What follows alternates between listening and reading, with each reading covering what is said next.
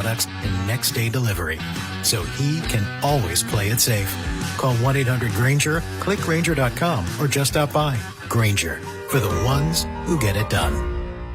When life calls for a little extra, a kitchen upgrade, paying off debt, or that dream vacation, Valley Strong Credit Union is here to help. With a Valley Strong home equity loan, you can tap into your home's value with competitive rates, flexible terms, and local guidance you can trust. Get approved in as little as 5 minutes, with funding in as few as 5 days. Your goals are within reach. Visit valleystrong.com to get your offer today. Valley Strong Credit Union. Grow your possibilities. Equal housing lender, NMLS number 456506.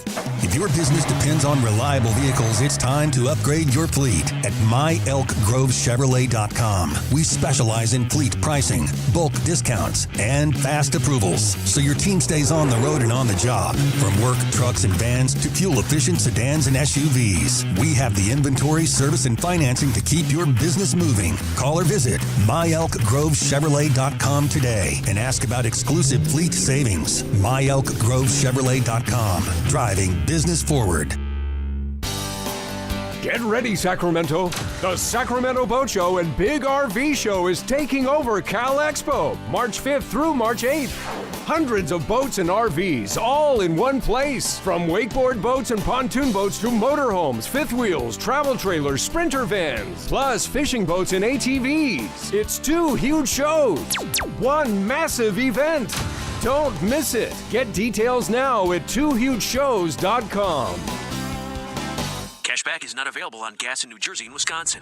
Billy, your gas light's on. We need to stop and fill up. No way, Jen. Gas around here is too expensive. We can make it a little further. Billy, listen to your big sister. You don't need to drive all over searching for the lowest gas prices. Do what I do and use Upside. Upside? Do you live under a rock, Billy? Upside is the hottest cashback app out there. It's free to download, and you get real cash back for every gallon of gas you buy. I use it all the time, and I've already made around $200. You can make that kind of cash back just for buying the gas you have to buy anyway? Yes, I'm looking at the Upside app now, and there's a gas station at the next exit offering 25 cents per gallon cash back. Okay, I'm stopping to download Upside and fill up my tank. Download the free Upside app now to earn cash back every time you buy gas. Use promo code LAUGH to get an extra 25 cents per gallon on your first tank. You can cash out anytime right to your bank, to PayPal, or a gift card for Amazon and other brands. Just download the free Upside app and use promo code LAUGH for a 25 cents per gallon bonus on your first tank. That's code LAUGH for a 25 cents per gallon bonus. 2 iconic comedians, one night of laughs. David Spade,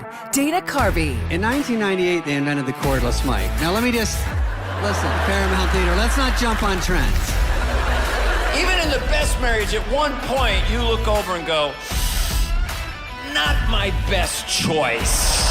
Friday, February 27th, the venue at Thunder Valley. Tickets on sale now at visittthundervalleyresort.com. David Spade and Dana Carvey together. KHD1 Sacramento, KYMX HD3 Sacramento. From the Power Business Technology Toshiba Studios. This is Sactown Sports 1140.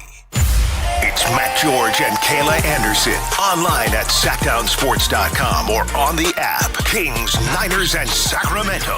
The Matt and Kayla Show starts now. Hey! Hey! Imagine being the Chicago Bulls. Imagine being on a 9-game losing streak. Couldn't be the Kings. What idiots! Not us. No.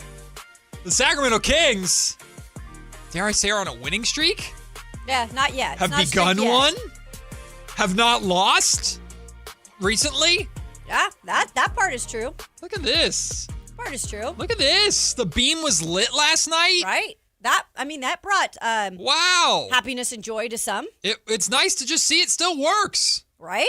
I mean, it could have been super rusty. It could have been like an off purple. Yeah. Because it'd been sitting. Can you imagine if 16. it was like flickering? Yeah. It's like, come on, baby, you can do it.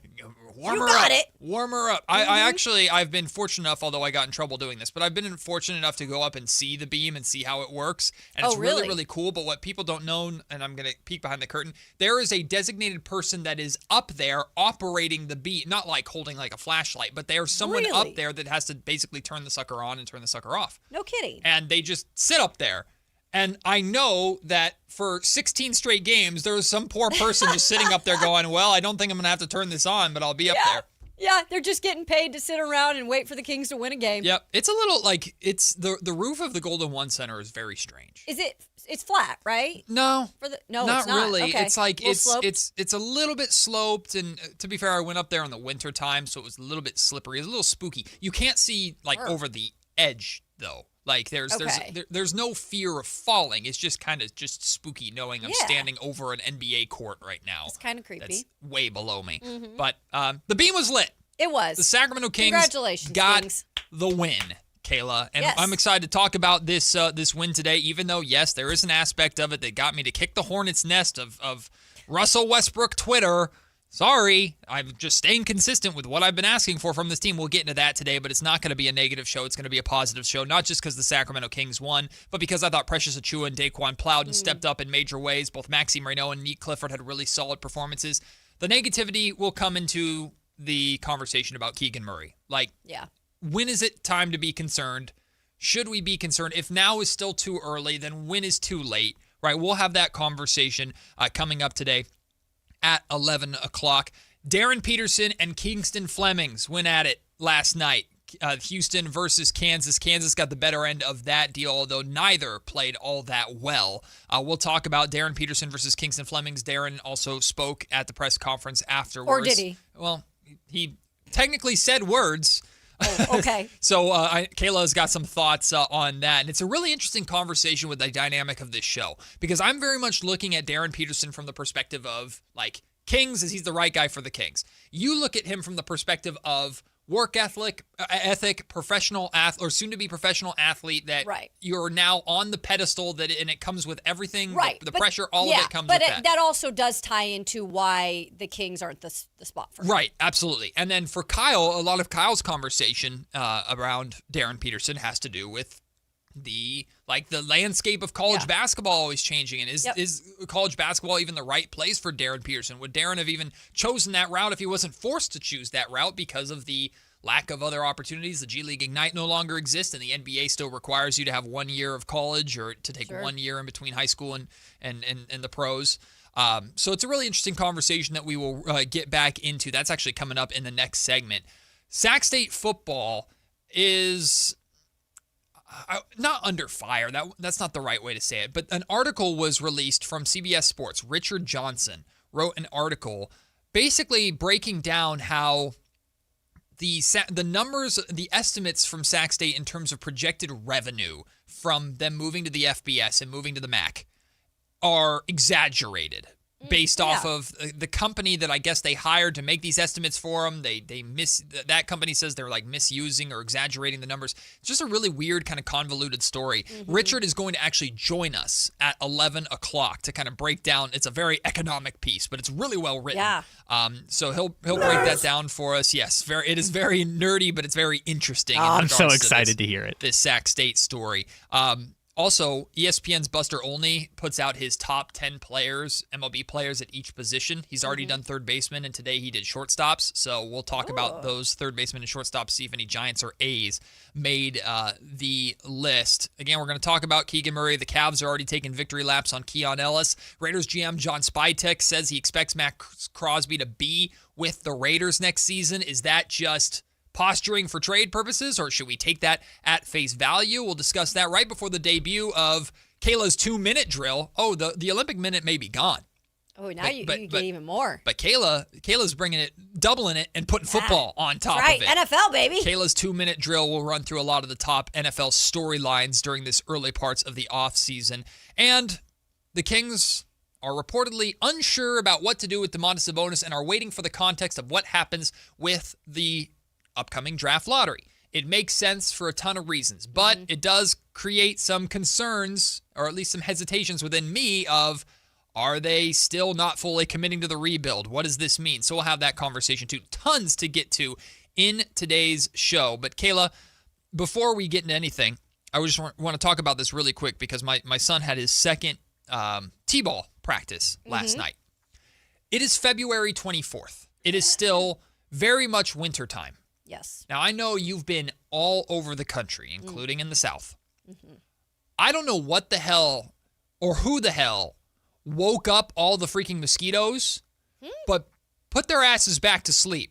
I've never seen more mosquitoes, at least in my neck of the woods in Roseville, in freaking February than right now. My son is getting eaten alive right now. We were swarmed on like a grass field at an elementary school playing baseball, and we were swarmed by mosquitoes. And it's been that way for like 2 weeks. So go back to sleep. Bizarre. Yeah, I don't quite understand that because the basis of mosquitoes are they come out when it's a little more humid, a little more wet, and then it's hot. Yes. So those all come together. It does equal summer usually, right? Here, I get it. It's been wet. Like we had all those rainy days last week. We had a rainy day today. It got a little bit warm this past weekend. So maybe in some wild world, the mosquitoes thought it was summertime. Go back to bed, huh? We got a little warmth this weekend with the sunshine, but that's really bizarre because it is only end of February. You haven't experienced this where you're at? Yeah, not up in the kind of Folsom, Cameron Park, all that area. Maybe it's just a Roseville problem. But if we have any listeners from Roseville who are listening right now, I encourage you to chime in because it can't just be me unless the mosquitoes decided to migrate to my backyard and to the elementary school by my house. They could have, been on Russ's team. And they could have known that you were dissing Russ. And the Hive sent the mosquitoes. That's it. The Russ Hive sent the mosquitoes to get me. And you know what? Then I deserve it. Right? Then I deserve it. That's my theory, and I'm sticking to it. That's the most logical thing that you actually could have said. Not them waking, the temperature changing. No, that makes a tremendous amount of sense. Because, yes, I think Russell Westbrook stands. I admire the hell. First, they're great for content. Like, if you put anything positive for Russell Westbrook out on social media, it's going to do well. Because those people... And look, Russ is polarizing. I've actually really enjoyed elements and aspects of covering Russell Westbrook here in Sacramento. Never thought I'd ever have that chance to do it. But I'm also talking about a team that just won their 13th game last night.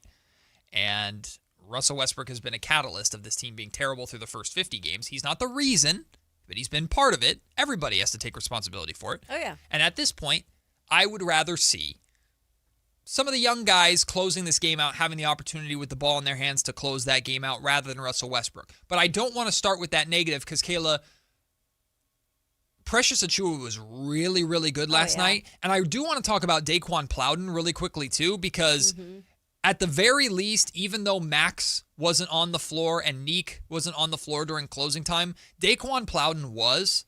And there was a bit of time where Memphis was, like, hanging around and they cut a double-digit lead down to like 7 a couple of times. You're like, they're still in it. Yeah. And then Daquan Plowden hit like 2 back-to-back threes that essentially like killed that run before it could even begin. So to see Plowden hit those big shots, that was great to see. So there's a lot of course, positive from the Kings win last night. Yeah, and it's nice right now because, again, like really you're playing to just get these guys experience. And I know Daquan is a two-way contract player. And, his future here with the Kings is unsure in terms of long-term. But at least allowing him to play at this level right now and get him some minutes. Because he played 26 minutes yesterday. He had, 19 points. Yep. And you mentioned those big threes in the fourth that kind of put Memphis out of it for good. He went 4 and 9 from 3, which is not bad. And defensively, I liked what at some points he was doing out there. I thought he was really just gritty and exactly what Doug Christie always kind of preaches and what he wants to see in a defense. Yeah, the defense is how he established himself. Yeah. He really set the tone defensively with how he came into the game to begin with. And when you're knocking down threes, like that's that 3-and-D wing that we so highly value. And the difference between Daquan Plowden and like a Keon Ellis, for example, is just Daquan's a little bit bigger. He's a little bit longer. Mm-hmm. And that makes a big difference on the perimeter. Of course, Daquan is more of a 3 than Keon. Keon more of a 1-2. And not to make direct comparisons, I'm just talking about the value of those types of players. Those 3-and-D wings will always have a place in the NBA with how much this game is played on the perimeter. And Plowden showed that off again. He established himself defensively, then the offense caught up, and that's like the blueprint for success in Doug Christie's mind. That's what you want, right? Establish yourself on defense. Mm-hmm. And that's something he also mentioned after the game.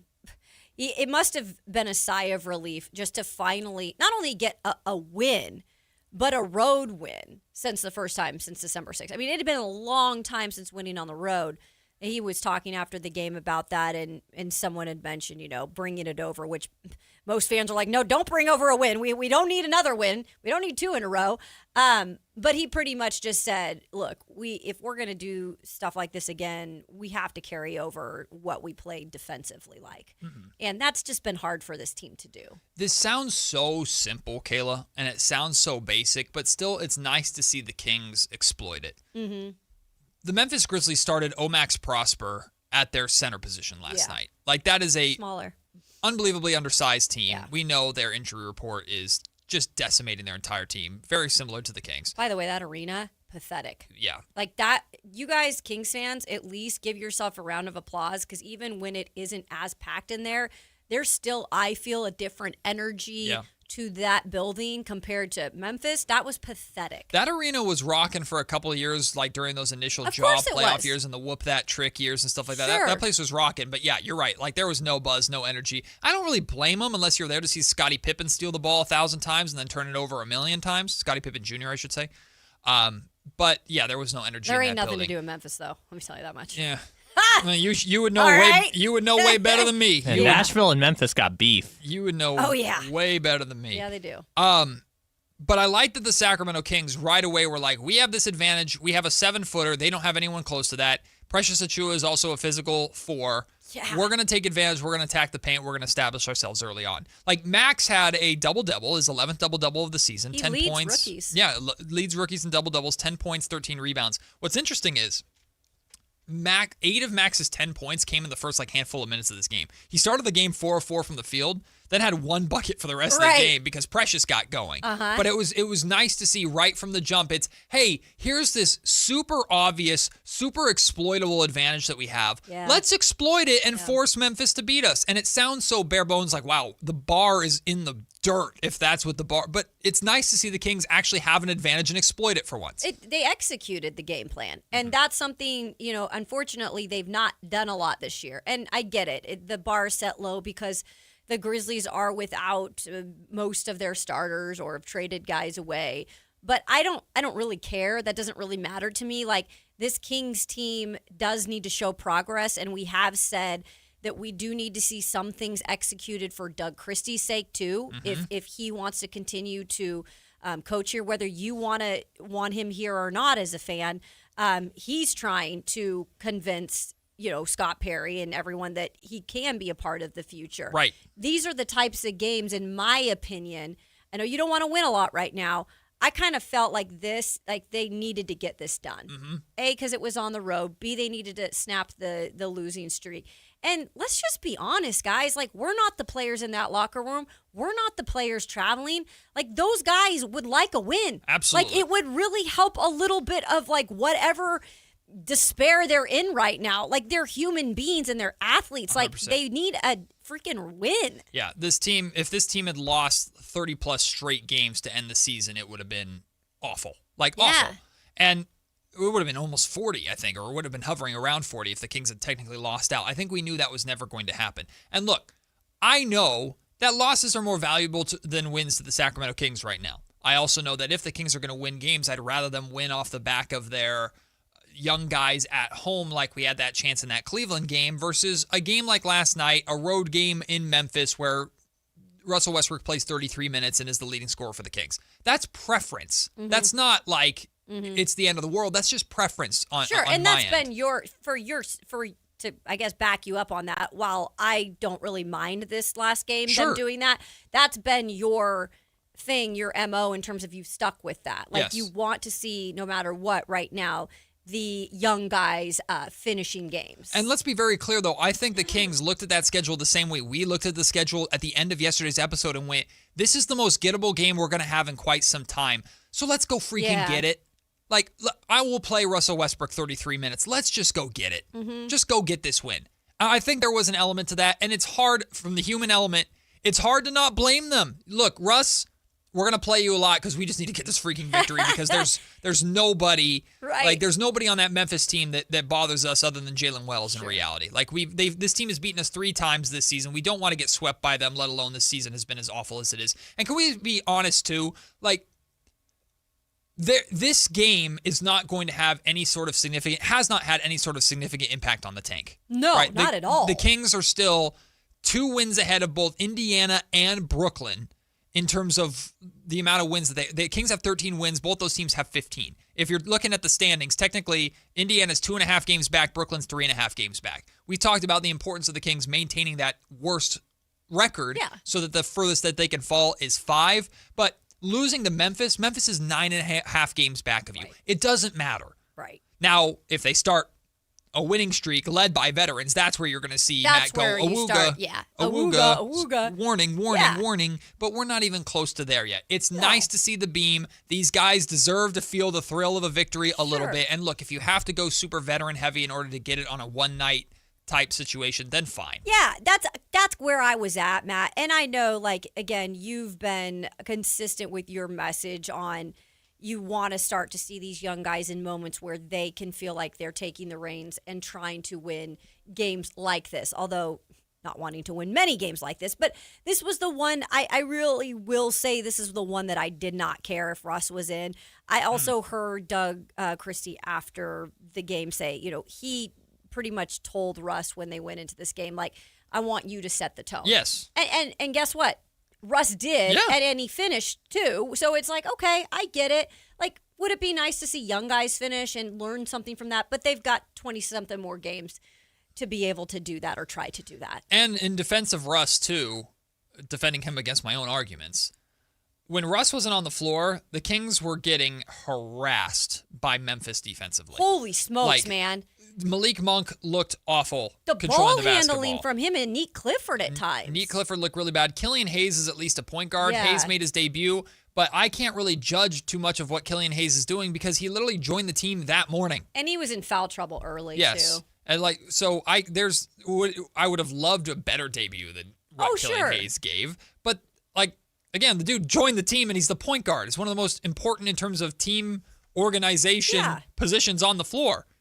Plus, he has his own demons to exercise. He has his own things to prove in the NBA. This might be his last true shot. He never knows if he's going to get another true shot again, and I know it's a 10-day contract, so he wants to maximize every opportunity. But essentially, when Russell Westbrook didn't have the basketball bringing the ball up the floor, anybody else, Scottie Pippen Jr. and the Memphis Grizzlies were like, well, we're probably going to lose, but we're going to swarm them like those locusts. Mosquitoes that you were used to up there. Absolutely. At the T-ball It looked practice. like Malik was batting away at Scottie Pippen Jr. And like he was I was flying the mosquitoes. on the floor, like trying to get the ball back. Boy, that Malik Monk tech that he got, we saw that coming from a mile away because he was pissed. Scottie Pippen Jr.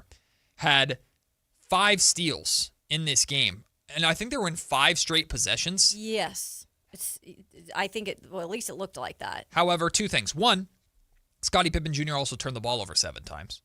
So it's pretty crazy that you had 5 steals and still were negative. And 2, Nique Clifford had 6 steals. So take that, Scottie Pippen Jr. I know. I liked seeing that stat. And I know, you can't, look at Nique in this game and be like, oh, he was a complete game changer. No. I know you can't look at him and doing that. And besides the mishandling of the ball at times when, playing point, I thought he was okay. I really did. I thought that Nique played pretty good in that game. And again, I'm hard on Nique, I think only for the reason I really want Nique to succeed. Yes. I really like Nique. And I just like the way he goes about his game. I just want him to be a more consistent player, but I know he's still learning his place here. And maybe he's never that guy that is going to be you can count on him. We've been trying so hard to figure out and answer the question, and there is no such thing as a definitive answer when you're a rookie, but what is Nique Clifford in the NBA? Yeah. What is peak version of Nique? We have an answer for Dylan. We have an answer, or at least what we believe to be the answer for Dylan. Believe to be the answer for Max. Even some of the prospects coming into the league, you could say, hey, AJ DeBonsa, is it Kevin Durant in terms of play style, not necessarily career. Mm-hmm. And for Nique, it was what is it? What is he? And maybe that, what we saw last night, is it. Yeah. It is a guy that, in theory, can play 18 minutes a night on a playoff team where he impacts the game in so many ways. Yep. Maybe he's capable of having a good scoring night if he's shooting the basketball well from three. That's where Nique's going to score the majority of his points. I know the Kings are really trying to emphasize and work on him as a secondary ball handler. Maybe he'll continue to grow in that sense, but I never really see him as much of a playmaker necessarily. But someone who rebounds well because of his size, defends really well. I thought Nique played excellent defense in addition to the steals. He played great defense against the San Antonio Spurs too, and didn't have a lot of steals or any steals really in that game. Somebody that can assist when needed. He can block shots with his wingspan, and he spaces the floor. The three-point shot, he's got a really smooth-looking jumper. It's just not falling at the clip that he wants. Yeah. Like, maybe that's just it. Maybe Nique is just this kind of Swiss Army knife, impact the game in multiple ways. Whatever you need from me on this given night against this given matchup, that's what I provide. That has value, although it needs to be on a good team for it to really be felt. That's why we're not feeling it as much right now. That's what's so hard, I think. And I know people in the chat are discussing this right now. You can join the YouTube chat if you want and watch us and join along with us as we're debating here some of this stuff. But one person was mentioning, like, it seems like media members and some fans only care about points per game. Yeah. I don't know if he's specifically talking about Nique in this aspect, but for me, it's not. I think that at times Nique disappears in a game. And I think for me, it's more just consistency on being able to have impacts some places. And like you said, maybe it's just because he's such a versatile player that he's not impacting one thing greatly. He's kind of, when he has a good game, he's doing like the little things that impact overall, like what the outcome is. Yeah, the word you used was disappears. The word I would use is passive, and I think it's essentially the same thing. Almost the same thing. Because we've seen Nique try to make the right play, by trying to make the right play, he's made the wrong ones. Like, take the shot or attack. Be aggressive. The one thing that I said, the only way that I think Nique Clifford can fail is by being afraid to try.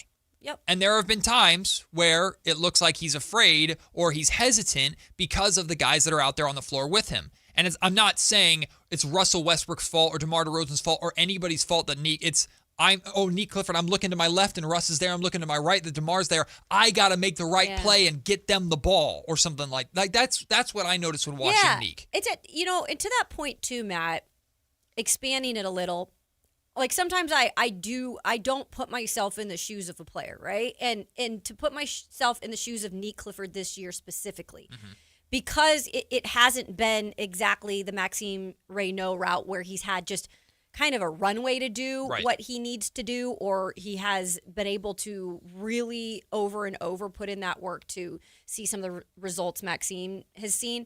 His has been a little different. Like, he is playing with different guys at different times where I think he does hesitate when he's around some of those veterans or different guys that are out on the court for the first time with him. Yeah. And I'm not saying like that gives him a pass, but it is a little bit like he takes a little bit longer to learn his, like how he can contribute. His impact. Yeah, to me, it's like he's the glue guy. But in order to be the glue guy, you have to learn how to support and stick with everybody else, right? So it's not just your responsibility to find your way, but also understand your teammates. And every player to some extent has to go through that, but when your game is filling the holes, you have to figure out what the holes are in real time. And I think that's what we're seeing Nique try to work on. But for me personally, and it doesn't have to necessarily be scoring, it can be defensively, it can be anywhere. I just want to see that Nique Clifford elite impact. Yeah. That we've seen him be good at a lot of things, but what is he great at? That's still what we're waiting to see consistently. And maybe we won't. And I don't know. And a lot of people are freaking out, because he's 24 years old. Shouldn't you know by now? No, not necessarily, because one, this is his rookie season, and two, it's been one hell of a rookie season. And I get, though, the people that are though, like, he was a number one overall pick. He was a late number one overall pick. He was 24th. So I think we got to give a little ease on that. But again, this is what happens when you are in that first category. Yep. So Kings fans are searching for somebody to latch their hopes onto. And another guy is Keegan Murray.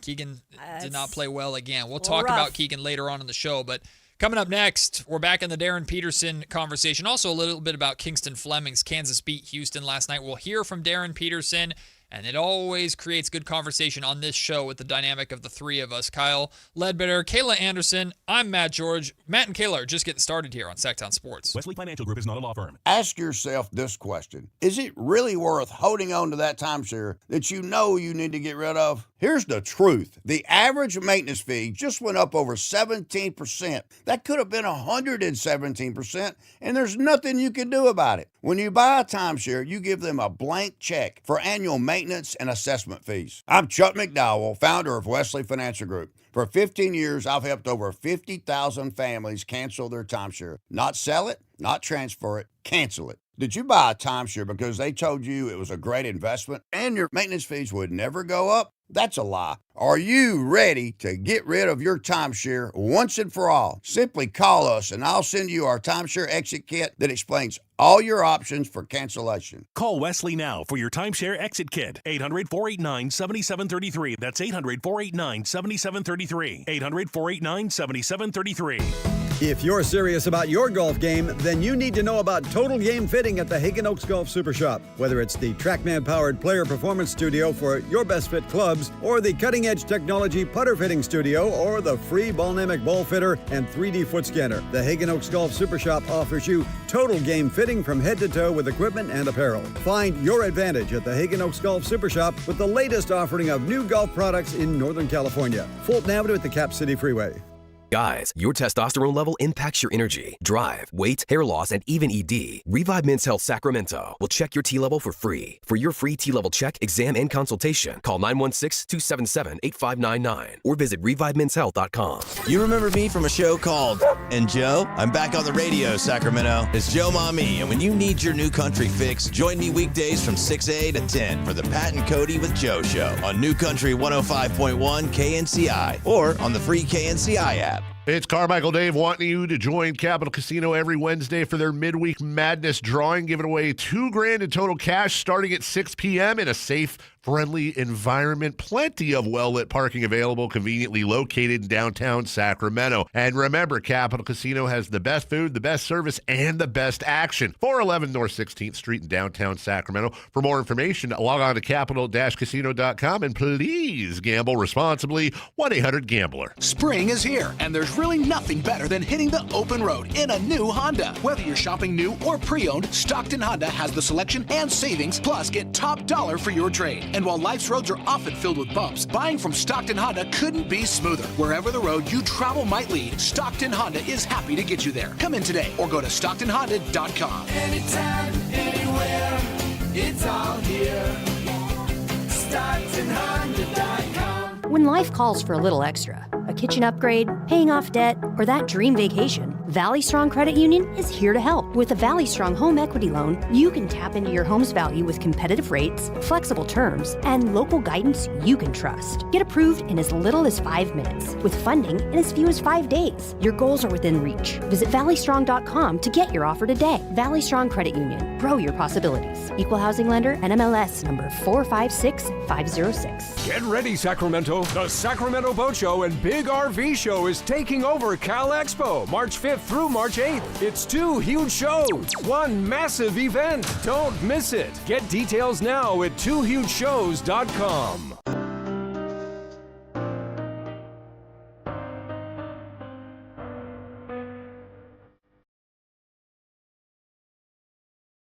$10 a.m. to 2 p.m. Matt and Kayla on Sactown Sports 1140. The Kings won, but don't worry. They're still dead last in the NBA in record, which means the ping pong balls are still on our side.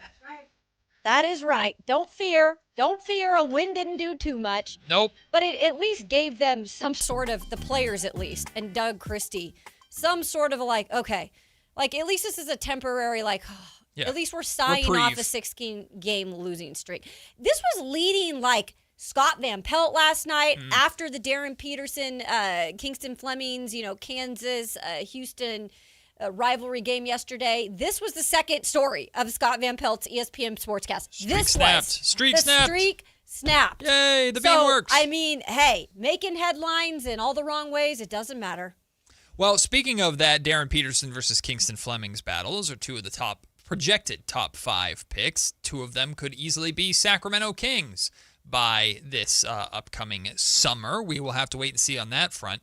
But Kansas got the better of Houston. Houston's actually lost 3 straight games. And they've not done it in a long time. Pretty bad for them. Yeah. Kansas won 69-56. Darren Peterson, another struggle for him. He played 30 minutes, but 14 points, 5 of 14 from the field, 2 of 7 from three-point range, 4 rebounds. Again, only 1 assist. Dude just doesn't really set up his teammates. It's not his game. He's a scorer. Kingston Flemings didn't have much better of a game either as a point guard. 16 points, 6 of 18 from the field, 1 of 3 from three-point range, 2 rebounds, only 2 assists as a point guard. Did have a steal. I haven't watched Kingston Flemings nearly as much as I've watched the other top 4 picks. Okay. I'm resigned to just kind of slotting him into that 5th spot, and it's like I don't think he's... I would be... Let's put it this way. I wouldn't be disappointed with the Kings ending up with Kingston Flemings, but I would be disappointed with the Kings not getting any of the other top 4, if that makes sense. And I don't know if Kingston Flemings just does enough in my mind to scream that star potential compared to the other 4, but I could be totally wrong on it. I'm just basing that off of the limited basketball that I've watched. But last night's game wasn't a great showcase for either player. Yeah. But at least Darren Peterson, second game in a row, played 30-plus minutes. Yeah, I don't minimum? I don't care. First of all, I want to make a note on Kingston Fleming. Okay. I feel like I've watched a decent amount of him this year. I like him as a player. I really like him at the college level. Like he just, I think stands out when you see him in going up against defenses and being able to get above and get a shot up. Yeah. But I cannot get over how small he is. I just can't, guys. 6'3". I can't. And I know he's extremely talented. But I watch him and I'm like, dang, but then I have to remember, he's doing this against college kids. Yeah. Right? And I think he's going to be a top 5 pick. But he is, for me at least, compared to these other guys above him, I'm not taking him before any of those other guys. Monty McNair would be like, yes, 6'3", gimme. No, Monty was 6'1". I wonder about this team specifically. Yeah. They've made it clear, in my opinion, on certain point guards specifically, that they don't want a smaller point guard, at least in today's NBA game. Yeah, I think you're picking up on the right thing from Scott. I'm not we always talk about GMs have a type. Yeah. And I think Scott loves that 6'5" to 6'8" range in terms of for his ball handlers, for his guys that are the ones that are initiating and controlling the offense. That's where I agree with you. I don't think Kingston Flemings necessarily fits that. That being said, I don't think the Kings would be mad with Kingston Flemings, but they would rather have, I think, any of the other top 4. I think so, too. So let's go back to DP, Darren Peterson. I just want to make this clear. First of all, we have debates on the show. We also have debates before we get on the show. Absolutely. We all respect each other, and it's fun sometimes to disagree, right? Yeah, absolutely. Great for radio. And I think for me, with this topic specifically, I just want to make it known, I am actually a player advocate first and foremost in my career, but certain things do kind of rub me the wrong way when it comes to the display of what your work ethic is and maybe what you're putting out there for the world to see, and then expecting us not to react to it when you're supposed to be the number 1 overall pick. So with saying that, where are we at this Peterson discussion now? So we have 3 very unique perspectives on this, which is why I think this conversation is so fun on this show. And Darren Peterson has easily become the biggest story in college basketball, one of the more compelling stories. And we were trying to, before the show, we were hashing out why that is. And whether it's fair or unfair, it's the reality of, with the tanking that's happening in the NBA and the report from Brian Windhorst of the number 1 pick being valued in the eyes of a general manager at $100 million, you've got multiple teams going, and even the NBA landscape as a whole going, well, whoever number 1 overall is better be worth it. And it's really whoever's in this draft class better be worth it. But the number 1 overall pick is the representation of the draft class, at least immediately. Yeah. And if Darren Peterson is going to be that guy, the talent is undeniable. But if Darren's going to be that guy, and the number 1 story or the number 1 takeaway from his time at Kansas has not been the points that he's put up, It's been whether or not he's going to play the full game or not. I think everybody is hypersensitive to that, and that noise is getting louder and louder and louder, again, because of the circumstances of what's happening in the NBA and the reality of what's on the shoulders of these young men when they come into the league. Like, a lot of these young men are being looked at as, in the case of the Sacramento Kings, franchise-altering stars. Not altering right away, but if the Kings get A.J. DeBonsa, the belief is A.J. DeBonsa is a multi-time all-star that is leading this team into the promised land at the end of this rebuild. Or Darren Peterson, or Cam Boozer, or whoever. Like, the Kings are putting that pressure on that player, and they're not alone. Whoever, like the Utah Jazz are looking for that third piece of a new big three that's going to compete right away with Jaren Jackson Jr. and Lauri Markkanen.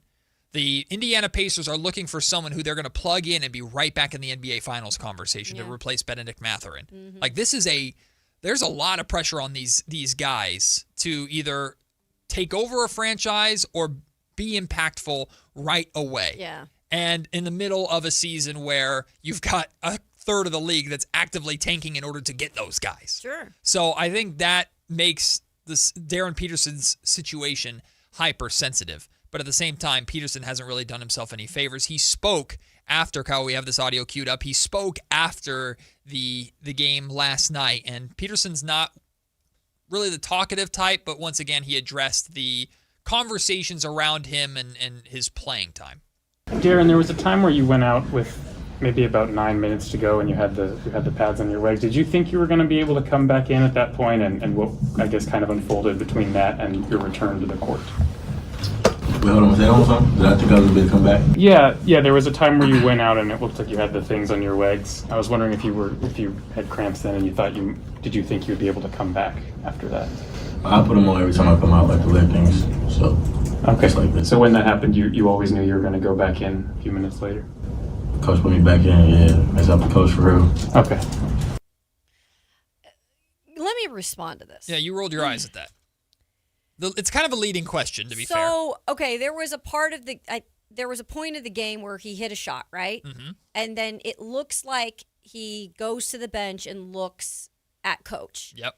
Almost like some people, I think, are assuming like he was like, hey, the checkout. Take me out. Yep. And coach got very animated and like you could tell he was doing something or saying something or frustrated.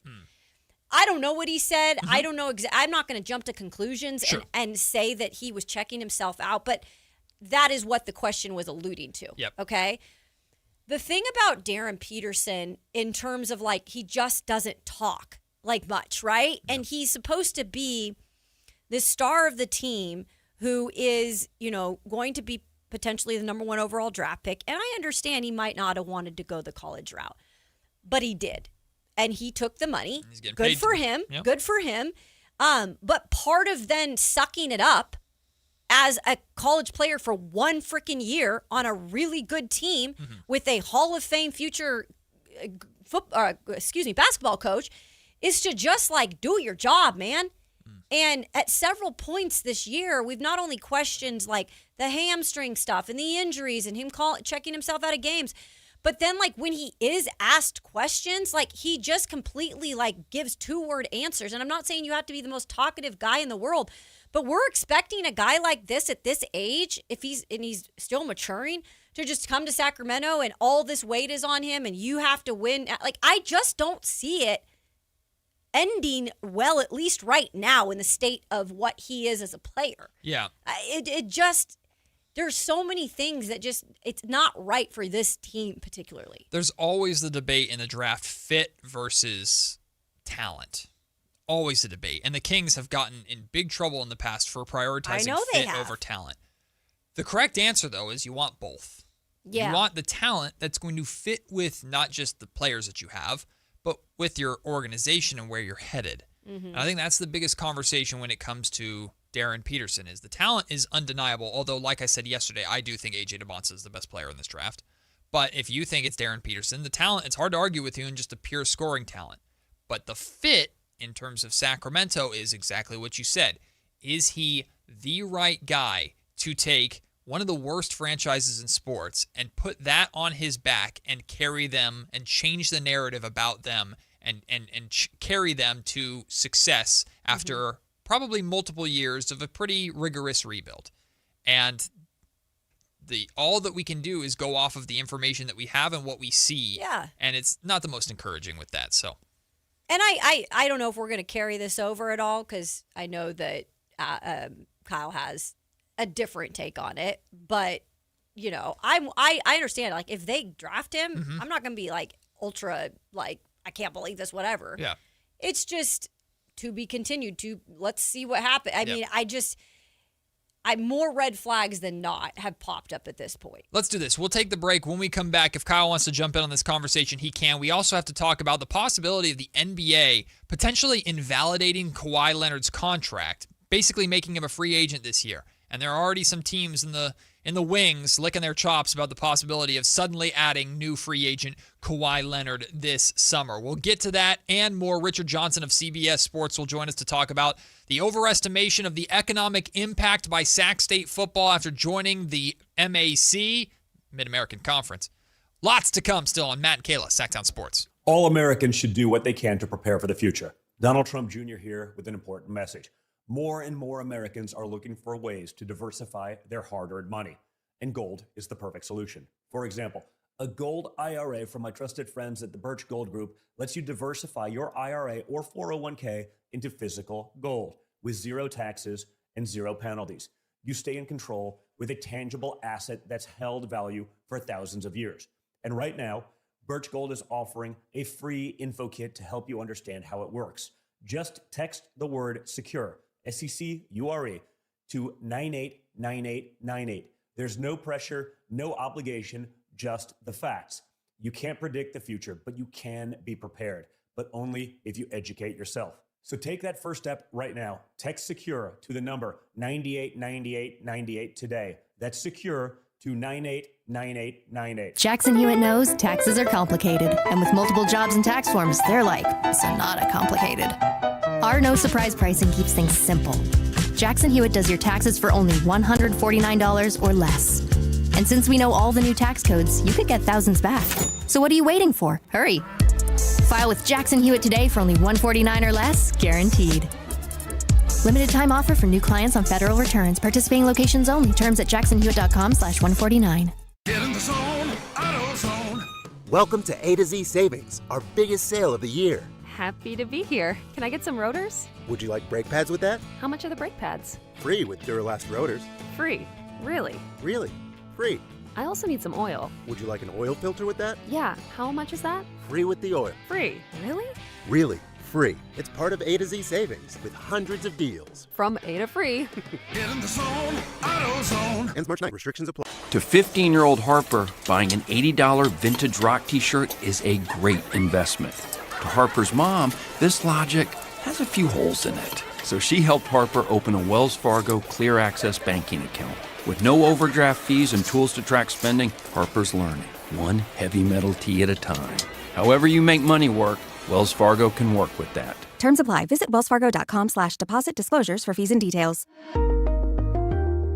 What's up? We're talking to Chad Hoblet of Hoblet Dodge, Chrysler, Jeep Ram in Woodland. Chad, what's happening for Chrysler's President's Day sales event? It's already starting to warm up, and that means we're going to go outside and enjoy all California has to offer. And there's no better way to do that than a new 2026 Jeep Wrangler Rubicon. Right now, you can lease one for $399 a month for 39 months, which includes a $6,000 Hoblet discount. Oh man, those Jeeps look so good, and they're so much fun. It's true. There's nothing like a new Jeep Wrangler.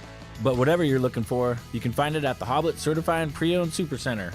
With over 200 vehicles available and almost 70 under $20,000. Search, select, and save through their whole inventory at HobletDodge.com. Nobody beats Hoblet, period. $6,000 total net savings on select new 2026 Jeep Wrangler Rubicon after $6,000 Hoblet discount. $399 special lease with $39.95 due at signing plus tax, license fees, and dealer accessories. 7,500 miles per year, 30 cents per mile over for well-qualified buyers with 720 plus FICO. Must finance through Stellantis. 3 is net savings. Sample VIN 205-698. See dealer for details.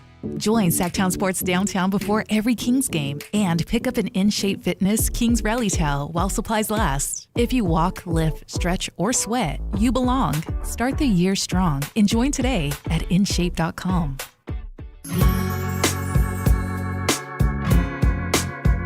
It's Matt George and Kayla Anderson on Sactown Sports 1140. Just want to clear something up with this college basketball talk because, man, is it in our Sactown Sports 1140 YouTube comment section is actually right in a sense. He said, Matt, you said you don't watch much college basketball until March Madness, so where are you getting that Darren and AJ are the clear number ones? Well, I will say, typically, and I've shared this before on this show, typically I do not watch much college basketball until March Madness because I'm locked in on Sacramento Kings basketball. Mm-hmm. I've watched more college basketball in the last month than I have in the last 3 years. That's what you're saying. I was like, also because you look have where a the reason freaking to. Kings are at. Like, I didn't watch any college basketball last year. Why? Because the Kings didn't have a first-round pick. So why would I care until March? Yeah. Now this year, very much care because I'm scouting for my own sanity. The future star of the Sacramento Kings, hopefully. Yeah, it makes sense. But just because I think AJ DeBonsa is better than Darren Peterson, that's my preference based off of. Believe it or not, you'll be stunned to know I'm not locked into BYU hoops very much, Kayla. You say it ain't so. Shocking, I know. I'm not locked into BYU hoops, but I do enjoy watching AJ DeBonsa, and it's very easy for me to daydream about what that would look like in a Sacramento Kings uniform. And look, to your defense too, and man, is it? I know that you guys are talking in the chat. It's hard for us sometimes. We're trying to talk with you guys too, so we can't keep up with whatever you guys are saying. But I think it is also one of those things where people just have different opinions. Mm-hmm. Like, some people may not think that Peterson and DeBonsa are the first two picks. Some people might think Cam Boozer's right up there. I think it's just right now kind of your preference. I don't think there's a wrong or right answer to say, like, hey, this is the clear number one, or that's up to the teams to decide. Yeah. Kyle, you've had a separate opinion or a different opinion in this whole Darren Peterson conversation. Did you want to weigh in on that real quick before we jump into the Kawhi Leonard conversation? Okay, so the first part is I do not scout. I do not do that. I used to when I was doing podcasting stuff, and I got to the point where I'm like, this is ridiculous. I'm not going to be better than Jonathan Givony or these people who are like getting paid to dedicate their lives to it. So I'll just trust their insight and information. And from what I gauge, it's like there's a basketball argument to be made about AJ DeBonsa over Darren Peterson, or there's a basketball argument to be made Darren Peterson versus AJ DeBonsa. But for the most part, those seem like the two guys who in some order are going to be 1 and 2. I agree. In the NBA draft. Yep. My kind of point on it is like, if you're going to do it for basketball reasons, make that pick, but don't make the pick of passing on Darren Peterson or potentially letting him fall to 3 or 4 or 5 or whatever because of everything that's happening right now at Kansas. That, in my mind, reading the situation is not a good enough reason to pass on Darren Peterson, everything that's happening here. Because I've never seen anything like this before, where there's been such a vitriol and such a pushback against a player who probably doesn't need college basketball, and if this were 2, 3, 4 years ago, probably would have skipped college basketball altogether. And the reason he's moving into college basketball is the money and NIL. Like, the reason they created the G League Ignite and the Overtime Elites, or players were going to play in Australia instead of going to college basketball, is because that's where the money was. And college basketball didn't serve their interests in getting to the top pick in the draft. And there's usually like 10 or 15 of these guys every year who are the quote-unquote one and dones. And I think that number's getting smaller and smaller, of guys where it's like they're being forced to wait a year to go to the NBA when they could have gone out of high school. But my kind of point is, like, if this were 2, 3, 4 years ago, we wouldn't know very much about Darren Peterson, because I don't think Darren Peterson would have been in college basketball at all. So I don't think this is as atypical as like LaMelo Ball or Anthony Edwards, or situations that could have happened in the past couple of years, like the Thompson twins going to the Overtime Elite. Like, we didn't know anything about them. They skipped college basketball and they still were top 5 picks in the draft. So my kind of point is, like, if you want to draft Darren Peterson over DeBonsa, or DeBonsa over Peterson, or Caleb Wilson for basketball reasons, great, but don't do it because of all this you-know-what show that's going on at Kansas. Yeah, and I respect what you're saying, Kyle, and I get that, like, overthinking can also be an issue because everyone can do it, and front offices can do it, and you guys have seen firsthand here in Sacramento that you can do it, and you have. So I get where you're coming from. I think it's hard for me, Kyle, though, to like not just sit back. It would be stupid for us just to think that this is all like, oh, we're not going to create any big deal about it.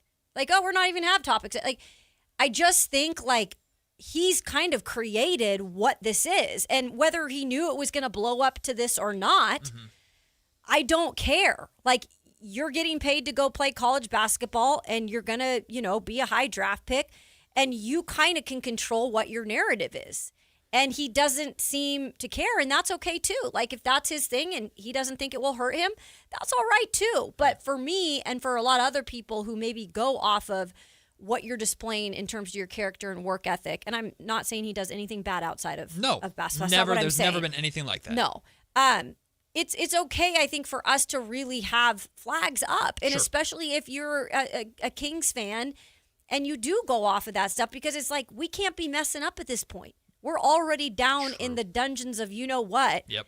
And missing on someone or taking a risk on someone like this and maybe passing on an AJ who doesn't seem to have as much risk, at least right now, could be detrimental.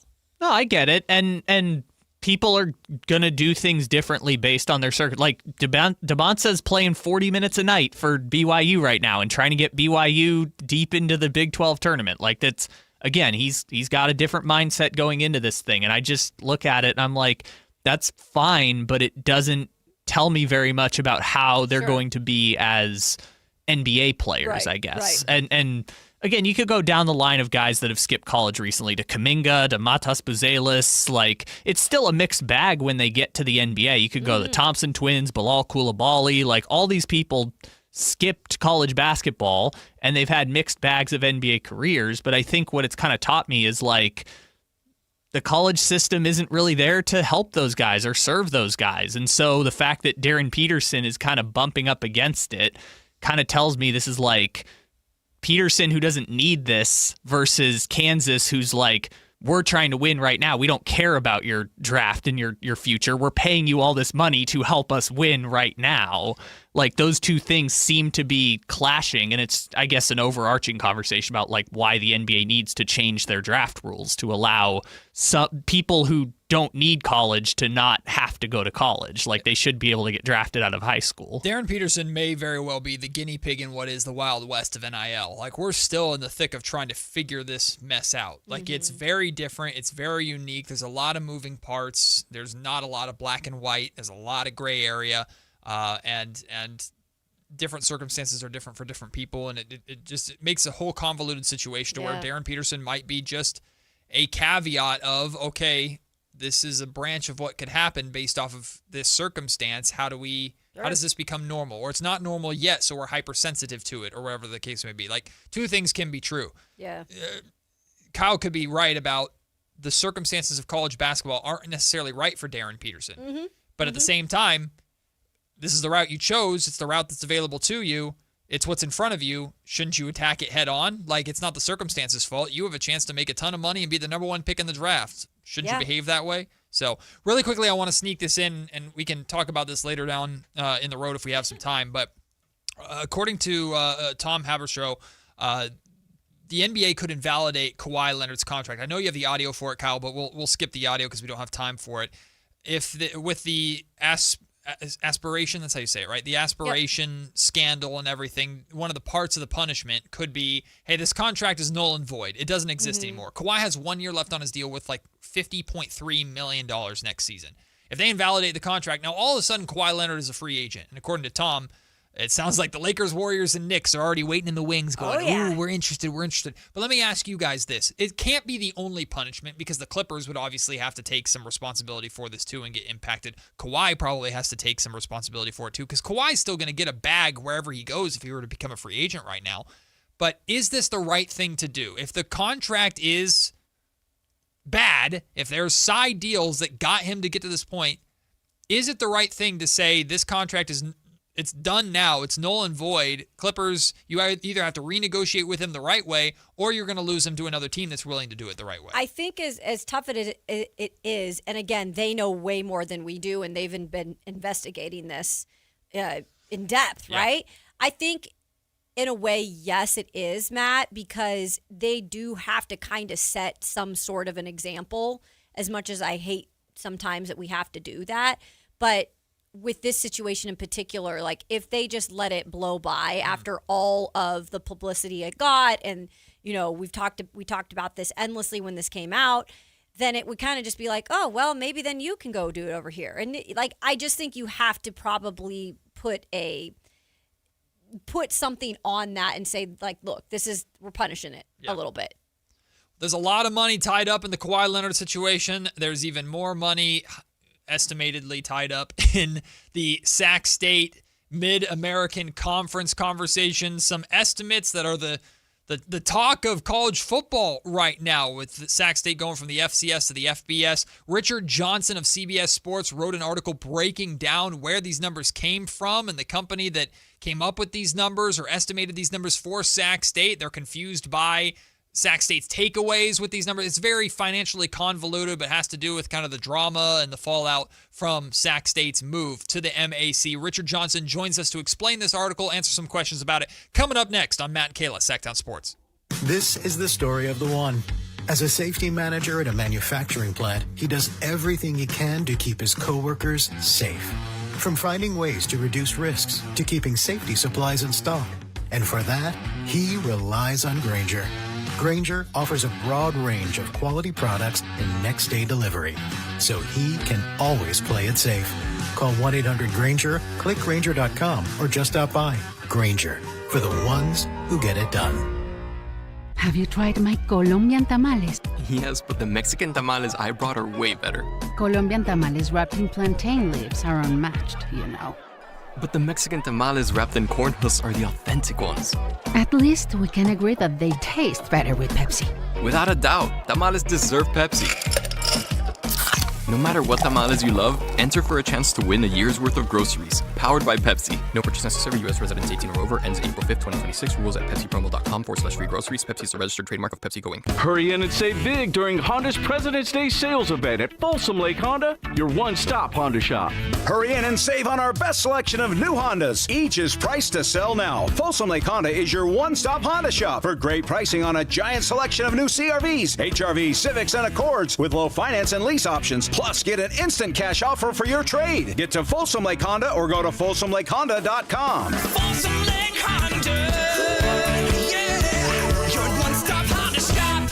Guys, did you know your testosterone level impacts your energy, libido, sleep, weight, hair loss, mood, and even ED? And right now, Revive Men's Health Sacramento will check your testosterone for free. They've helped thousands of men since 2011 feel and perform better. They're so confident they can help you, they even guarantee it. Schedule your free testosterone test, exam, and consultation today. Call 916-277-8599. That's 916-277-8599. Or visit ReviveMen'sHealth.com. A's fans, the 2026 season is coming fast, and single game tickets are on sale now. Be there for an exciting season packed with theme days, giveaways, and firework nights, including bobbleheads, jerseys, hats, and much more. And getting in is easier than ever. Tickets start at just $8 for select April and May games. From opening day to unforgettable summer nights, there's something for everyone at the ballpark. Get your tickets today at athletics.com/tickets and be part of the excitement this 2026 season.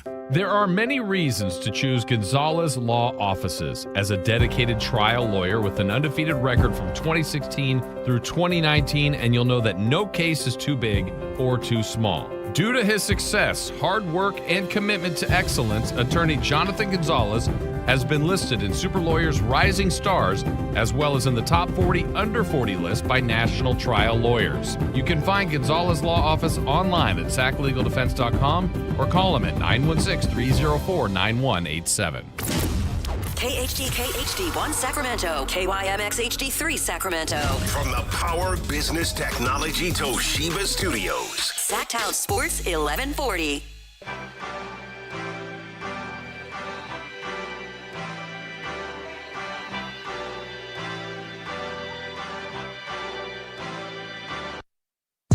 Matt and Kayla on Sactown Sports 1140.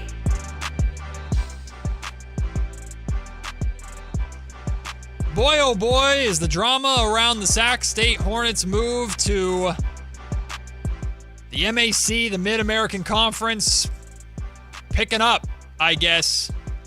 Anytime you get millions upon millions upon millions of hundreds of millions of dollars involved, it's going to draw attention. For the longest time, it was, where's this money coming from for SAK State?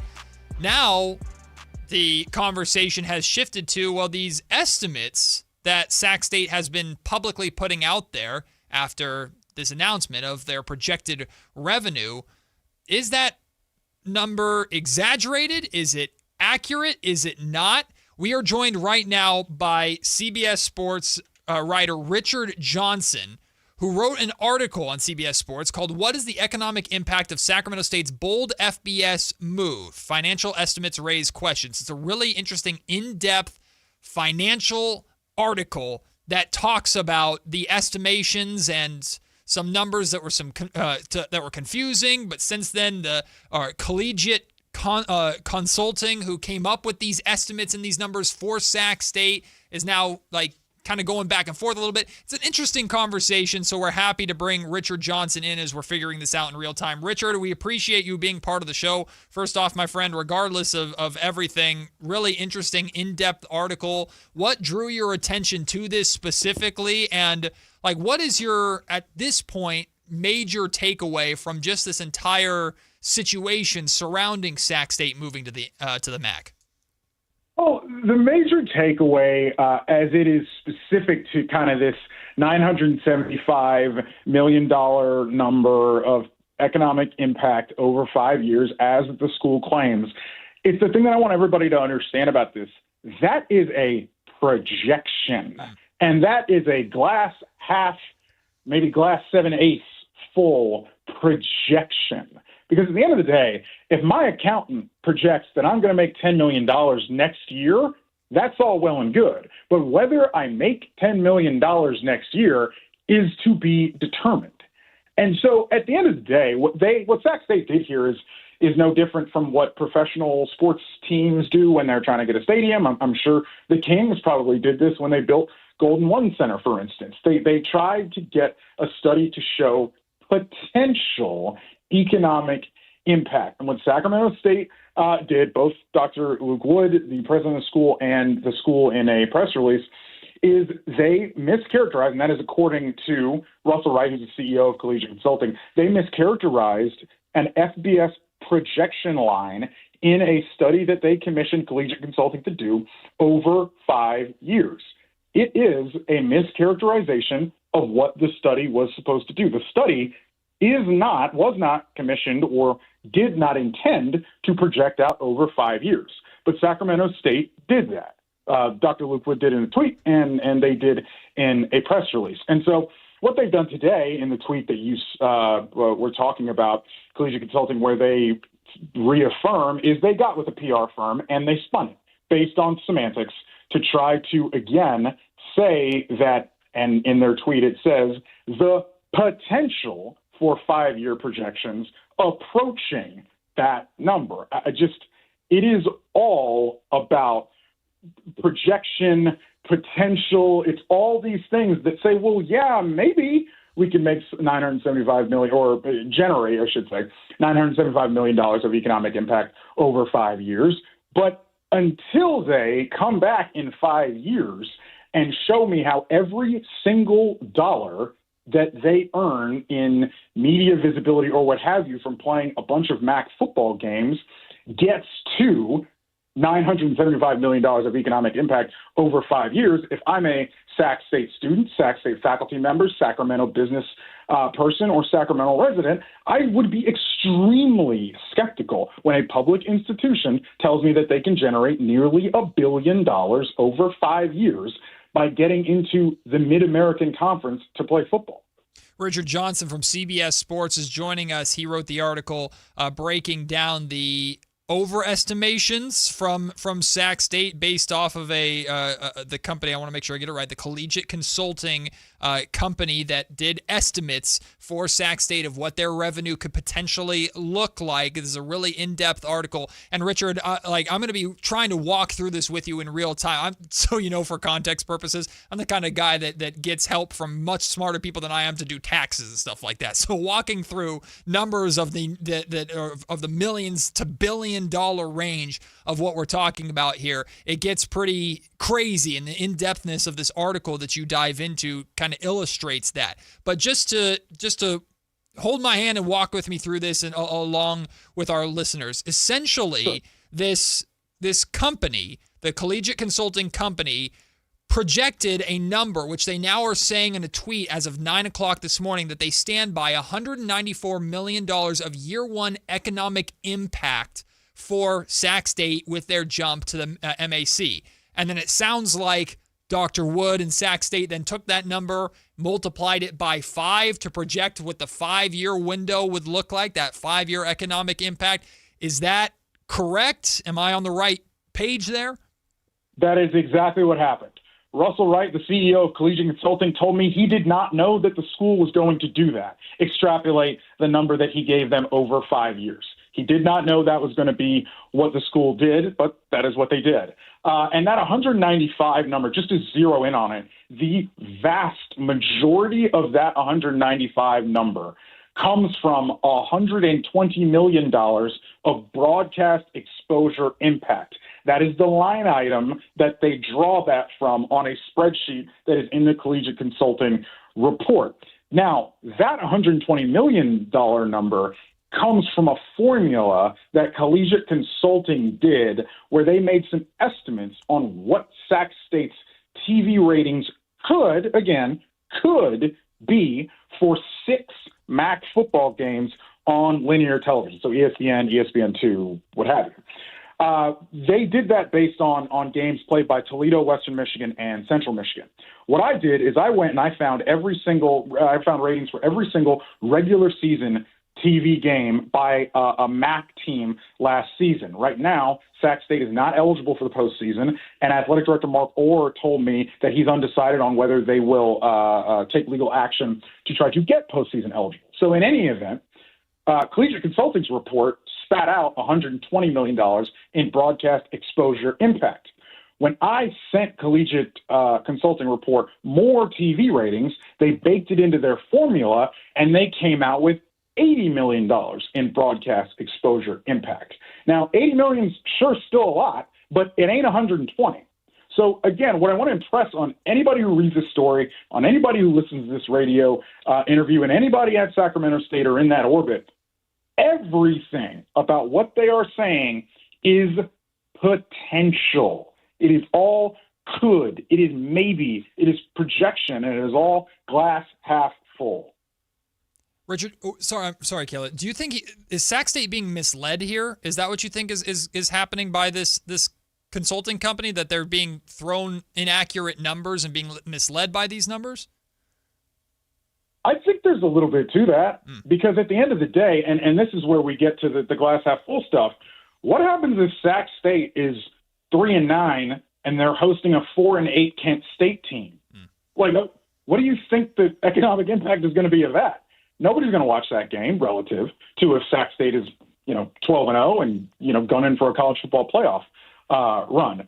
There's so much about this that is wishful thinking and wish casting. And again, glass half full. So I think there's a little bit of both. I think some of the underlying data that undergirds some of these projections is a little faulty. And I also think all of it is, again, kind of that glass half full, extremely optimistic projection on all potential.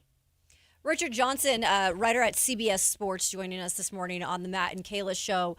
Richard, in the article also, we talk about, and we've talked about this on our show, the move being pricey. You mentioned the $5 million fee paid to the NCAA, the $18 million paid to the league, with $6 million, by the way, due up front, and then obviously the travel costs of the league's opponents covered by the Hornets.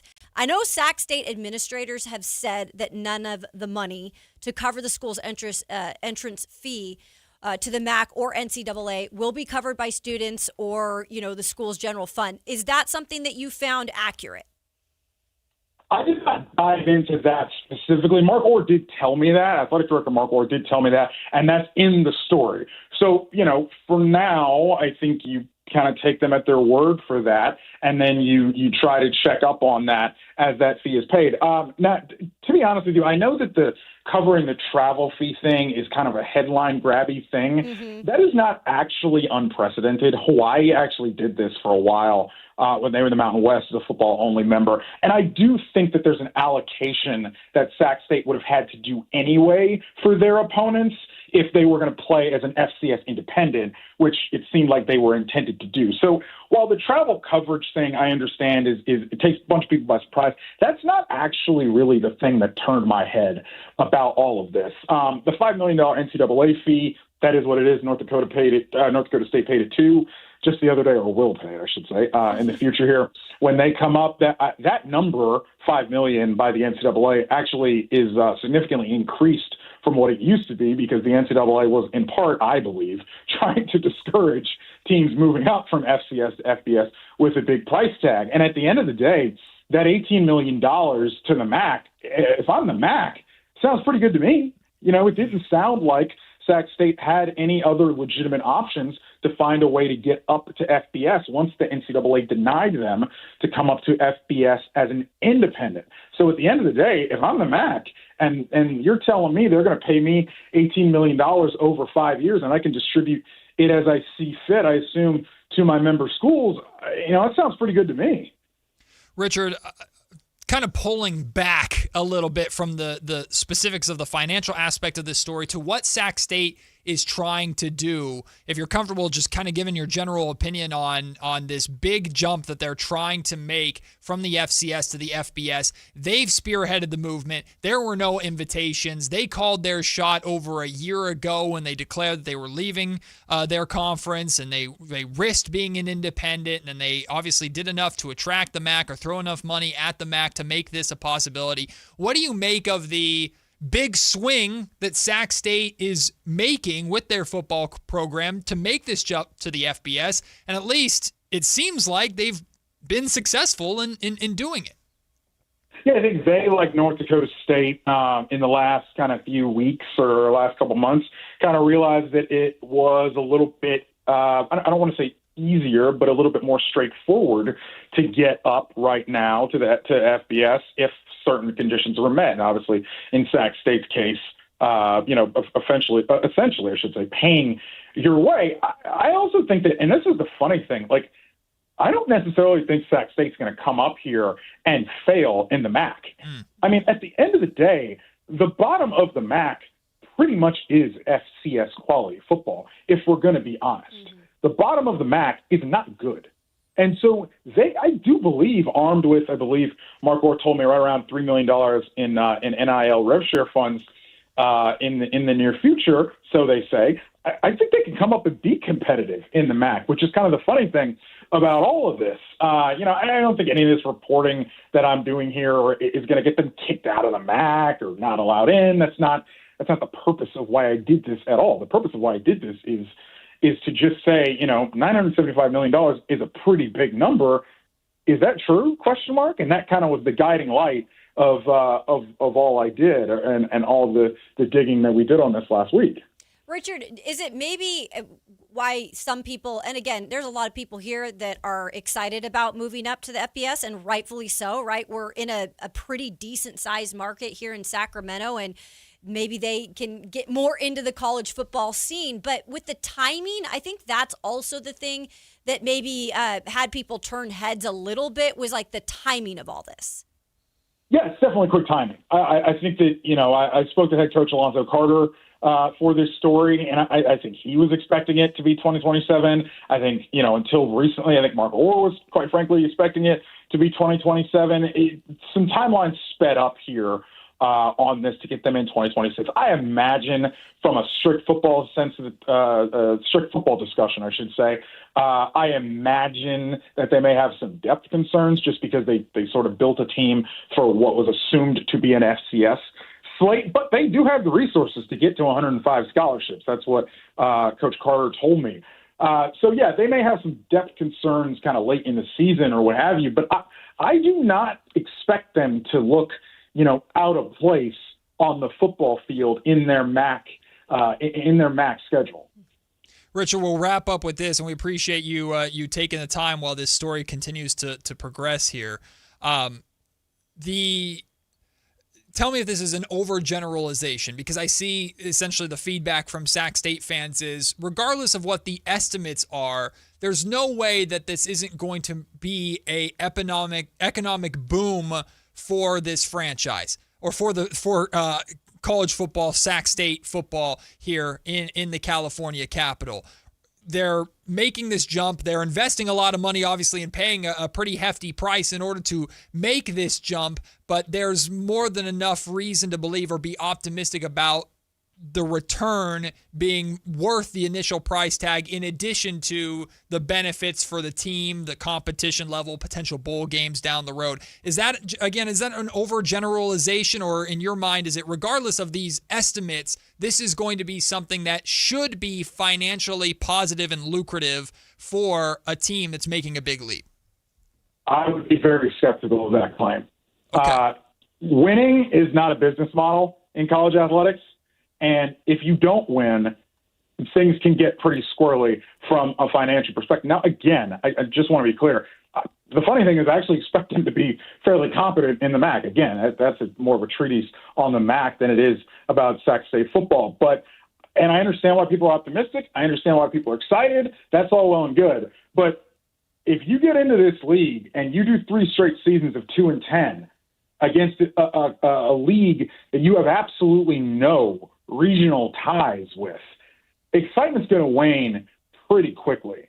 And again, I understand why everybody's glass half full, why everybody is optimistic about this, deservedly so. It's a big deal for this school. But let's see the long tail of how this is going to work out before everybody says that this is going to make this school a whole lot of money. Because a school like Kent State, which you are now in a league with, that has been historically terrible, is not swimming in it. And when Sac State goes on the road, for instance, to Kent State or some of these other places, you're going to see how lucrative football really is when you're not successful. Richard, we appreciate you making the time, my friend, and this article is available for you to read. A lot of numbers, goes really in depth on what Richard heard, the estimations. So appreciate you again coming on the show on such short notice. I only got in contact with Richard this morning, and we made this happen. So I appreciate you. Good luck with the continuation of this story. I'm sure there's going to be more information to come as we get closer to this jump actually being made a reality. Thanks for making the time. Thanks, y'all. Have a great day. Thanks, Richard. That is CBS sports writer Richard Johnson, who wrote the now, I don't know if we can call it contentious, or it's definitely a hot topic conversation that's happening among social media circles in Sacramento right now, especially with now the consulting company coming out and standing by their number. And Richard is directly saying that the CEO of the consulting company told him that he doesn't know where they got that, or they overcharacterized or overestimated that number. Look, I am not smart enough to financially understand what to do with $900 million or how you got to that number necessarily. I have watched this entire Sac State process play out. I've watched Sac State, I think, sometimes put the cart before the horse. I've also watched them call their shot, and here they are. They got there. They got the MAC. They got to the FBS. So this is, I think we're reaching, this is so unprecedented that we're seeing real things react to and scramble in real time. You hear Richard saying he is skeptical about this being an ultimately positive thing for Sac State. I'm on the side of, I don't know how this is going to be a overtly negative thing, Sac State going to the FBS. I do think there is going to be positive financial ramifications from it, or a benefit from it. But that's coming from someone who's a radio host, not an economics major. Yeah, I think it's our job on the radio locally to give both sides if there's 2 sides to a story. And right now, if you have somebody coming out who is, like Matt said, a lot smarter when it comes to digging into numbers and doing the research behind numbers, I think it's interesting to at least put it out there for the future if you do keep monitoring like what happens with the situation. Because again, this is a 5-year deal. they're going to be given time to build their name and to hopefully find success. And if you're a Sac State Hornets fan, you should be excited about this. You absolutely should be. But there are always risks to things like this. And just at least having someone come out there and be like, look, the numbers might not be exactly what are projected. I'm not going to hold on to something too tightly when it comes to projection of numbers. Anything can happen every year. Right. Something can change in terms of that. But I do think you have to be cautious about things could go in a different direction in the future. There's been plenty of FCS schools that have hopped up to FBS that have hopped back down to FCS. I guess I'm going to go with the optimistic side. I believe this is going to be a total. And you should if you're a fan. I think this is going to be a total win for Sac State football. I think you have to put your neck out there if you really want to succeed. You have to. You can't win the game if you're not putting yourself in it. And that's the thing. That's why the numbers. Do they really? I mean, the projection versus what they exactly are. Look, you could split hairs on that. That to me, they just felt like they needed to make the move, and this was the right time to make the move because they had the opportunity. The spot was open, and if you keep waiting, sometimes you're never going to get that opportunity. Yeah. Sorry, Colin. Even if you're not swimming in the revenue over the next 5 seasons or whatever it is, you're putting yourself out there. You play through the obligation that you have to the MAC. Mm-hmm. Maybe you're competitive. Hopefully you're competitive. Richard Johnson said he thought that they were going to be competitive. Sac State has every intention to be competitive, and I believe they would put their money where their mouth is in that sense too, because the one thing they don't want to do is now have all this national attention of this big move and then embarrass themselves. Yeah, they're not going to do that. They're putting their necks out on the line. So I believe that aspect. And look, again, maybe financially they don't get the best case scenario short term, but now that you're going to have 5+ years of experience in the FBS, now you have an even better resume to go to the Mountain West or go to the Pac-12 or whatever the hell and say, hey, we want to move a little bit closer to home, but now we have the body of work behind us. Maybe we have a stadium situation in place by that time. You're buying yourself time. Yeah. And I don't see the overt risk necessarily in doing that. Maybe the numbers are too optimistic for someone like Richard, who is a journalist who is paid to be skeptical in a way, I suppose. For me, I mean, I'm intrigued, and we'll see how it plays out. Well, as being the jerk back here who does have an economics degree. Oh, good for you. I will say that the one apprehension I would have in having cause for pause with this whole situation is just if it doesn't work out, like, because they're going to have to put more money in to upgrade the stadium and do all this, pay the fees, all the stuff like that. Mm-hmm. If this doesn't work out, say the updated projection of $80 million is actually $40 million, and then interest does wane, and by year 4, you're not even seeing that level of economic impact like Richard outlined at the end.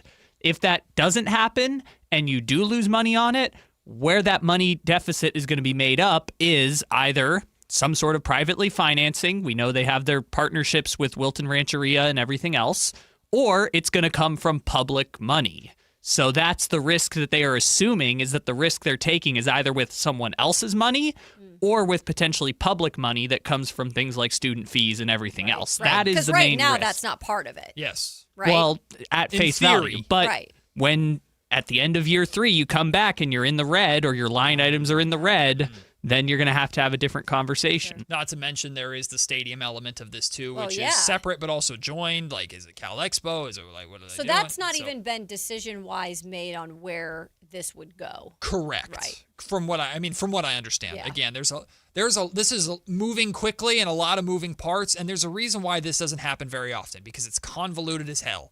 Oh, yeah. But it's a lot of money. That's all we know. It's a lot of money. And how does Sac State get into the green, for lack of a better term? Sam wants to jump in on this conversation about the Sac State Hornets football program. What up, Sam? How are you? Hi, hey, I'm doing good this morning. Hey, listen, I'm a graduate of Sac State. I go to the football games. I was on the board of directors of the Hornet Stinger Foundation when Sac State bumped up from, I don't know whether it's NAIA, I forget, up to the current level we are. It was going. Hadn't even had a winning season. It was about $300,000 back then, and to join the conference winner now is $1.3 million. And basically, all that came was from private people, their fundraisers, and on and on and on.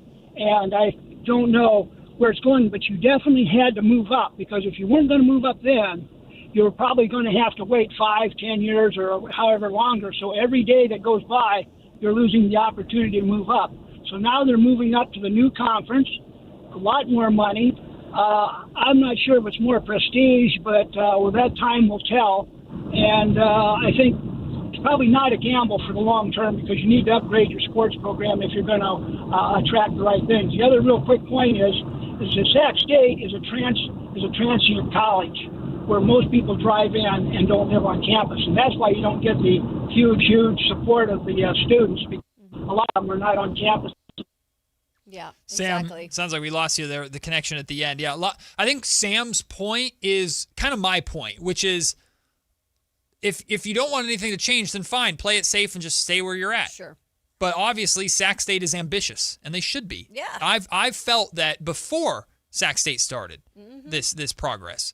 That Sacramento, we were entering a sports renaissance here in Sacramento with the A's coming here to, I know the MLS situation kind of fell apart and failed, but with the Kings being good a handful of years ago, the revitalization of downtown and Doco all around the arena, now the Republic FC are opening or building a brand new stadium downtown. We are in the midst of a sports renaissance here in a market that is booming in terms of people coming, in terms of one of the top places to live, the support of the television market, that we see Sacramento amongst TV ratings for top sporting events, national sporting events consistently. Yeah. Like Sac State is aggressive and wants to be a part of that. And how can you blame them for it? There's always going to be risks in whatever you do at that level, but with all the positives that come along with it right now, you have to do it.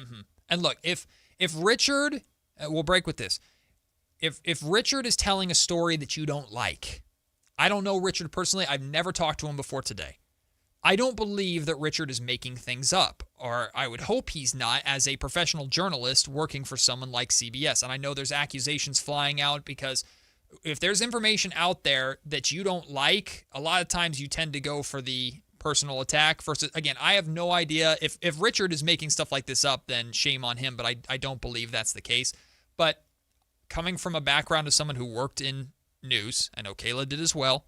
We worked with journalists. It was their job to tell stories and get facts right that did not make people happy. Trying to be a killjoy, they're just trying to tell the story for what it is.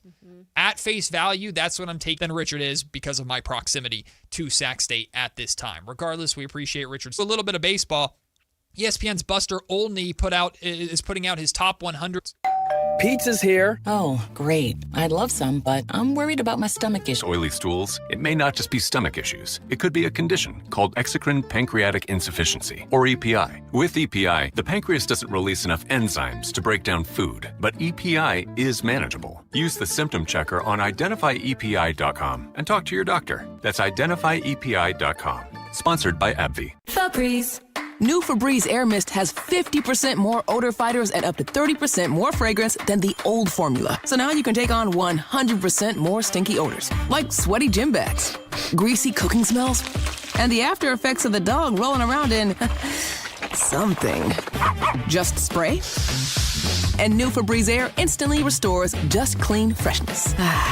Smell you later, odor. Breathe happy, Febreze, la la la la. Want the best movie experience in town? Join Sactown Sports IMAX Pass by visiting SactownSports.com. Sign up today. You can win tickets to see this week's films at the Esquire IMAX Theater. Hey, it's Carmichael Dave. I got to tell you, I am so excited to get this decking project started with Trex Decking and Railings. From the first time I stepped foot in the showroom last week, I was so impressed. So many color options. Heat-resistant composite deck. What does that mean? That means I don't have to do any maintenance on it whatsoever. They even have a deck designer, so you can go online and see what your dream deck will look like on your house. Just visit Trex, that's Trex.com to get it started. Tell them Carmichael Dave sent you. You remember me from a show called And Joe? I'm back on the radio, Sacramento. It's Joe Mami, and when you need your new country fix, join me weekdays from 6 to 10 for the Pat and Cody with Joe show on New Country 105.1 KNCI or on the free KNCI app. Tune in every Thursday, Friday, and Saturday for the Toyota Tahoe Report with Johnny Mosley and me, Elena, bringing you the latest weather conditions up at Tahoe. Brought to you by your local Toyota dealers. Toyota, let's go places. Join Sactown Sports Downtown before every Kings game and pick up an in-shape fitness Kings rally towel while supplies last. If you walk, lift, stretch, or sweat, you belong. Start the year strong and join today at InShape.com. Country in the Park is back. May 8th and 9th at Cal Expo. Miranda Lambert. John Party. Chris Young. Turnpike Troubadours. Dylan Scott and more. Line dancing, mechanical bulls, and food trucks. Make it a lucky night out of live country music and dancing for your crew. Tickets start at only $68. Country in the Park May 8th and 9th at Cal Expo with Bar None Auction, Sky River Casino, and Trex Decking and Railing. More info at CITPFest.com. Golf to Go is brought to you by the Hagen Oaks Golf Super Shop. Here's Frank LaRosa. How far do you hit your 7-iron? The answers will tell you which tees to play, according to Josh Sens in Golf Magazine. Deep down, you know you shouldn't be playing from the tips, but it's common for golfers to play from too far back. Aside from higher scores, rounds become a grind and golf becomes much less fun. After several years of research, the USGA unveiled a new data-driven offering to find the proper tees called Best Tees. If you know how far you hit your 7-iron, Best Tees will tell you which tee boxes to play. A typical male golfer should be playing from 6,100 yards and a typical female golfer from 4,400 yards. Most players have a good idea of their 7-iron distance, with average male's distance of 138 yards and average female's of 100 yards. Throw out the occasional perfect shot, which travels more than those distances, and concentrate on your average. This will allow you to reach the vicinity of most greens in regulation and let you hit a variety of clubs on approach shots. Leave your ego at home and give it a chance. You'll have more fun. That's your Golf to Go. I'm Frank LaRosa.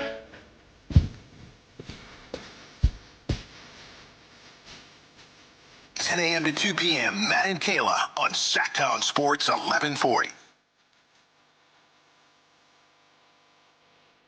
Lots going on around the world of Sacramento sports, from the Kings snapping the streak last night to this drama, I guess you could call it, around financial estimations for Sac State's move to the FBS. If you missed our conversation with CBS sports writer Richard Johnson, who wrote the article claiming that these numbers are, or writing about how these numbers are inflated and talking about the consulting company that disagreed with Sac State's projections and then now today have reaffirmed Sac State's projections.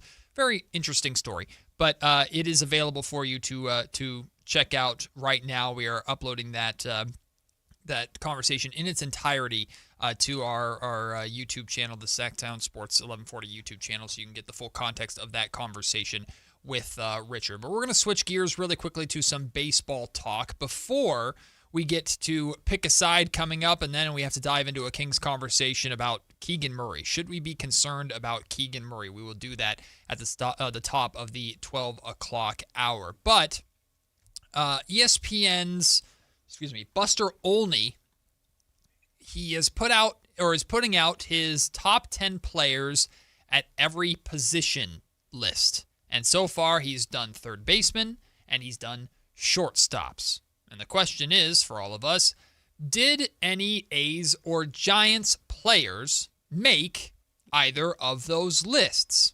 Well, I will tell you that Matt Chapman, who's a phenomenal player, one of my favorite players in the league, obviously has ties to the Oakland A's, but is now with the San Francisco Giants. Matt Chapman is on the list of top third basemen. I don't think anybody will be surprised that the Athletics do not have anybody on that list. The third base position is one of a lot of interest for the A's this season. Max Muncy is more than likely going to be the third baseman, but we don't know. It's probably one of the biggest positional weaknesses, or question marks, let's call it, of the A's outside of their pitching rotation. But Matt Chapman, former A, is in the top third baseman list. The question is, guys, where do you think he is at? If you're just to throw out a number of top 10, where do you think Matt Chapman is at? This is out of 10? Out of 10. Well, I see it on Kayla's screen. Yeah, I just was looking this up. So she looked it up already. Well, I didn't know we were playing Sorry, a game. I didn't know we were either. I just did it off the fly. Yeah, I see it on Kayla's screen. I can't see the number because it's too small. I'm out of the running here. But Matt, I'll just tell you. Matt Chapman is 6th. He's ranked as the 6th best third baseman in the league. The number 1 third baseman is, no surprise, Jose Ramirez with the Cleveland Guardians, the switch-hitting beast. Alex Bregman of the Chicago Cubs is 3rd. Okay. Big fan of Alex Bregman. Oh. Your boy Manny Machado. Yeah. Your boy Manny Machado is 4th for the San Diego Padres. A future Hall of Famer. Matt Chapman is 6th. All right. let's go to shortstop, the shortstop position, because the A's and Giants both have some pretty notable shortstops. The Giants have, of course, Willy Adames. Mm-hmm. The A's have the young Jacob Wilson, who was on the show. Was that last week? No, that was like 2 weeks ago. They're all blending together at this point. We had Jacob Wilson on the show earlier. Jacob Wilson coming off of the runner-up for Rookie of the Year. He was beaten by his own teammate, Nique Kurtz, who won Rookie of the Year last year. But Jacob Wilson, a phenomenal hitter, and playing at that shortstop position. Do we think both Willy Adames and Jacob Wilson? Have you seen this list? Have you seen this one, Kayla? Yeah.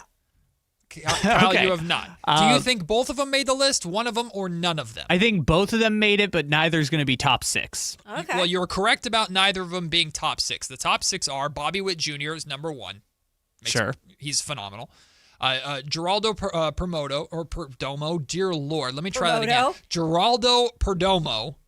Shame on me. Is it Geraldo? Geraldo. Yeah, Geraldo. The return of Geraldo. Gunnar Henderson, Francisco Lindor, Corey Seager, and Trey Turner. That's their top 6. Oh, Corey Seager. Interesting. No issue with any of those. Elly De La Cruz is number 9, which surprised me. I'm a big fan of Elly De La Cruz of the Cincinnati Reds. He's one spot behind Mookie Betts of the LA Dodgers at 8. Oh, I forget he counts as a shortstop. That's dumb. Well, Mookie can play anywhere. Mookie, but yes, I don't know. Mookie he can does play bounce anything. around. Willy Adames is 10th. He makes the cut. Jacob Wilson does not. Who was 7 again? 7 was Jeremy Pena of the Houston Astros. Okay. Yeah. So Willy Adames just barely makes the cut. He was the first Giant for a full season, because Rafael Devers doesn't count because he was acquired halfway through the season. Willy Adames was the first Giant in a very long time to hit 30 home runs in a season. Like that was a number that we were following, and it's a personal joke for me because the A's seem to have 4 30 home run hitters a year, and the Giants never can. But the Giants always seem to have better pitching than the A's. The joke is if you combine the A's and Giants organizations, you'd have a really really good team every single year. One seems to always have what the other needs, and for hitting wise, the A's have always had the power bats that the Giants wish they had. Now the ballpark comes into play a lot too. It's hard to hit home runs at Oracle Park, right in the Bay, the breeze, Triples Alley. There's a lot of reasons why the ball doesn't fly out of the ballpark nearly as much in San Francisco, surely now, as it does in West Sacramento. But Willy Adames makes the cut. Jacob Wilson was on the honorable mentions next to Dansby Swanson. The explanation for Jacob Wilson was his hitting style is unusual with the pre-swing movement he has, but the results are there. In his age 23 season in 2025, he batted .311, collecting 151 hits in 126 games and prompting the A's to invest in a 7-year contract in him. That's the explanation, or that's the, synopsis of Jacob Wilson. Doesn't explain why he's not good enough to make it into the top 10.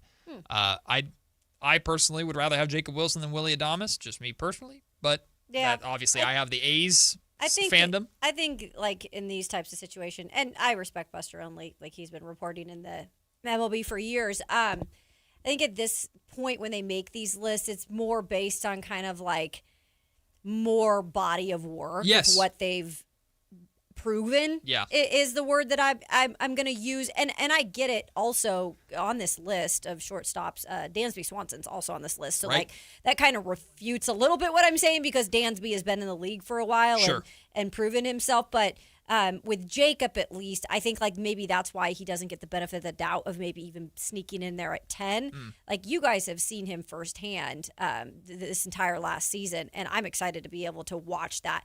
I think he definitely, when the season's done, could be halfway up this list. And I think Jacob and a lot of the A's young bats are not necessarily victims, but I think everybody's looking at them and going, okay, do it again.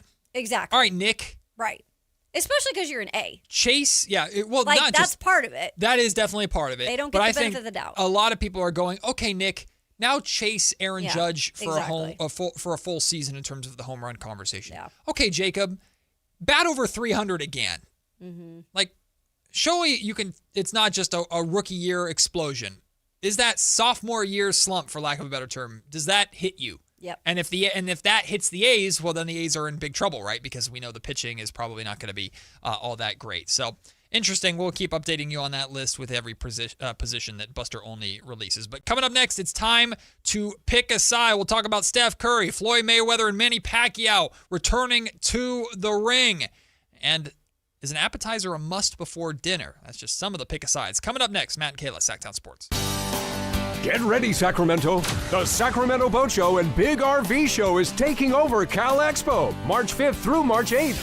Hundreds of boats and RVs, all in one place. From wakeboard boats and pontoon boats to motorhomes, fifth wheels, travel trailers, sprinter vans, plus fishing boats and ATVs. It's 2 huge shows, one massive event. Don't miss it. Get details now at 2hugeshows.com. Injured and you're considering an LA law firm looking to charge you 45% to 50% in attorney's fees? That's overcharging. Ashton & Price has been around for over 25 years, and I can tell you no matter how complicated your injury case, you should never be charged 45% or 50% in attorney's fees ever. Direct, experienced, unrelenting, and honest local representation matters. It's called Home Court Advantage for a reason.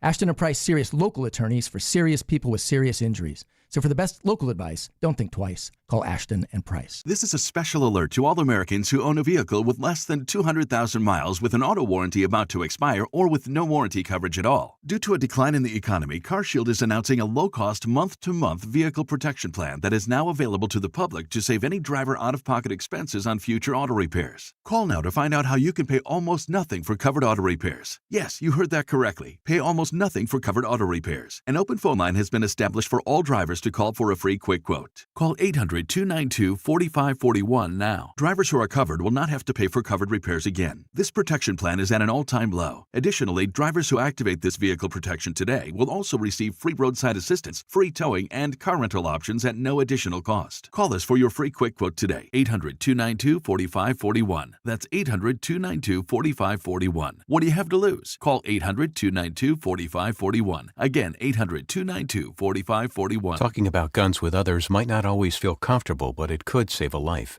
Here's a way to start a conversation. Your family is going over to your neighbor's home for dinner for the first time.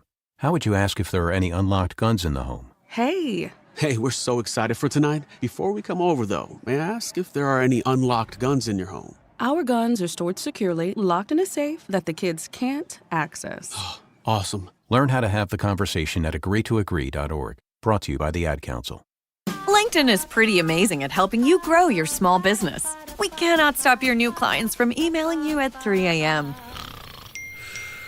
We can help you sell, market, and hire in one place. We cannot help you be in 3 places at once. And while we can't help you organize your calendar, LinkedIn can help you land more clients so you have a calendar to organize. Grow your small business on LinkedIn. Learn more at linkedin.com/smallbusiness. Spring is here, and there's really nothing better than hitting the open road in a new Honda. Whether you're shopping new or pre-owned, Stockton Honda has the selection and savings, plus get top dollar for your trade. And while life's roads are often filled with bumps, buying from Stockton Honda couldn't be smoother. Wherever the road you travel might lead, Stockton Honda is happy to get you there. Come in today or go to StocktonHonda.com. Anytime, anywhere, it's all here. StocktonHonda.com. Guys, your testosterone level impacts your energy, drive, weight, hair loss, and even ED. Revive Men's Health Sacramento will check your T level for free. For your free T level check, exam, and consultation, call 916-277-8599 or visit ReviveMen'sHealth.com. Pick a side, any side. It's time for Pick a Side on Matt and Kayla.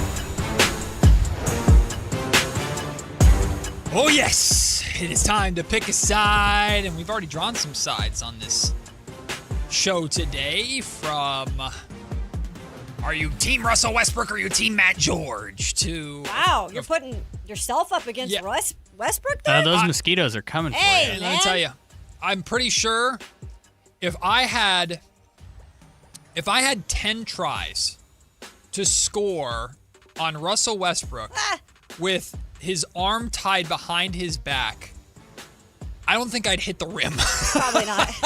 Unless listen, I've got so much respect for Russell Westbrook. I'm just exaggerating for the purpose of this bit. What about 2 arms tied behind his back? I'll hit the rim. Yeah, maybe. I think he'll trip me.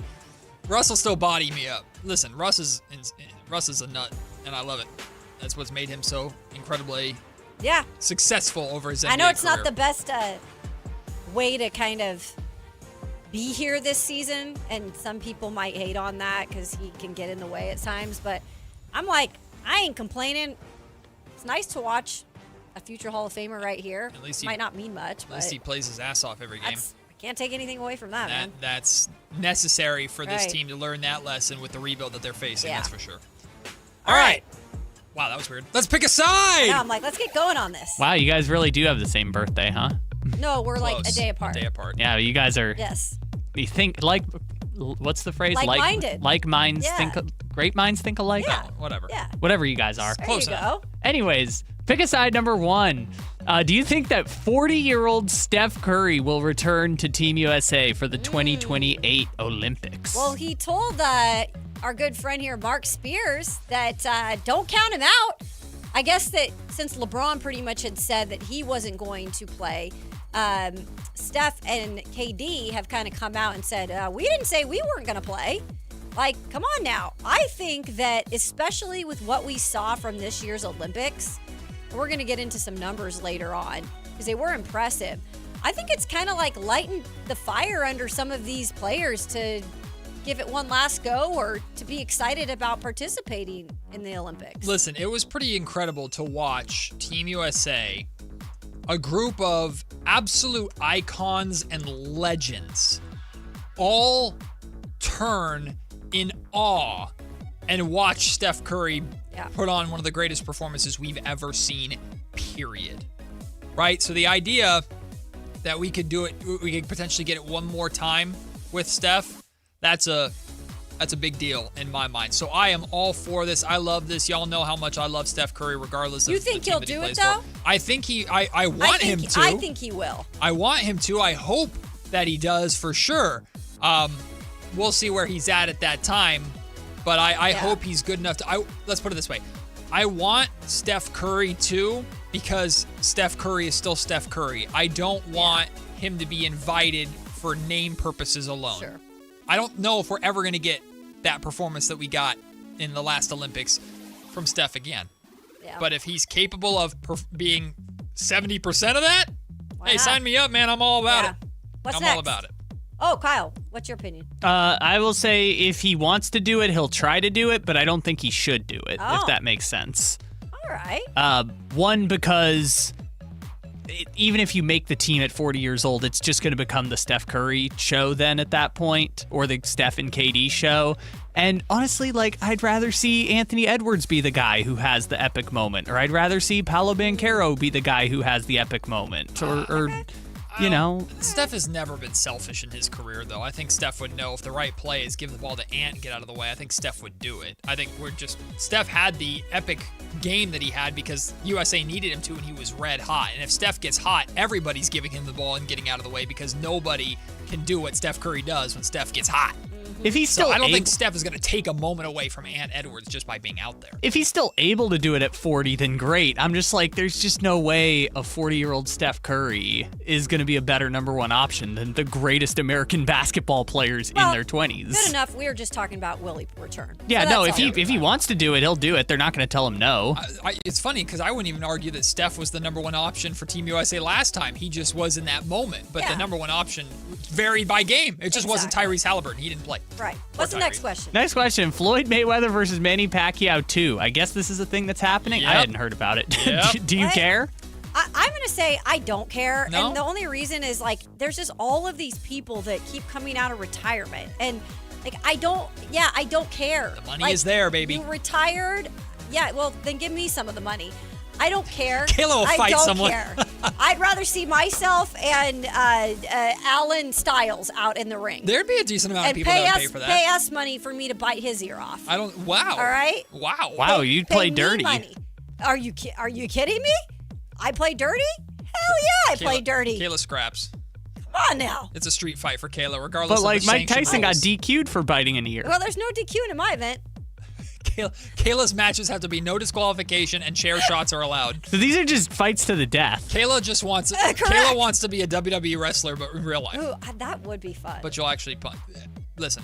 I can't say that I've ever come remotely close to doing anything that a wrestler does, but I did do like stage combat for a while, and it was fun as hell. I learned how to take a chair shot. It was fun. It would be cool to do. It's very fun. I think that'd be fun just to take a class, like you said. Oh, it's so much fun.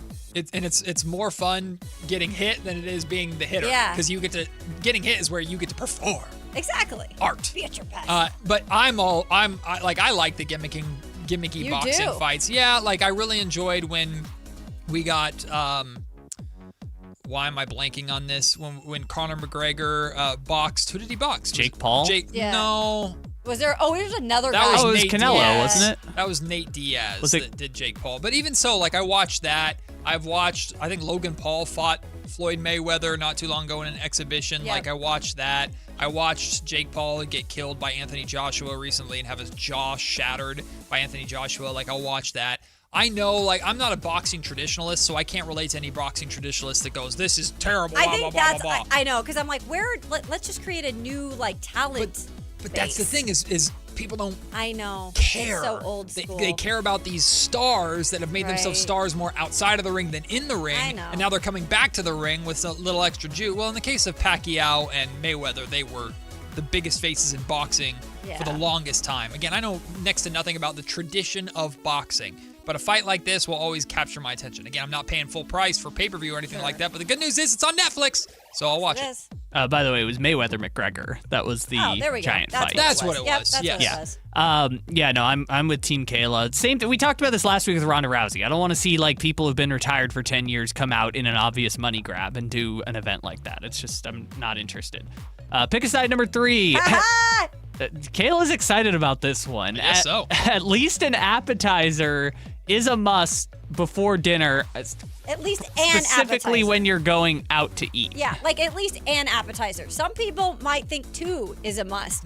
Look, if you're going out to dinner, which is a rare occasion, for me at least. If you're going out to dinner, though, it's usually like something where you want to sit for a minute, you want to have a good conversation. Yep. And the first thing you have at your, in front of you, I don't want it to be my dinner. I like looking at the appetizer menu. It's appealing to me. They have so many cool little things.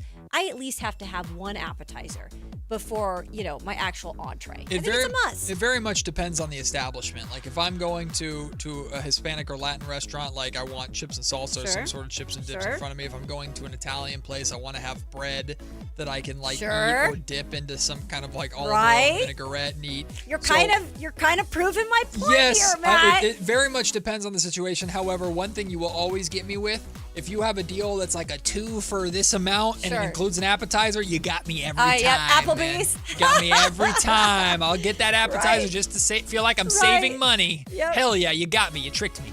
Okay, I'm going to add one other element to this. I think it also depends who you're having dinner with, potentially. Okay. If you're going with, say, your partner or your significant other, maybe you don't have to order the appetizers. If you're going with someone you don't see very often and you want to have longer form conversation, maybe you order the appetizers because then it delays the length of your dinner. So if it's a blind date and you absolutely do not like the person, you're like, dessert. I'm going straight to dessert. Yeah.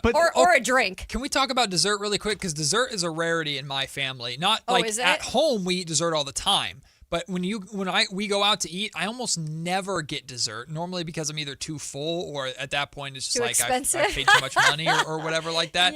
Unless there's a certain establishment that, if I say the name, children will giggle. But they have pazookies. Get those every time. Yeah. Get I those don't know every what this time. is. You'll have to fill me in. I will tell you off the air because if I say it on the air, it's BJ's. Sure, there you go. He said it. Oh, okay. And it's a great place. Yeah. Great place. Yeah. There's a lot of them in Sacramento. I'll always get a pazookie. Oh, my wife will always get a pazookie, and then she'll yell at me to help her. I just get the ice cream. Those have like shut down in certain places across the country. I didn't even know you guys had that here. So. Oh.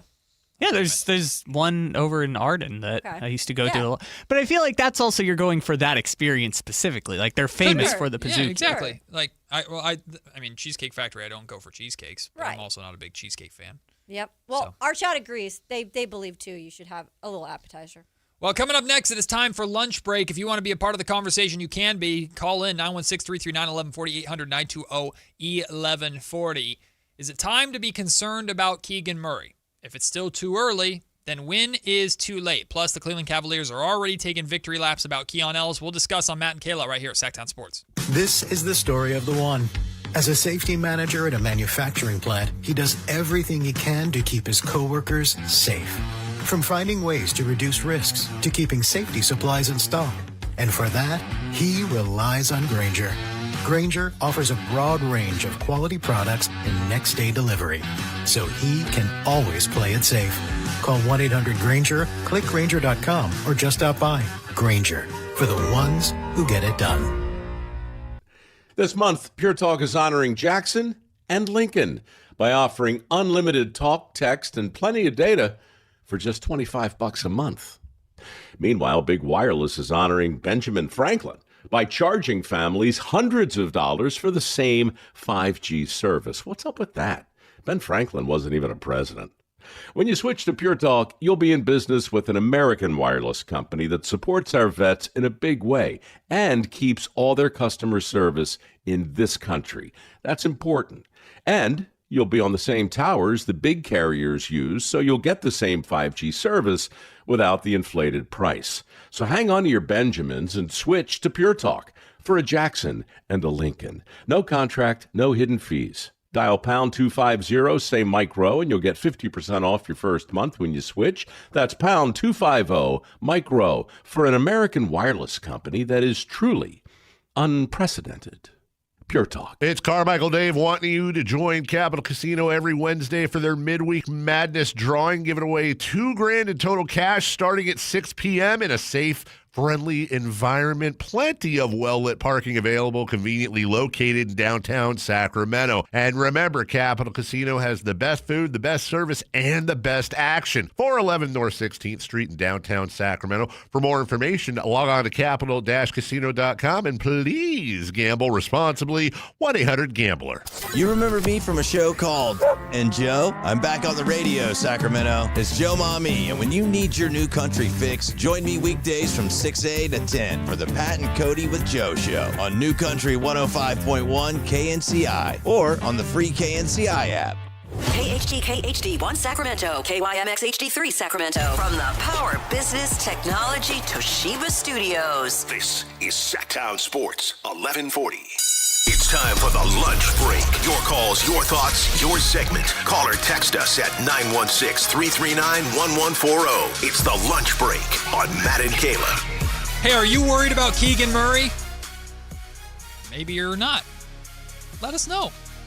916-339-1140, 800-920-1140. You can call right now. Of course, you don't have to solely call in to be a part of the show. You can, of course, text in on our text line where there's a lot of chatter about appetizers before dinner. It's apparently a big topic of conversation based on our pick a side conversation that we had. You, of course, can jump into the conversation on the Sactown Sports 1140 YouTube channel on the live stream over there. Kayla, you learned very quickly with me that I love Keegan Murray. Mm-hmm. Big fan, big believer in Keegan Murray. Been that way since the very beginning. Just as much as Alan Stiles. Well, no, Alan can't claim it. Alan claims he talks to his dad, so. Well, that's true. Alan is all up with the Murray family. Uh-huh. Not me. You just are a Keegan Murray fan. I'm just a Keegan Murray fan. Sure. Keegan Murray believer. And you best believe I'm not giving up on my boy. Mm-hmm. Don't get it twisted. I get it. I believe Keegan Murray is absolutely a winning basketball player in this league. I want Keegan Murray to be here. I think Keegan Murray is worth the contract that the Sacramento Kings gave him. But I am really, really starting to feel pretty confident that I know that Keegan Murray is not going to be a top offensive option in this league. I think we're getting close to that. Okay. And my question is, just looking at these numbers, right? The first year is such an anomaly. Like if economics major over there, Kyle Ledbetter, help me out. If you're looking at numbers and you're looking at trends, and something sticks out, that's typically the anomaly that you'll pass out or toss out, or you will at least put an asterisk next to it as this is an outlier, right? Yeah, you throw out the biggest number and the lowest number. Well, that's good. That means we can throw out this season the 27%. The lowest? Or sorry, the 27, it gets rounded up, 28% from three-point range that Keegan is shooting. And you can throw out the 41% from three-point range that Keegan shot his rookie season. That puts him at 35, rounded up 36% his second year, and 34% last year. So right in the mid to low 30s, which is barely average to slightly below average from three-point range. Maybe, let's call it average for him. He's an average three-point shooter. Well, the Kings are hoping, and we're always hoping with the 4th overall pick, that Keegan Murray would be more than the average three-point shooter. Now, you can still have a very successful career being an average three-point shooter and a really good defender and a really good rebounder, like Keegan Murray is. But I think the Kings were hoping for more than just a really, really good career from Keegan. He, as of now, until they bring in whichever rookie they're going to bring in this offseason, as of now, Keegan is the most central centerpiece of this rebuild going forward. He is the most solidified core member of this group as of now. Of course, that's all subject to change based off of where this journey takes us. If we want to toss out this year and say it's all because of injury, it's because he hurt his hand to start the season, then he hurt his back or his shoulder, then he hurt his ankle, and he's only played 22 games and in and out of the lineup and never played with Domantas Sabonis, and team sucks and this and that and this and that. If we want to chalk it all up to that, that's fine, I guess. If you really want to toss out this season and say we'll know on game 1 of the 2026-2027 season who Keegan Murray truly is. I feel like we were saying similar things to that last season when the numbers weren't where they wanted, and even maybe the season before that when the numbers dropped from the 41% to the 35-36%, and we went, oh, he'll be back to it. It's just been, Kayla, a 3-year steady decline of he's gone from one of the best three-point shooters in the league, which, okay, maybe he never was that, to an average three-point shooter, to now he's not a good three-point shooter this year, and he's getting good looks. Yeah. Obviously wasn't here the last 2 years. Have been here this year to see him in a small sample size, which, to be quite frank, haven't been entirely impressed with the small sample size I've seen for the money he's getting for an extension, for, the team saying that it's his team. Nothing against Keegan Murray. I'm not seeing the reaping the rewards right now. And I know this season has been so funky. Yeah. And it's hard for me to completely put it all on him because he's been out of the lineup, in and out with the injuries. I'm not going to make that excuse, but it is part of the overall body of work where I don't feel like we've seen his overall body of work this year. And when we have seen it, it's been with different lineups, and nobody that we've predicted would be a pairing that we'd like to see with him has come into fruition because either Keegan's got hurt again or the other person has got hurt again. So I think when I look at it, it's kind of a mixed bag for me. I'm not completely out on Keegan Murray right now. And again, I wasn't here the last 2 years. So I understand, too, there's been frustration with, okay, will he step up this year? Will he step up this year? Because it hasn't happened to this point. But he just hasn't played a lot of basketball this year. So I'm going to give him at least the benefit of the doubt. But with saying that, saying this is a guy that is what you're going to build around necessarily is, I'm not in on that. And I'm also kind of at the point where if you had all these people asking about Keegan Murray and he seems to be your most positive asset, then why keep him? Like, if there's people that are asking about him around the league, which, by the way, Mark Spears, again, told us while he wasn't available to trade. Right. That is the guy that got the most interest besides the Keon Ellis type of It's been that play, way for right? years. The first guy anybody asks when having a trade conversation with the Kings is about Keon Ellis. Keegan Murray. It's been that way since he was a rookie. Mm-hmm. So I don't know. Maybe at this point, if he can't figure out something towards the end of the season in terms of bettering his three-point shot or, just being able to hit shots in general. I know he's defensively, we like what we see out of Keegan, but there's got to be a little bit more to his bag of tricks. Yeah, I disagree with you in the sense that I do believe you can absolutely still build around Keegan, but you think he's a focal, like he's literally the guy you can build around. Like he's that's what I mean. Yeah, he's not 1A. Yeah, I don't think he's 1B. Yeah. I don't even know if he can be 2. I think Keegan Murray at best is probably 3 in terms of your best player list. Right. But Kings are paying him like a low-end 3. Yeah. That's what his new contract reflects. Keegan Murray should never sniff the money that Domantas Sabonis, De'Aaron Fox, Zach LaVine made. He's in the same range as DeMar DeRozan right now. Yeah. That's might be close to where he's at.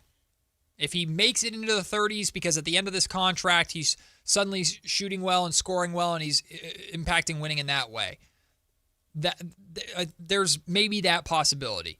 But we've got no reason to project that at this point. Keegan has offensively pretty steadily trended down.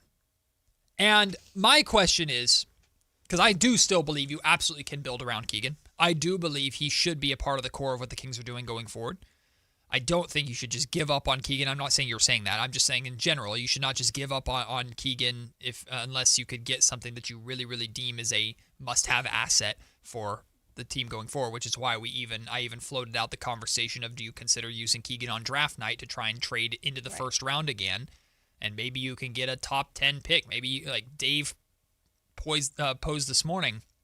I think he said if the Milwaukee Bucks have the 10th pick and the 9 picks have gone, and you know there's a guy that's right there at 10 that you want to pair with, let's say you got Darren Peterson, and you want this guy to pair with him, do you consider trading Keegan to go get that guy? I think that's a very valid, very logical conversation that Scott Perry will be having with behind closed doors. He absolutely should.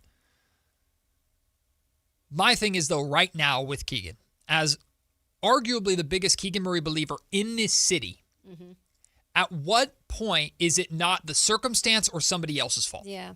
Because it was, well, DeMar DeRozan is taking shots away from him. DeMar DeRozan is stunting his development. I never, ever subscribed to that way of thinking. Was that last year? That was when DeMar first... Yeah. So okay. Was that last year? Yeah. That was the beginning of last year when DeMar first came into the league. A lot of the negativity nationally around the Kings sign and trade for DeMar DeRozan was he's going to stunt the growth of Keegan Murray. And I never subscribed to that. I do understand that there's only one basketball and only so many shots to go around. And if you're wanting Keegan to take more shots, bringing in other players that want to take more shots, like a Zach LaVine too, makes that more difficult. I understand the natural progression of that. But it's not DeMar DeRozan's fault. It's not Russell Westbrook's fault. It's not Zach LaVine's fault. It's not Vivek Ranadive's fault that when Keegan Murray is wide open from 3, he's missing. Yeah. Or he's shooting at a mid 30% clip on wide open threes. I'll have to double check on that number to make sure it's 100% accurate. Like, Keegan's shot just isn't falling. Okay, it's his hand. He hurt his hand going into the season. Okay, that's a legitimate injury. If you have an injury to your hand, it's going to make shooting more difficult. 100%. But his numbers have been dropping for 2 years before he hurt his hand. Well, he hasn't played with Domantas Sabonis this season. Okay. I do think playing with Domantas Sabonis opens up more opportunities for you. Sabonis doesn't force you to make the shot just because he passes the ball to your shooting pocket better. And again, Keegan played with Domantas Sabonis his entire career, and we've seen the steady decline over the last 2 years. So my point is, I believe in Keegan Murray wholeheartedly. I think he's a way better shooter than 27-28%, which is where he's at right now. If he ends up being the 34-35% shooter that he was in the last 2 seasons before this, okay, I'm a little disappointed with that, but I can work with that.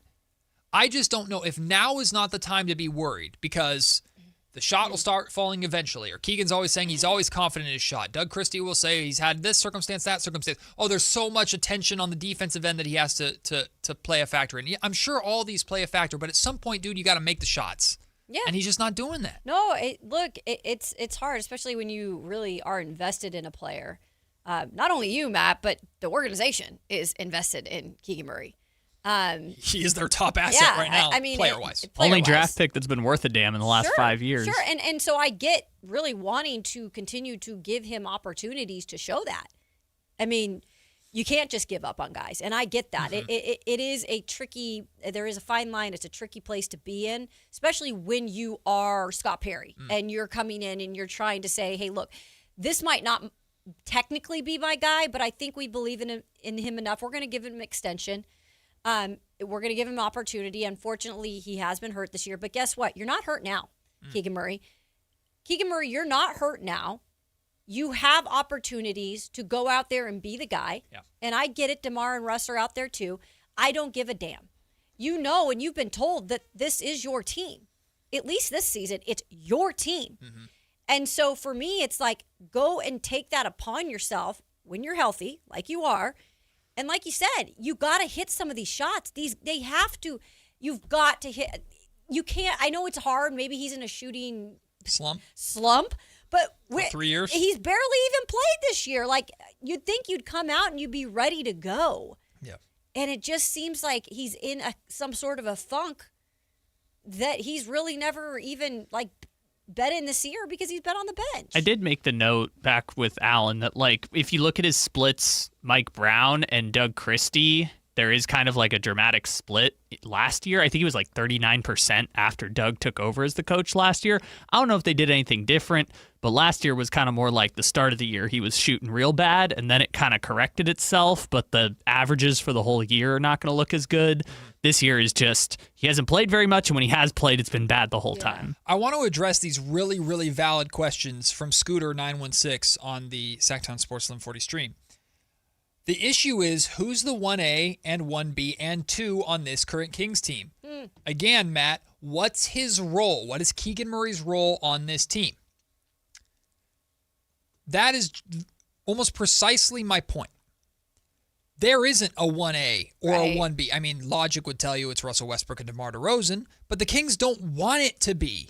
Yeah. Those guys will assume that role if nobody else is going to take it from them. Keegan, take it from them. But Keegan, just like Martin said in the YouTube chat, he said that's not his personality. Keegan, that's not who he is. DeMar publicly said it was your team. DeMar DeRozan said it. Now, of course, there could be an element of that's just DeMar hyping up his guy returning from injury, but at the same time, everybody can look around. Keegan is not just supposed to be still on that train. If there's a first class, he's sitting in it.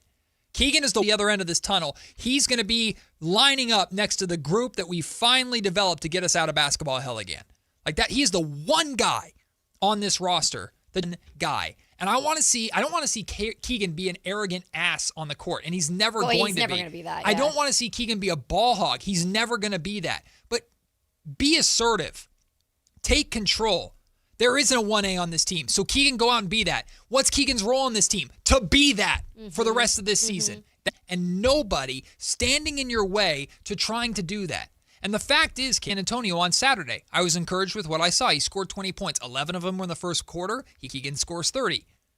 The Kings lost by double digits in that game. Nobody's surprised. It's against the San Antonio Spurs, number one, who defeated the Detroit Pistons last night, by the way. The Spurs are legit. No, they're good. And, we know the circumstances that the Kings were at that time. But then the game that you win, granted it's against the Memphis Grizzlies, who are not comparable to the Spurs in any way, but you had 9 guys who played in that game.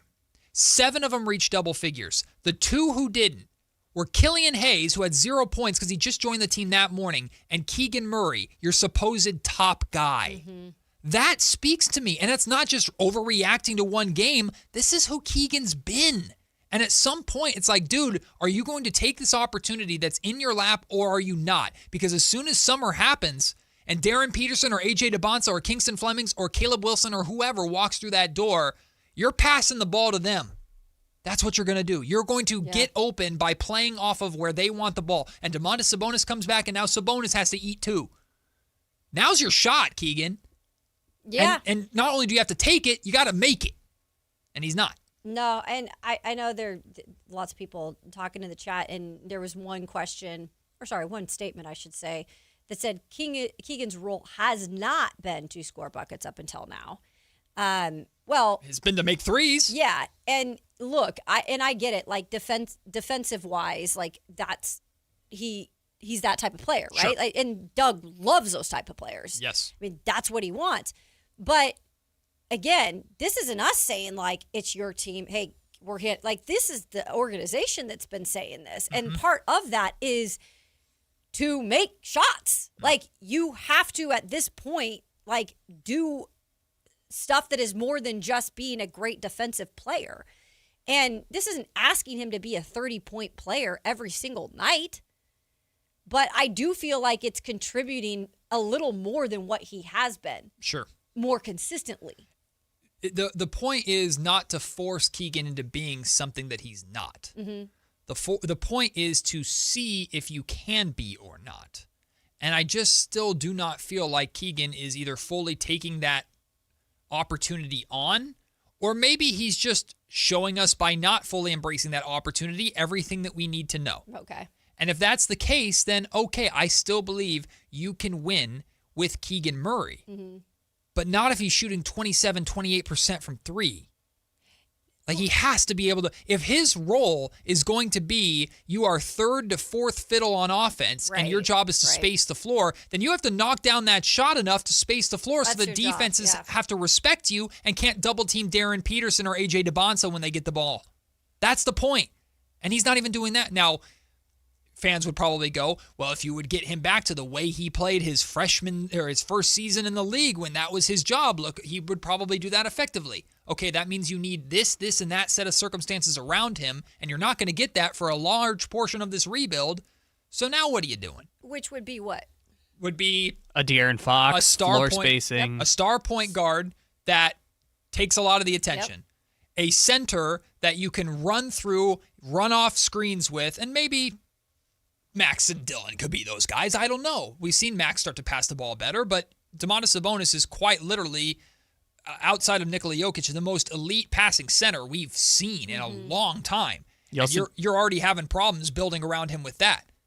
You also need other shooters like a Kevin Huerter, who was shooting damn near 50% from three-point range to start that season. That took so much of attention off you. And by the way, the reason why you were doing that so effectively, Keegan, is because you were coming into the league as a rookie and there wasn't much tape on you and nobody knew who you were at that time. Now, every team game plans for you because they know you're one of the top guys. And we just talked about that yesterday, about your rookie season and with Maxime, I think it was like adjusting, like we got to see a little bit more before we proclaim that he's like a starting center, for the Kings or something like that.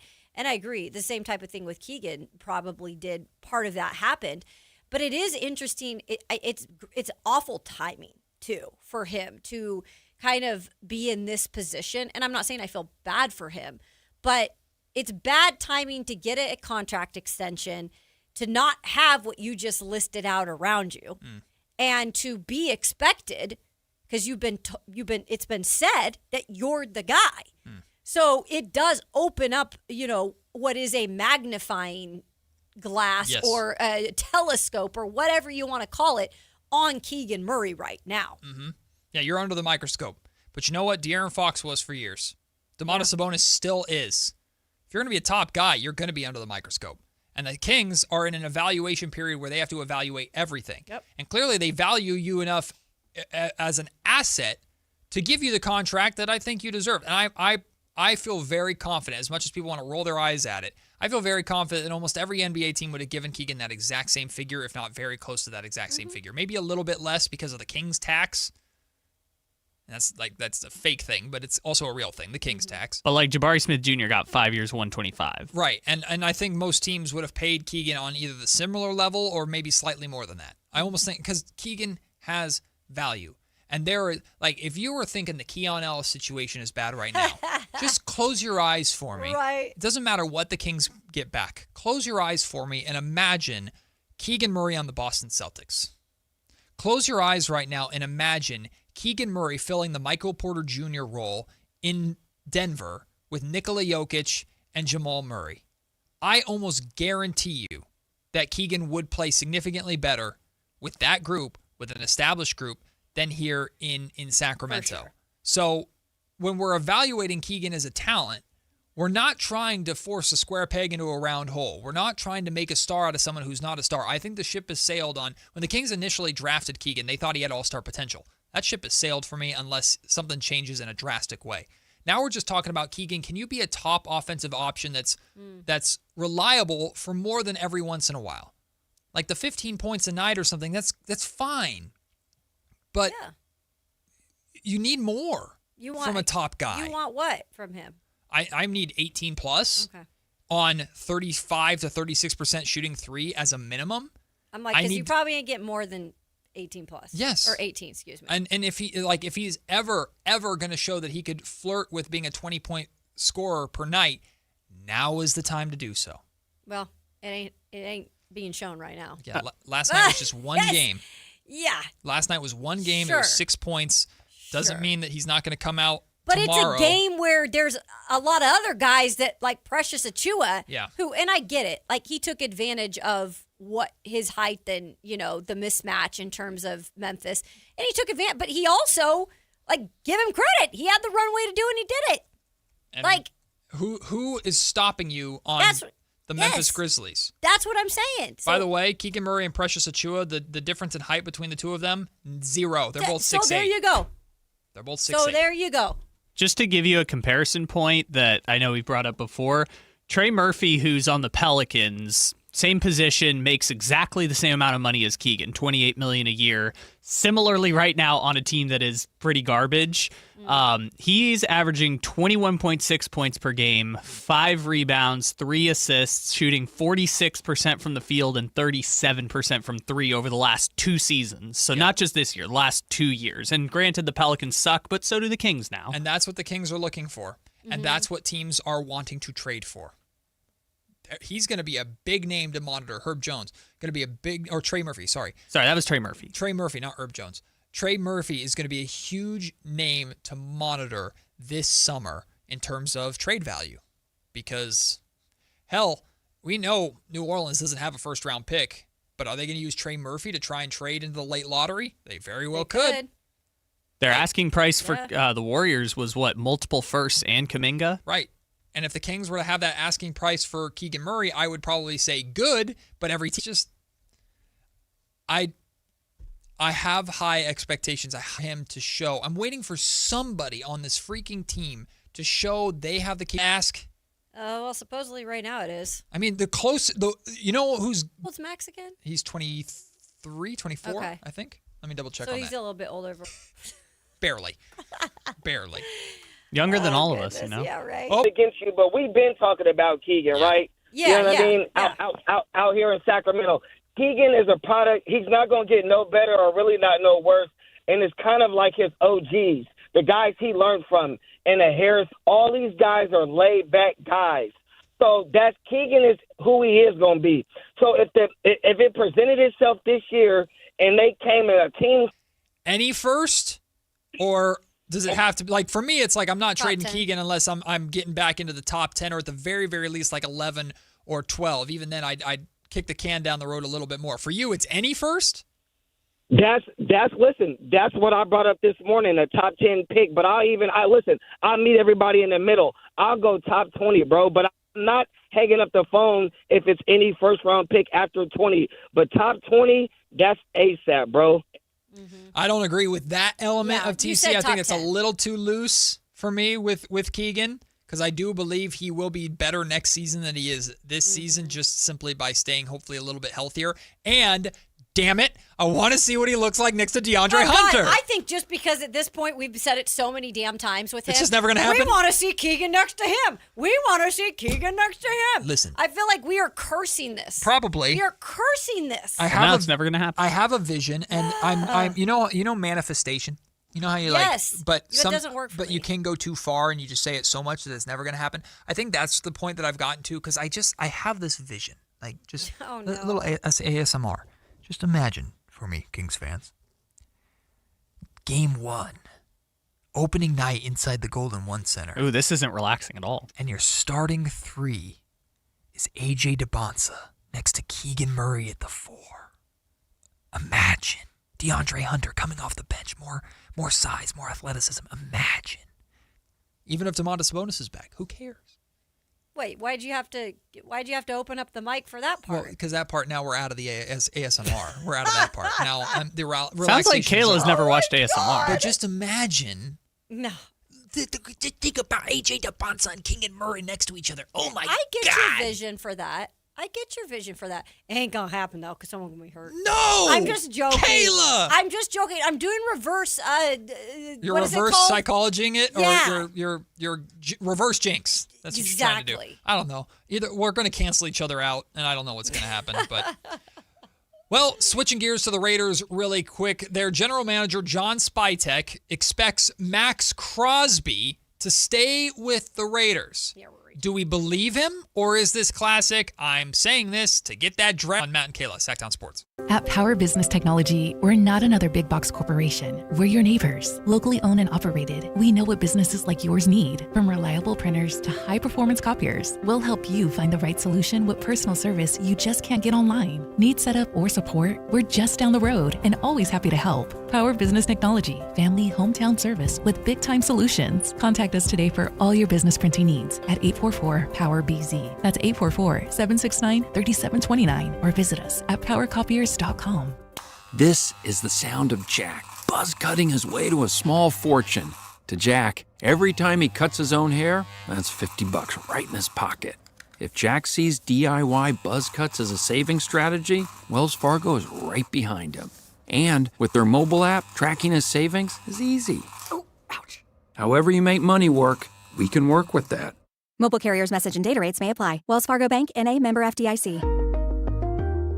Hey, it's Carmichael Dave. I got to tell you, I am so excited to get this decking project started with Trex Decking and Railings. From the first time I stepped foot in the showroom last week, I was so impressed. So many color options, heat-resistant composite deck. What does that mean? That means I don't have to do any maintenance on it whatsoever. They even have a deck designer, so you can go online and see what your dream deck will look like on your house. Just visit Trex, that's Trex.com to get it started. Tell them Carmichael Dave sent you. Want the best movie experience in town? Join Sactown Sports IMAX Pass by visiting SactownSports.com. Sign up today. You can win tickets to see this week's films at the Esquire IMAX Theater. Spring is here, and there's really nothing better than hitting the open road in a new Honda. Whether you're shopping new or pre-owned, Stockton Honda has the selection and savings, plus get top dollar for your trade. And while life's roads are often filled with bumps, buying from Stockton Honda couldn't be smoother. Wherever the road you travel might lead, Stockton Honda is happy to get you there. Come in today or go to StocktonHonda.com. Anytime, anywhere, it's all here. StocktonHonda.com.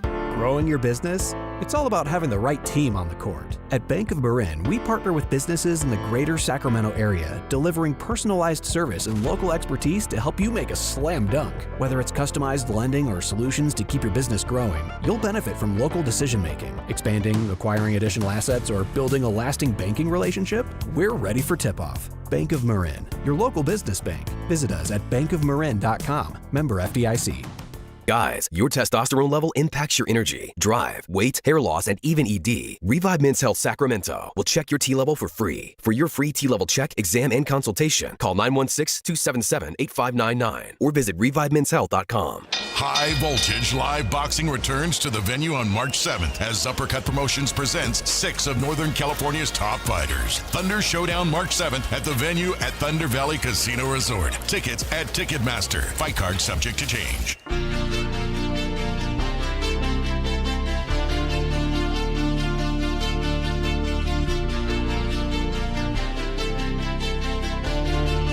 It's Matt George and Kayla Anderson on Sactown Sports 1140. We'll get back to Kings talk at 1 o'clock because according to Mark Stein, the Kings are unsure about what to do with Domantas Sabonis. The logic makes sense. It will have to do with what happens at the the draft lottery and this upcoming draft. That makes perfect sense. But it's got me a little bit nervous about the full commitment to the rebuild. We'll talk about that at 1 o'clock. Plus, crosstalk with Whitey Gleason and Alan Stiles is going to be interesting, Kayla, because Alan and I might be unified today. Unified in our battle against the Russell Westbrook hive on social media. Maybe. They don't like the two of us. No, Alan's done with them. No. Alan's texted me today and said, we're talking about it because Alan and I are in the trenches. Oh, no. We're in the trenches battling. Meanwhile, Kayla wants to have a WWE fight with whoever will pay her a little bit of money like Manny Pacquiao. Both of you guys. Whoa. Don't put me in on this. I ain't part of it. You fight Alan. I got nothing to do with it. So Tubster wants round 2 against the Westbrook Hive. Damn. Listen, I don't. If he wants it, he can have it. Yeah, the Westbrook Hive called him fat. Well, that was a thing the last time. Alan's in great shape. I like Alan. No, he is, but it for some reason makes him insecure. I don't understand it, but I get it. Well, he couldn't get past the Westbrook Hive calling him fat. Call me fat, I dare you. Mm-hmm. Well, I feel like that after eating a whole box of donuts today. Thanks, Kyle. Yeah, you ate all the donuts? We both did. Well, we've been snacking. I was I see Matt's got half of one eaten. I already There's a little ate bit one. left. We had a bunch of. And then I picked at the other one. we're. Like listen. Dave's the one that just grabs them and throws them in the trash. Yeah, that Dave was threw crazy. half of a donut away in frustration this Dave, Dave was angry about something, and he walked out and dramatically threw half a donut in the trash. And we were like, "Whoa, that was like $1.50." Well, I'm not throwing Max Crosby in the trash. The Raiders sure aren't either. Grand segue, Kayla. Raiders. I just am so theatrical, aren't I? You are grand. Grand segue, Kayla. I'm trying to think about who that sounds like. That sounds like a actress, and I don't know who. Say it again. Grand. No, play the whole Grand segue, Kayla. God, that sounds like an actress. We'll have to do some investigating. I'll have to figure Grand segue, Kayla. Anyway, Raiders general manager John Spytek said that he expects Max Crosby to stay in Las Vegas, I almost said Oakland, despite the trade rumors. Trade talks surrounding Max Crosby. Do you anticipate him being in a Raider uniform when the season starts? I do, yes. Cool. Thanks, John. Oh. All right, anyway, on to the next thing. Okay. So, listen. If a general manager were to come out and say, no, I don't think he's going to be here. Beep, beep, beep, beep, beep, beep, beep, beep, beep. Yeah. That's the sound of their trade value value going down. Now, it's not going to plummet because Max Crosby is a star defensive end in this league. For sure. But what you want to do anytime you're trading any player, but especially a star, is you want to convince the San Francisco 49ers that they're going to have to outbid the New York Giants or somebody. I'm just using two teams as an example. You want them to fight amongst themselves for the privilege to pay to bring Max Crosby to your organization. For sure. So history would tell me, my gut would tell me, that's what's happening here. It's all a game. But the Raider fan in me is like, oh, yes, please. Keep Max. Yeah. I like Max. Yeah. Let's see. One more year. How could it hurt? I mean, it's a game and it's a business. And, if you are a general manager in the National Football League, you have to make sure that you're keeping all your options open while, like you said, still keeping Max at his highest value. But there are parts to me that say John Spytek might not be fibbing because he was asked, is he going to be around? And I think Spytek really believes it would be beneficial for Max Crosby to be a part of this team because, again, we're talking about a rebuild of sorts in Las Vegas. And while you're going to probably have your franchise quarterback to build around, he's going to have his ups and downs in year one and trying to figure out who he is as a quarterback at the next level. If you have a guy like Max Crosby, who is already the leader of this team, the alpha dog of this team, it doesn't matter if you're on offense or defense for him, you kind of have a piece that you know what you're going to get out of, right? Yeah. When you have a lot of other pieces that you don't know what you're going to get out of yet. So I can see where Spytek probably really wants Max Crosby to be a part of this Raiders team. But I just think realistically right now where we're at in the NFL, and there's plenty of other teams that are going to pay good trades or picks, I should say, for somebody like him or players, it's probably not realistic he's going to be there. From Steven, Max doesn't fit the timeline anymore. Exactly. Get the most you can for him. I think that's where the Raiders are at. Yes, the timeline. And like I just mentioned, he's there. It'd be a great piece to have. Sure. As a leader and someone to guide the way. But you're right. Their timeline is really speeding up in terms of they're all youth at this point. And Max is 28 years old? So by the time Max is even playing with a legit team, he's kind of past his prime.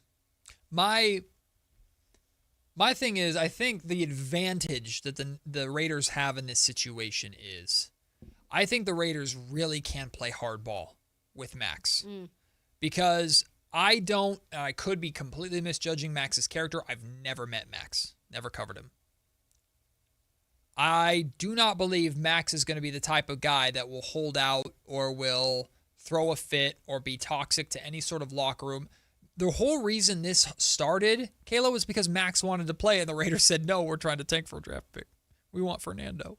Essentially. That's why. So maybe it's roundabout thinking, but if the Raiders essentially demand the absolute max, pun intended. the absolute Max Crosby, thank you, then, and they don't get it, why not roll into next season and play up until the trade deadline with Max still playing every single snap or every single game for the Raiders like he wants to? That's the type of competitor that Max is. I think this is a scenario where the Raiders can't necessarily be exploited because if the Niners, for example, really want Max, Lynch and Shanahan can't go back to Spytek and Brady and go, yo, like, we know you need to get rid of him before the season starts because he don't want to be there or blah, blah, blah.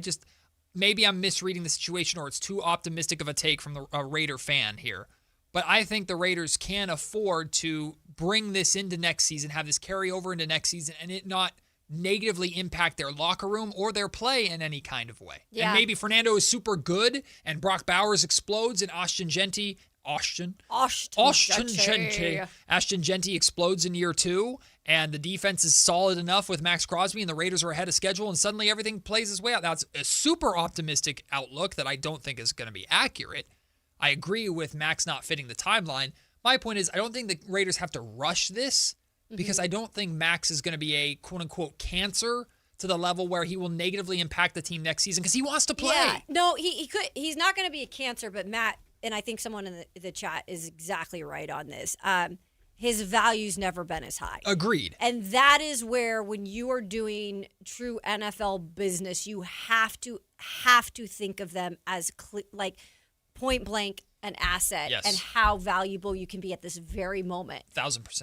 And I don't think he's going to get any more valuable than he is at this moment because you've got so many teams that want to grab him right now and probably are going to pay a pretty price to do it. And if you do have him on your team next year, and let's say he does get injured, which he's had some injuries in the past, like your value goes straight down the drain again. It's funny how eerily similar in a way this conversation is to the Domantas Sabonis conversation we were having before the trade deadline. Yeah. Look, Max Crosby should have way more value than Domantas Sabonis does by NBA and NFL standards because Max Crosby is an absolute star. But my point is, like, the running the risk of carrying it into next season versus capitalizing on the value now, that is the unending teeter-totter or pendulum that general managers have to weigh, and they have to test the market and take risks. And by potentially getting down to the 11th hour, it's training camp's about to begin. Yep. And the Raiders go, you know what? F it. We're just going to have Max Crosby be on the team to start next season. We'll figure this out later. We're not getting what we want. And now all of a sudden, a week into training camp, the Niners go, okay, fine. Here it is. Like, maybe that's the play. There's always a risk to it. And if Max, knock on wood here, if Max starts next season and his numbers drop, he falls off, God forbid he gets hurt, you're never going to get the value. It's just the constant game. And that, I think, is more important more than ever for a team who is rebuilding because you are trying to get the most out of what you can right now to build for the future. Yep. So if you can get some first-round picks or whatever it might be, take it. Well, the football talk is not done. Coming up next, the debut of Kayla's 2-minute drill. It's Matt Kayla, Sactown Sports. This is the story of the one.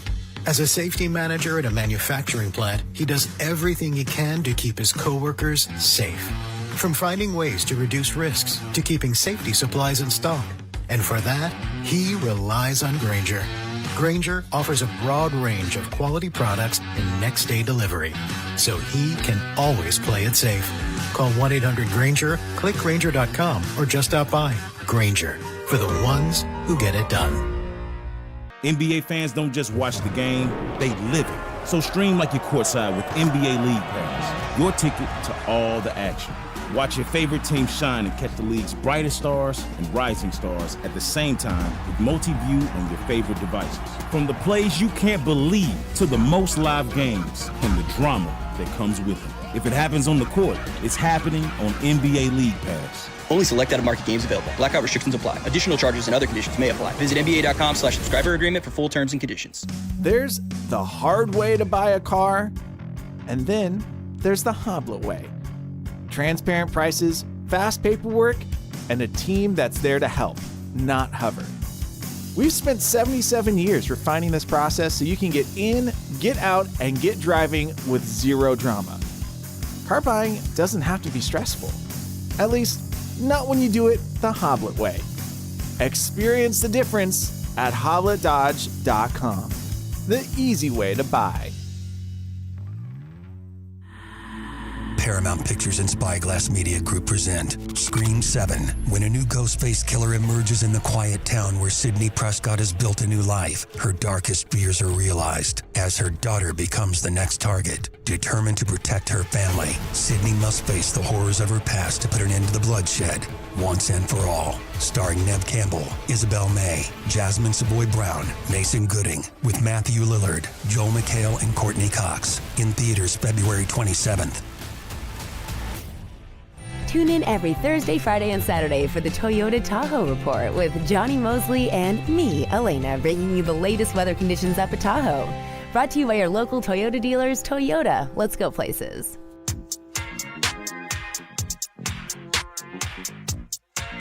Matt and Kayla on Sactown Sports 1140. Yesterday's show was sad in a way. Because we had to say bon voyage to the Winter Olympics. What is that in Italian? What is bye in How to Italian? say goodbye? Yeah. I do not know. I don't either. I'm not Italian. I'm sure someone knows out there. I'm sure someone does. Arrivederci. I should have known that. Oh, I knew it was something that we Arrivederci. heard, right? Yeah. Darn it. Arrivederci. Shame on us. Arrivederci. We said goodbye to the Winter Olympics, and we also had to say goodbye to Kayla's Olympic Minute. Farewell. So you know what?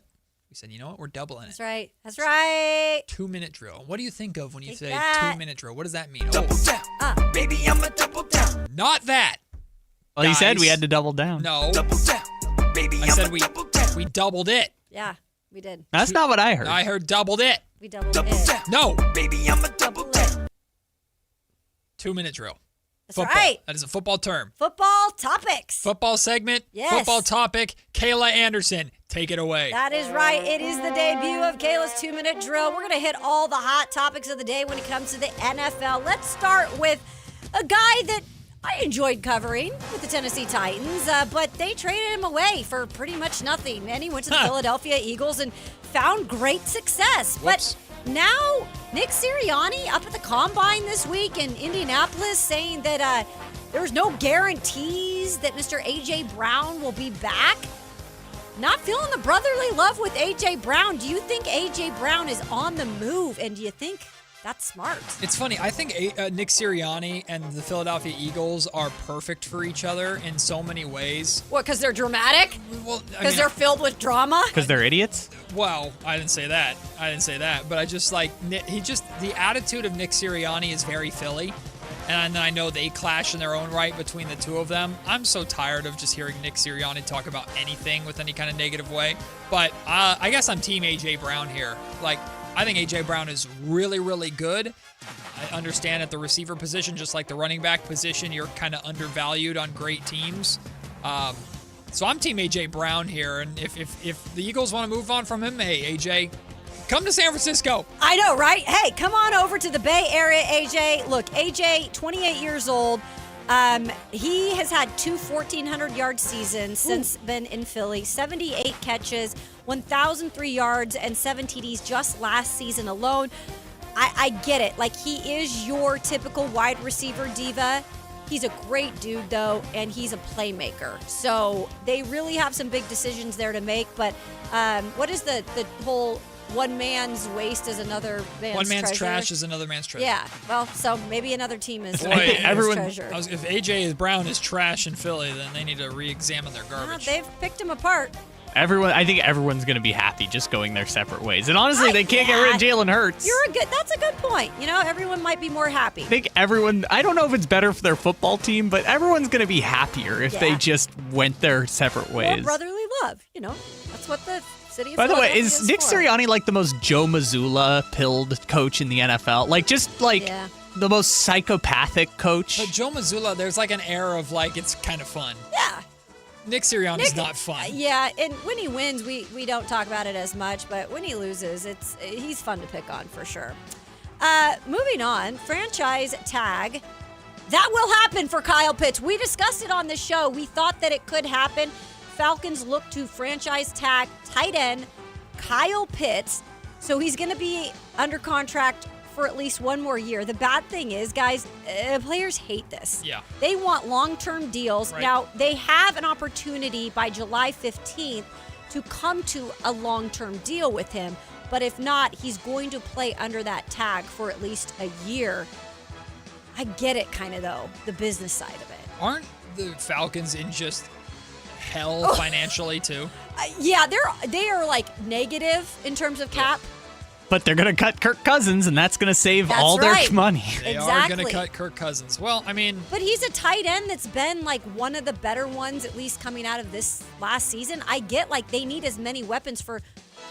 whoever's playing quarterback, whether that be Michael Penix Jr. or somebody else. Is there any way they're buying themselves time? I know it's at the potential to upset the player, but are they buying themselves time to potentially financially be in at least a little bit better of a situation next year to where they can then give Kyle the deal that he wants? Or are they hoping for another good year from Kyle that they can then flip him for a trade? There's two things to that, because it's the same thing that's going on with George Pickens in Dallas. Like, some want to see a prove-it year, like, again. You know, can you do it again here? Or it might be the more financial thing for Atlanta in this case, because they are just like they have no money. And again, it doesn't hurt for an organization to say prove it. For the player, it hurts, but not the organization. Also, Kyle Pitts is like really good, but he had dumb Arthur Smith as his coach for however many years and did not look good. He was second amongst tight ends this last year. 88 receptions for a tight end, 928 yards. That's really good. Very good. Remember that and Thursday 5 night TDs. game? He had like 3 touchdowns. Yeah, I was proved against himself. him in fantasy that week. Damn him. I know. He went off last year. Okay, let's move on to the Lions. Guys, they're headed to Germany. This is their first trip to Munich, Germany. Oktoberfest. Exactly. Have you seen the stands when they do football over in Munich? They have the beer snake. Oh, yeah. It's incredible. Classic. So, are they going in October? They're not going in October. That would be hilarious. I don't know the exact date, so maybe it is. But their last international game, I couldn't believe this. It was back on November 1st, 2015.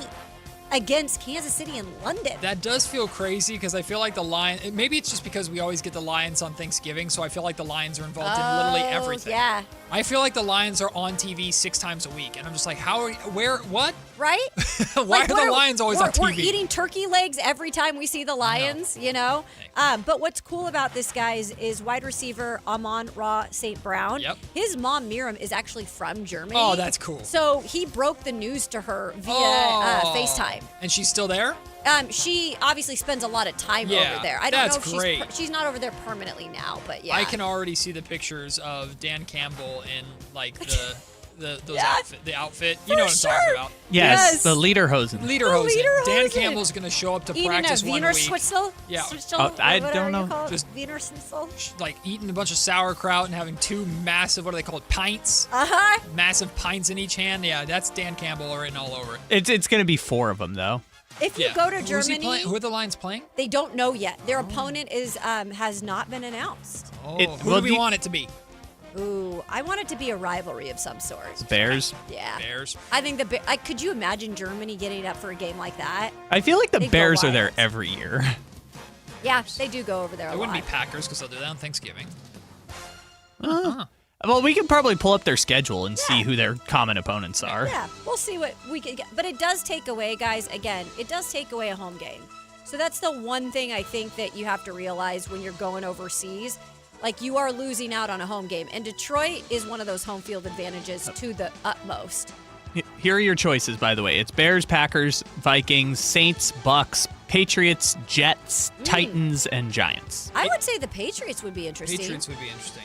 Is, not to derail this any further, but I'm just thinking about this out loud, is Germany potentially the best destination in terms of just different, fun? Yeah, like, I mean, London's pretty damn cool. I've been to London. London's awesome, but they've done it a lot. Yeah. Versus Australia I think is really, really cool. The flight sucks, but the Australia would be really, really cool. Yeah. I'll go sneaky shout. The Madrid game is probably cool. Oh, yeah. Madrid, I would Spain. agree with you on that. I think that would be sweet. We see a running back running for the Bulls. Send us to one of these games. Well, that's I would Pamplona. love that. Oh. Okay, so I think Italy. My final part in this 2-minute drill. Yep. Is flying flags. That is right. The NFL is mulling, allowing replay officials to throw flags. Now, these aren't just any general flags that we always see, guys. These are specific penalties. So, an example. Okay, do you guys remember when New England Patriots receiver Stephon Diggs this past season and Seattle Seahawks quarterback Josh Joby, they grabbed each other's face masks? Yes. And that was no penalty. Yes. There's no penalty. Yeah, they did not throw Diggs out. They get fined afterwards. Well, they're mulling actually giving penalties. So it's retroactive. We didn't see it in real time, but one of our 10 billion cameras caught you. And you're gonna pay for it. Okay, is this a different colored flag? This is what I want to know. It doesn't say in here if it's different color. So I say you do make it a we different need color. yellow flags for the referees. We need the red challenge flag for the coaches, of course. And I need this flag to be blue or something, and it needs to be dropped from the sky cam. There we go. Just if a sky cam just opens up and drops a different colored flag on the field, that means exactly. Or somebody has to yeet it over the crowd from the press box. Just yeet. Just make it entertaining for us. Yeah. It is weird that they don't have more colored flags, considering they drop their hats. They have little beanbag tosses when someone fumbles it. I'm making a joke out of this. This sounds awful because there are so many circumstances in different games where the camera catches something. The NFL would have to very intentionally limit what constitutes it being worth. Well, remember Jawan Jennings getting kicked in the hoo-ha? Yes. This year? But if there are extreme situations, that's great. Right. But you're opening the door to any time the camera Pandora's catches box. anything, you're going to drop a magical blue flag from somewhere? I know. No, thanks. I know. This is the NFL trying to patrol. They patrol everything. Ugh. So I'm okay with not Goodness doing gracious. That'd be exhausting. Anyway. Oh, the camera dropped it. The robots dropped the flag again. But that was a 2-minute drill. Very side note, because we're going from baseball or football to baseball. Did you pitchers can challenge now? Did you see this? This year, so catchers could always challenge balls and strikes, or is it hitters that can do it now? I'm very confused. Both can do it. Well, yes, but I'm pretty sure a pitcher now is also eligible or able to challenge if they feel that they threw a strike or something. Because I remember hearing a pitcher talk about that and say, I'm never going to do this ever, even if I think I'm right. I'm never going to do it. I can't remember who said it. Well, so nobody could challenge last year, but this year's the first year that ABS is going to be available for everyone. Okay. Challenges were an experiment last year. No, the challenges existed last year. No, challenges existed, but not the balls and strikes challenge. Well, no, I want to say that's wrong because I feel like I specifically remember an A's game at Sutter Health Park where the catcher asked for it to be reviewed. But maybe it was a River Cats game and they were just trying it in the MILB. That's what they usually do. Yeah, the minor leagues had it last year. So maybe it was just the minor leagues and I'm just mixing it up because it was at Sutter Health Park. Regardless, cool. That probably was what it was. Yeah, because the Padres lost last year because they got a terrible strike 3 call that they couldn't challenge. Yeah. But this year they can challenge it, so now I'm happy. Also, they tried to fight the umpires. It was very weird. Huh? Yeah, no, players got suspended for the start of the season for trying to throw stuff at the umpires. Dang. San Diego, they get down to San Diego, let me tell you. Well, we saw it a little bit. We saw it in that the Dodgers Padres series. That was fun. Mm-hmm. Hey, coming up next, we're going to have a conversation about the Sacramento Kings being unsure what to do with Domantas Sabonis. We'll dive into that conversation. Plus, we have tickets to give away for the Sacramento Boat and RV Show. That's all coming up to start the final hour of the show. It's Matt and Kayla on Sactown Sports. Snapshot from Progressive wasn't created for just anybody. Oh no, we made it for you. Smooth accelerators. When that light turns green, you're off. Like a warm knife through firm butter. Going from 0 to the speed limit in an appropriate amount of time. Sure, your car has horsepower, but your horses prance around as silky smooth as your right foot. Fancy Prancerton. With Snapshot, safe drivers like you get personalized rates based on your driving habits. Sign up today at Progressive.com. Progressive Casualty Insurance Company and Affiliates. Snapshot not available in California or from all agents. Switch to TurboTax and file your own taxes for free in the app. Because free shouldn't cost $15.99. Right? free tax USA? Or is it cost $15.99 tax USA? Switch to TurboTax and file free. Free state, free federal, 100% free, 100% guaranteed. Now this is taxes. Intuit TurboTax. Switch to TurboTax and file your own taxes in the app for free by 2/28. Excludes TurboTax expert products. $15.99 charge from free tax USA is for state taxes. Get ready, Sacramento. The Sacramento Boat Show and Big RV Show is taking over Cal Expo, March 5th through March 8th. It's 2 huge shows, 1 massive event. Don't miss it. Get details now at 2hugeshows.com. Country in the Park is back. May 8th and 9th at Cal Expo. Miranda Lambert. John Party. Chris Young, Turnpike Troubadours, Dylan Scott, and more. Line dancing, mechanical bulls, and food trucks. Make it a lucky night out of live country music and dancing for your crew. Tickets start at only $68. Country in the Park, May 8th and 9th at Cal Expo with Bar None Auction, Sky River Casino, and Trex Decking and Railing. More info at CITPFest.com. Card collectors know there's nothing as special as a rare one-of-one card. And now you can hear a very rare one-of-a-kind sports card show right here on Sactown Sports. Whitey Gleason here inviting you to join me and Mr. True Sports Cards himself, Imran Pilati, for the True Sports Card Show every Saturday morning at 10 on Sactown Sports. It's the only sports card radio show in the nation. For all your hobby needs, get to True Sports Cards, 6661 Stanford Ranch Road in Rockland. And for hobby, insight, and fun, join us for the True Sports Card Show Saturday mornings at 10 on Sactown Sports. It's Carmichael Dave wanting you to join Capital Casino every Wednesday for their midweek madness drawing, giving away $2,000 in total cash starting at 6 p.m. in a safe, friendly environment. Plenty of well-lit parking available, conveniently located in downtown Sacramento. And remember, Capital Casino has the best food, the best service, and the best action. 411 North 16th Street in downtown Sacramento. For more information, log on to capital-casino.com and please gamble responsibly. 1-800-GAMBLER. When life calls for a little extra, a kitchen upgrade, paying off debt, or that dream vacation, Valley Strong Credit Union is here to help. With a Valley Strong home equity loan, you can tap into your home's value with competitive rates, flexible terms, and local guidance you can trust. Get approved in as little as 5 minutes, with funding in as few as 5 days. Your goals are within reach. Visit valleystrong.com to get your offer today. Valley Strong Credit Union. Grow your possibilities. Equal housing lender, NMLS number 456506. Guys, did you know your testosterone affects everything in your system, including how you feel and perform every day? Right now, Revive Men's Health Sacramento will check your testosterone for free. Knowing your T levels is the first step in understanding if you have low T. Your testosterone level impacts your energy, libido, sleep, weight, hair loss, mood, and even ED. Maintaining an appropriate T level can change your whole life. Most men start to see changes in their hormone levels in their 30s. Experience and results matter. So what are you waiting for? Get your T levels checked today by local, experienced, and trusted men's health experts. They've helped thousands of men since 2011. They're so confident they can help you, they even guarantee it. Call Revive today and schedule your free testosterone test, free exam, and free consultation. Call Revive Men's Health at 916-277-8599. That's 916-277-8599. Or visit ReviveMen'sHealth.com. KHD1 Sacramento, KYMX-HD3 Sacramento. From the Power Business Technology Toshiba Studios. This is Sactown Sports 1140.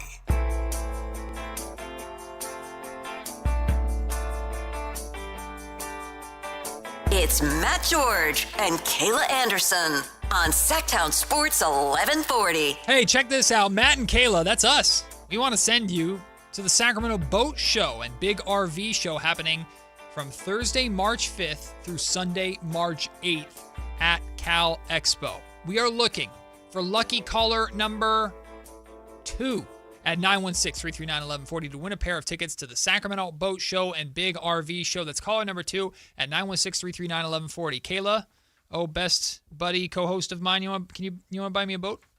I actually, growing up, you had a boat? We had my grandfather had a lake house. And so we had no. Oh, it's the Spokane Lake. No, it was Lake Coeur d'Alene, which is now one of the most expensive lakes to live on. But it wasn't back in the day. We could actually afford things. And let's just say back when we were a proper country. I paid 3 strawberries for it. We were mad at Grandpa because Grandpa sold it. Oh, Grandpa. And if Grandpa didn't sell it, you know what? we would be raking in the dough. Kayla wouldn't be here right now. No, I would be. Kayla would be on a boat. That's the pathetic thing is I'd still be working, doing a job. Yeah. You know, that's just because I love sports too much. Can't take the grind. So anyways, you had a lake house with a boat? Yeah, so we had a boat, like ski boat. We learned to ski and everything. Yeah. So, Matt, maybe one day we can find a boat. I'll take you out skiing. I used to go Water jet skiing, skiing that and is. water skiing a decent amount growing up as a kid. My mom's Do you boyfriend. remember, hit it? And then they rev up the boat. I and remember taking a long time to freaking get up. It's like, God, this is hard, Wait, so they man. were like saying, hit it, like 16 yeah, times? And then the flag goes up immediately because my dumb ass couldn't get up on the wakeboard. That's really funny. Yeah, wakeboarding was, I enjoyed it. I used to enjoy tubing. Although, oh, yeah. Listen. Do you have wipeouts? Oh, God, yeah. Like, the longer you stay in the tube, once you reach the age of teenage, like boyhood, sure. The longer you stay in the tube, the more of a challenge it is for the driver of the boat. Mm-hmm. So my buddies and I in high school were out, and I think this was at like a youth trip or something that we took to a lake somewhere. And I think our youth pastor was driving the boat. Oh, my gosh. Yeah. And we were out there, and he was like, we were getting thrown around, but we were staying put for a solid like 5 or 6 minutes. Tube. On the tube, yeah, and then you could tell my youth pastor was like, I've had enough of this. So he starts doing figure eights. Oh. If you've ever been in a tube when the boat does figure eights and just builds You're their done own for. wake up, all I remember is hit a wake, Yep. tube went upside down. I remember skywater, pow. Yep. Woo! Wipe out. I got rocked, but it was fun. I do miss those days, man.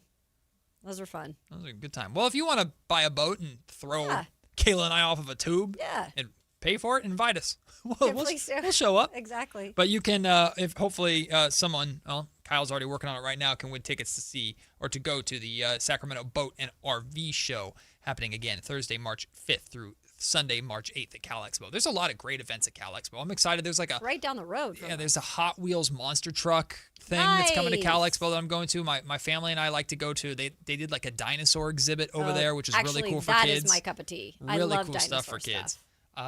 They did a reptile thing there, which was weird, but cool. I went because it's like, hey, we have a 4-year-old. We got to entertain him somehow. Here, let's go to see snakes or something. I don't know. Why not? Cal Expo's got some fun. Plus, you'll experience the state fair.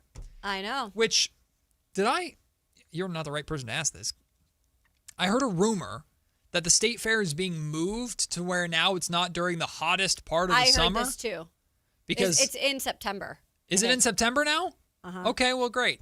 But like that's what I did growing state up, fair, and people were mad about it here. State fair is a good time, but in the middle of the summer when it would like it's amazing how often the state fair at Cal Expo would fall during literally the hottest week of the summer, and it was like that almost every single year. But here's what we need to do this summer, Kayla. Mm-hmm. When the state fair is in town, yes, in September, yes, I hope this works because the Republic FC play at Heart Health Park, which is at Cal Expo. And so Heart Health Park will have a few weeks, or at least they did traditionally in the summer, where there's the stadium and then the fair rides are all right next to the stadium. And the backdrop looks dope. It's like a festive environment. It's like one of the best ways to spend a summer night. That'd be fun. You and I will go and check that out. Yeah, I'd love to do that. Man, I loved the fair growing up, by the way. Well, I think the state fair is moving to the fall. That's what we were just talking about. They're moving till September? September, there should be some overlap there because I'm pretty sure the USL season goes into October. So maybe some playoffs. Well, if you make the playoffs, it does. Maybe some playoffs? Yeah. Who knows? Their last year over there. Also, by the way, it's even hotter in September sometimes than it is in July and August here. Yeah, that's true. It could be just as hot in September. Very true about that. just because it's in September doesn't mean it's going to be cool. Speaking of the Sacramento Republic FC really quick, they named Tim Holt as their next president and general manager. He replaces Todd Donovan, who is a good friend of mine, who's now moving on to, I think, be with New York FC, if I'm not mistaken. So moving on up, huh? We'll talk to the Republic, some players at some point because their season is coming up quick as well. You should meet Neil Collins, too. He's awesome, the head coach of the Republic. He's great. As for the Sacramento Kings. Oh, we have to talk about that? Yeah. I mean, they won. Hooray. Yeah. Great segue, Matt. Victory day. I mean, it was nice seeing win, honestly. It was nice. I don't know if when's the next time we're going to see it. Yeah, I don't know either. So I guess we enjoy it while we have it. Enjoy it while we have it, yeah. How about tomorrow? Against Houston? I mean, they have been a little bit better than we thought against Houston. The Kings randomly play well, but it's like Cleveland. Cleveland right. is, well, yeah, they have been good against Houston too. Yeah, for some reason, Houston and Cleveland, weird. the Kings play really well against. Well, at this point, I would expect Houston to correct that a little bit, but who knows? Probably. By the way, the Kings have won 5 of their last 6 against the Rockets. You're due, Houston. No win streaks, please. Every once in a while. No keep going back further. It looks like 11 of 15. That's what I'm like. Kings, don't they have a thing? The Kings own Houston. The Kings own the Rockets. 916-339-1140. Domantas Sabonis. The future with Sabonis is very interesting, right? We talked a lot during trade deadline time. Yep. Which was only a few weeks ago, and it feels like years ago at this point. We talked a lot during trade deadline time, debated on this show, particularly myself and Kyle debated on this show, like cash in on the value now versus Kyle's thing was always wait and get the context of this offseason. It's funny, it's almost the exact opposite conversation or opposite opinion to what I had with the De'Aaron Fox situation. I was always wait, Sure. and just see what you have. This one's significantly different in the case of, one, Domas isn't forcing his way out as far as we know. And 2, the Kings are going into an offseason where they're going to have, we hope or we believe, a top 5 draft pick. Well, Mark Stein, the great Mark Stein, reported that the Kings are unsure what to do with Domantas Sabonis. And they are going to be waiting to decide whether or not they're going to try to trade him again based upon what happens in essentially the draft lottery. If the Sacramento Kings know we're going to have the number 1 overall pick and we're going to go the A.J. Debonsa or Darren Peterson route, do we want to pair those two with Sabonis specifically? Or maybe they go the Cam Boozer route, and now maybe Sabonis isn't as valuable necessarily. I don't know. I'm just throwing hypotheticals out. I have no idea what Scott Perry's thinking. The premise is good. The premise is, like Kyle talks about, you get more context behind where you're at as an organization and what you're doing and use that to potentially influence the market or get a different kind of value or something different from what essentially the Toronto Raptors or Washington Wizards were offering you, which seemed like pennies on the dollar. Yeah. When I read this, I immediately had not a big alarm bell, but a little tiny alarm bell ringing in the back of my head, which is every Kings fan who I think has dealt with this current ownership tenure, and Kayla, this is where your outside perspective is really important, has this fear of, are the Kings really, truly going to commit to a rebuild? Mm-hmm. Is this ownership group, is Vivek really, truly going to see this through and take the time that is needed in order to do this correctly? Or will the Kings look and try to take the first shortcut that they can to jump a few rungs up the ladder? And that little alarm bell went off in my head just a little bit, Kayla, because if the Kings are hesitant to trade Domantas Sabonis because they want to see what happens in the draft lottery, and they feel like they get a player that would pair next to Domantas Sabonis well to where now they can be more competitive and maybe go for a play-in spot next year or something like that. Right. And they, again, just try and hit the fast-forward button a little too much or try and jump a few rungs up the ladder unnecessarily right away, and that stops them from trying to maximize the value of Domantas Sabonis next season if they're able to do so and get off of that contract if they're able to do so. That is, I'm not freaking out about it, but that's just a little bit of a concern that reawoke from reading this report from Mark Stein, even though the logic I think is sound. Yeah, I mean, look, I haven't been in the depths of all of this every single year. Mm-hmm. I know the past. I've heard from plenty of people who I do know who lived here, who have lived through it. And I think that you are probably justified in your concerns for something like this, because at this point, I don't think Domantas Sabonis, as much as you love him or hate him as a player, and I'm sure not many people hate him as a player, he's done some really good things for the organization. I don't really think many people are sold at this point on him being a part of the future. We've had these discussions on this station, on this show, about he is a particular center in terms of how you run an offense through a guy like that, or at least that's when he's at his best. Right. That is not what I foresee this organization thriving in terms of a team at moving forward. So in that case, when you are maybe hearing some reports like, oh, well, we're just going to chill for a second, see if we can find someone who could make this work and keep Domantas Sabonis around. It gives me a little bit of like hesitancy of like, okay, wait a second. Is that hydro rebuild thing really in the works still? The hybrid? Is that hybrid? Yeah. Allen's hydro, water rebuild. Hybrid rebuild still something that they're possibly thinking about? Like, I get you got to test all waters and you have to make sure you know exactly what you're getting yourself into and what direction you want to go in if you're Scott Perry. So maybe that's part of this report, right? Yep. But do I think it's the greatest idea to just kind of keep him around and maybe start rebuilding? No. I think you need to move on and go a different direction with different players. Let me present, and Kyle, I want you to get in on this too, and then text line if you want to call in 916-339-1140 listeners on YouTube chat. Answer this question for me because I'm very curious about this. Let me present you with two scenarios, and you have to pick which one is more ideal in your mind.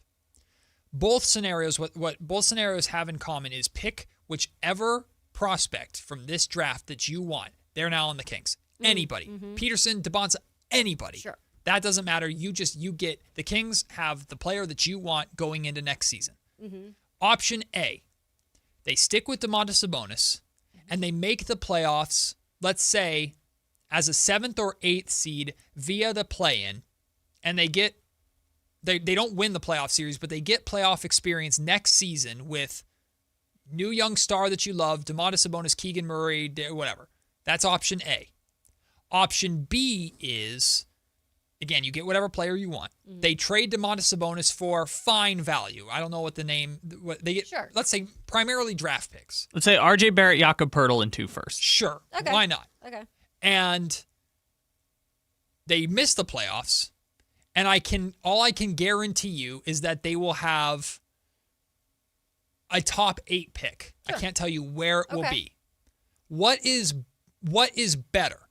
The team making the playoffs immediately via the play-in at least, with Sabonis still here, but led by A.J. DeBonza or Darren Peterson or whoever you want, or that guy being here, Sabonis being gone, another bad season, but a top 8 pick is now being added next year's draft on top of the A.J. DeBonza or Darren Peterson that you have. What is more valuable, or what is a better scenario in your mind for the Sacramento Kings? It's B. It's the draft pick. It's B. Look, y'all, if you're going for it, if you're saying this is the rebuild year, Scott Perry has finally convinced Vivek that he can tear it down to the studs. If that is truly what is going on here, B is the only answer in my eyes that makes sense. I am not going to jump on trying to speed up a process like that. And in my eyes, if you do something similar to that and take a risk at making the play-in, and being a lower seed, and in a way, you're kind of back to being that team again next year, and then you're having more questions about Sabonis. Well, I just think a clean break at some point from Sabonis, again, because you've got to get off some of these veteran contracts. You got to start doing it, else the true rebuild process can't truly occur, if you know what I mean. I agree. Kyle's on the phone. He's and we'll get his opinion on this really quick. What if, for you personally, what if I changed it? This is the furthest I'll go. I'm negotiating with you here. What if I changed it to the Kings will be an above 500 team next year, and they will get the 6th seed. So they avoid the play-in. They get the 6th seed. They still probably lose in the first round. They're supposed to. But they jump all the way from dead last to 6th in the West. Now does that... I'm trying to figure out where the line is, what influences. Because now you're not a play-in team. You're an actual legitimate playoff team next year. But I still don't truly feel you have the complete parts to sustain success down the road. Bingo. That's it right there. Okay, I do have one piece of context I'm confused about that'll help. So you said option A is they get to the 7 or the 8, but you also said with whoever you pick being the best player. Correct. Which means they're probably like rookie of the year, putting up 20-something points, maybe, whatever probably. it is. The assumption is you get the star that you want, and they immediately get you to the playoffs via the play-in next year. That's the idea. Okay, with Sabonis still here, sorry. Yeah, no, with that context in mind, specifically, I would choose option A. Okay. Because if you get that special guy, figure out the rest later. You just got to get that guy. And if you get evidence right away that, because I think back to, I mean, again, this doesn't happen very often, but I think back to like Luka, when he got in the league, it was like he's immediately putting up 25 points a game. Wemby, when he gets to the league, he's immediately putting up 25 points a game. Like, if you see signs of that like this guy is immediately coming in and at 19 years old is kind of doing what Cooper Flagg is doing, then I look at it and say, like, great, just I don't care about the circumstances. Just get me that guy and we'll figure out the rest later. So it's less about direction they go organizationally and more so just if I see that guy being excellent right away, give me the playoff run. Just give me that guy, and we'll figure out the rest later. I completely agree with almost everything about the wanting to see the player essentially be the star right away. Like, oh my God, AJ DeBonsa is that good right away for me. AJ's my dream guy, so my dream pick for the Kings. Sure. So AJ, oh wow, he's that right away. Love that. Yeah. But what you said at the end there is where I think Kayla pointed out is the hesitation, and I feel the same thing. Is we'll figure out the rest later. Okay, what is the rest? Because now you're going into the last year of Domantas Sabonis' contract. We're talking a summer from now. Yeah. Last year of Domantas Sabonis' contract. Zach LaVine and DeMar DeRozan are off the books, and we can pretend they had a lot to do with the playoff run or zero to do with it. Doesn't really matter. But, Kayla, your point, which I subscribe to, is, okay, great, you got there. And you got there on the back of A.J. DeBonsa or Darren Peterson or whoever you wanted. Wonderful. Right. Now, how do you go the next step? And that was the big thing for the Kings Beam Team year. Yes. Mike Brown always talked about getting from bad to good is easy. Getting from good to great is hard as hell. So next season might be Beam Team 1 all over again. But where does Beam Team 1, how does Beam Team 1 take that next step in the way they couldn't 3 years ago? I think that's the biggest hesitation that I have, Kyle. I guess the way I would answer your question is it depends, right? There's different ways to do it. So, like, with the Pistons, their version of it was, we've got Cade Cunningham, we're going to stack a bunch of drafts, Jalen Duren's and Thompson's and stuff like that. Versus Minnesota's plan was, Anthony Edwards looks like he's this special player. We're going to trade 4 first-round picks for Rudy Gobert, right? So it's like different teams can have different answers to where you go from there.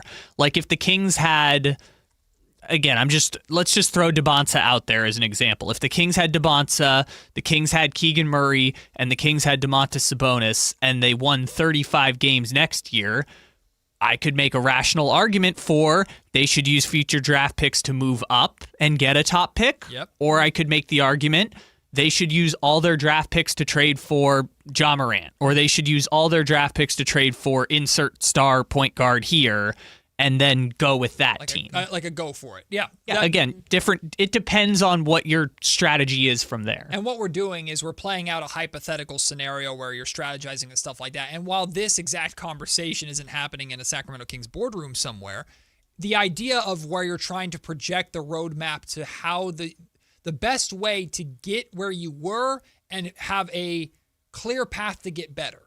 Like, I know we use OKC as the example all the time for look what they've gotten. Look what they've done. But OKC got to the playoffs, and it was obvious that they were still trending up. The Detroit Pistons right now are, I know they're the number 1 team in the East. They might be an NBA Finals team this season. But it's obvious that the Pistons are trending in the right direction. Like, how do the Kings get there? How do the Kings get one back? Patience? Well, yeah, exactly. How do they get back to the playoffs? And when they get there, it's not lightning in the bottle again.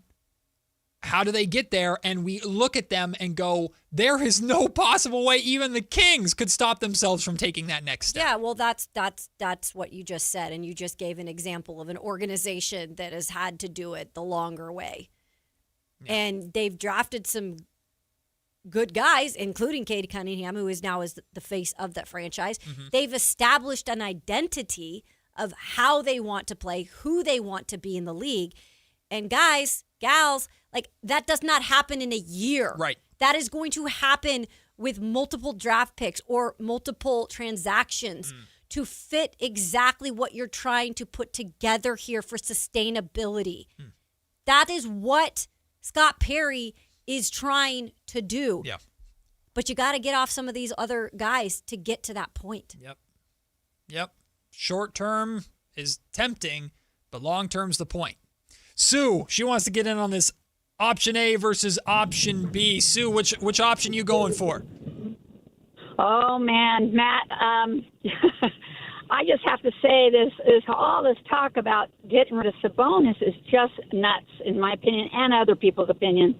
The idea that we need a leader. We can't be putting all of our eggs on the draft, in the draft choice. Get hurt the first year. Yeah. When we have solid players, Monk, Sabonis, Keegan Murray, we have solid players. Why is all this talk about getting rid of people that are really good? The thing about it, Sabonis is we're going to lose him and he's going to go win a championship somewhere else with a team that values him, if this is how we're talking. So he is the leader and he's experienced, and having all these rookies on there, we need somebody that has some maturity and leadership for guys. Sue, thank you so much for the call. Yeah, I think a lot of people agree with Sue in the sense that Sabonis is a top center in this league. Right. My argument, and I've been a big supporter of Sabonis for a long time. My argument is, one, timeline related. The timeline is shifting. My argument number two is with moving Sabonis is simply not because you want to dump him for nothing. That's never been the conversation. No.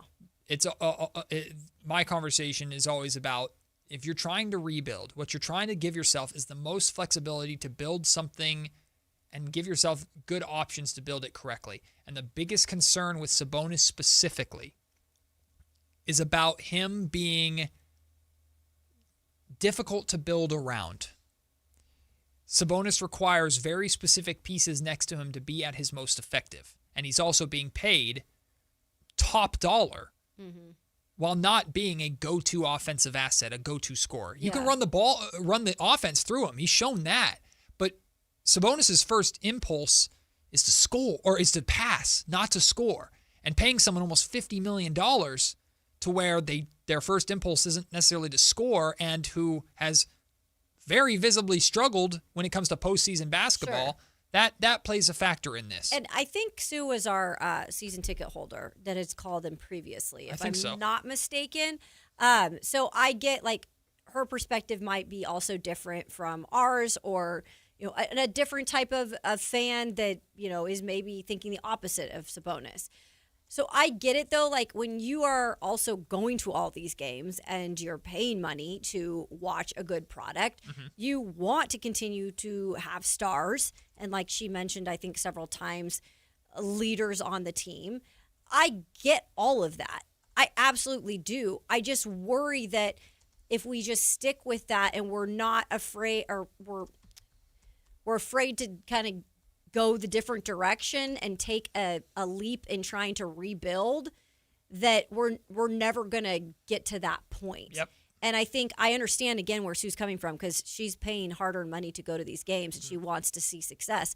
But I think we're just in such a bad spot right now. There's no easy answer to how it's going to look, or how we're going to get there. But this is one of the options. We might revisit this conversation tomorrow, because I am very curious about how people would balance. I'm going to put a poll out on social media to see how people weigh in on this too. It's just the making the playoffs led by your favorite prospect next year via the play-in versus, I can promise you, at best, a top 8 pick next year. And what you think, because next year's draft class is not nearly as good, or at least in theory, is not projected to be nearly as good as this year's draft class. So is the 8th pick that good? We don't know. Does my top 8 pick come with my star prospect being a star? I don't know. Okay. I don't think we can be that specific. It depends on how the season goes. That's part of the gamble. It's if you think your number one guy this year's draft is the number one for next year's team, and you're adding on top of that number one pick, I can't promise you what they're going to be. No, I just asked because my only rationale for picking A is just if you get that guy who is that special that soon, I don't care about your pillars or I don't care about your anything else. Just get me that guy and we'll solve the rest later. But again, in the hypothetical A scenario, I didn't guarantee you that your pick is the reason they got there, because as of now, DeMar DeRozan, Zach LaVine, Domantas Sabonis are all still on the team. So maybe it's him paired with them is good enough to be a 7th seed. Okay. Is that good? Like that's what it just depends on what people want from the Sacramento Kings next season. So I think it's a really fun, really interesting conversation, and I appreciate everybody who's playing along with us with that. I think we'll revisit that more tomorrow because it's kind of a fun thing to hash out. And if we can negotiate, what's the line? What's the point where you're like, fine, I'll do it for either side? It'd be really interesting. But coming up next, I know the Olympic minute is over with. I know the Olympics is over and done with. But Kayla, Olympics on television, the Olympics set some pretty significant records. Yeah. I think that's worth pointing out and worth talking about and giving the athletes the recognition that they deserve for that. We'll do that before Crosstalk with Whitey Gleason and Alan Stiles, the Drive guys. Right now, you're listening to Matt and Kayla on Sactown Sports. Why choose a Sleep Number smart bed? Can I make my site softer? Can I make my site firmer? Can we sleep cooler? Sleep Number does that. Cools up to 8 times faster and lets you choose your ideal comfort on either side, your Sleep Number setting. Enjoy personalized comfort for better sleep night after night. And now, during our President's Day sale, take 50% off our limited edition bed, plus an extra $100 off all mattresses. And Saturday, only at a Sleep Number store or sleepnumber.com. Wesley Financial Group is not a law firm, and Chuck McDowell definitely not an attorney. This is Chuck. If someone talked you into buying something really silly and you want to get out of that silly little thing, my advice, get the facts. Call me and I'll send you our timeshare exit kit absolutely free. Inside, you'll learn how timeshare works and all your options for cancellation. Call Wesley now for your free exit info kit. 800-290-7100. That's 800-290-7100.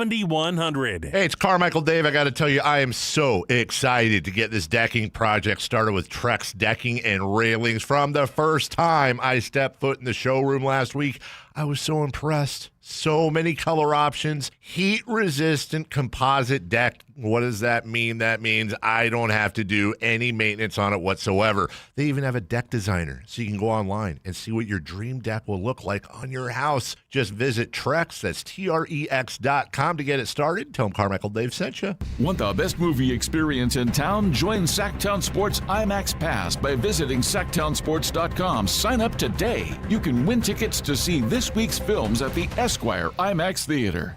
Tune in every Thursday, Friday, and Saturday for the Toyota Tahoe Report with Johnny Mosley and me, Elena, bringing you the latest weather conditions up at Tahoe. Brought to you by your local Toyota dealers. Toyota, let's go places.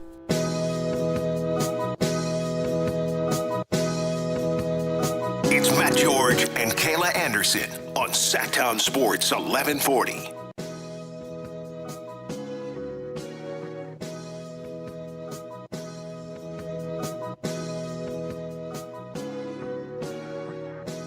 Why is Twitter not posting my poll? Dang it.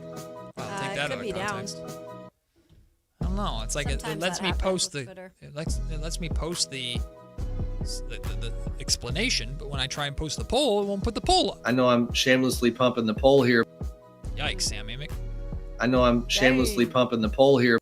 Well, I don't know what that means, but I'm trying to get a poll. It's what you're doing right now, Matt. I'm trying to get it up on social media right now, and I'm shamelessly pumping the poll here.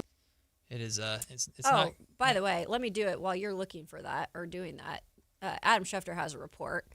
For 5-time All-Pro left tackle for the 49ers, Trent Williams. So he's scheduled to carry like a $39 million cap number this season.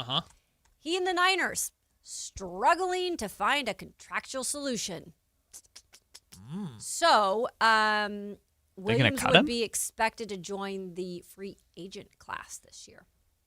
Wait, are you? The agent class. That is massive. So, I mean, that's interesting. I know we kind of briefly mentioned it yesterday. This is where majority of it actually gets done here. Right. It becomes official down the line. Is popping out of nowhere. For a team that's trying to strengthen their offensive line, not... I mean, he's a first ballot Hall of Famer, if not first ballot, second or third. He's gonna be a Hall of Famer, that's for sure. It's a rough one, unless they just like you said, they have other. The Niners though, it's like they've been so many of these disputes and negotiations over recent years that I understand the fatigue of like, look, we're not doing the Brandon Ayuk thing again. And I would understand that hesitation from anybody in that org. That makes you better. You're trying to you're trying to win a Super Bowl next year. You're trying to compete in the most difficult division in football. You got a replacement? The 27th pick in the draft? Yeah, and y'all, the left tackle spot, it's such a commodity. Like, it's such a hot commodity. Like, if you have one that is productive, it is really, really tough to just let him go like that. And again, I don't know all the specifics with the money and what they're trying to do. Maybe they have their eye on some other people that they feel like can be up-and-comers, or they have some guys they're eyeing in the draft. But still, that is not body of work, proven body of work you have right in front of you. But money talks. I'm still struggling with this poll, and I can see you're 31, very frustrated. I'm 31 years old, and I can't figure out freaking... I know I'm shamelessly pumping the poll here. Elon, fix X! Damn it! What do you mean? He broke it. It's been broken for so long. I know, but I used to be able to post a Twitter poll without hesitation. Now I can't do it! Now it's awful and doesn't work. Well, maybe you can do it by the time the show's over. When Trent Williams was out, I'm thinking back, that Week 18 game... was the one they had 3 points, right? It was like he was gone for that game, and then he came back for the playoffs, and it's like their offense, again, it's not all him, but their offense was kind of like night and day different this year, if I remember that. Mm-hmm. And prime time, PE time, I should say. Why do I always say prime time? It says NFL has a hard cap. Well, yeah, of course they do. But they still have to make certain decisions. And that's why I said money talks. Like if he's wanting a certain number and he ain't willing to back down from it, you're in a bit of a negotiating situation. It's probably not going to go, these players probably going to do it. But you can also manipulate it by kicking the can down the road. And with Trent Williams, it's not like you can sign him to a 3-year extension or anything. He's 39. Yeah, he's 38, right? 38, 39. I mean, you can't give him a 3-year contract. Hey, this is great for us. This is good for content. Crazy content. Hey. But no quarterback controversy for once. I know Team USA, didn't win in terms of total medals in the Winter Olympics. We did win the main event, which was hockey. Take that, Canada. But, ESPN, the Winter Olympics were the most watched Winter Games since 2014. They averaged, internationally, we're talking domestically, 23.5 million viewers, which is a 96% increase over the Beijing Games 4 years ago. What was 2014? Where was the Winter Olympics then? 2014 was in, let me double check. I can't remember that far back, to tell you the truth. Where were the 2014 Olympics? But almost doubled it from Beijing 4 years ago, which is pretty incredible. And at that point, too, we can watch everywhere now. You can watch every live event for the most part on the streaming channels of Peacock. In Russia. Oh, in Sochi in Russia. Sochi. Okay. That's where it was. So there's definitely so many ways to watch everything now, too, that I think compiles into numbers, I would say, right? I'm reading in real time because they're talking about, we're waiting for viewership numbers for the United States overtime victory over Canada in the men's hockey on Sunday morning. I can't wait to see that. That individual number is probably going to be big. So we're still waiting for those numbers, and they're not expected until, I guess, later today.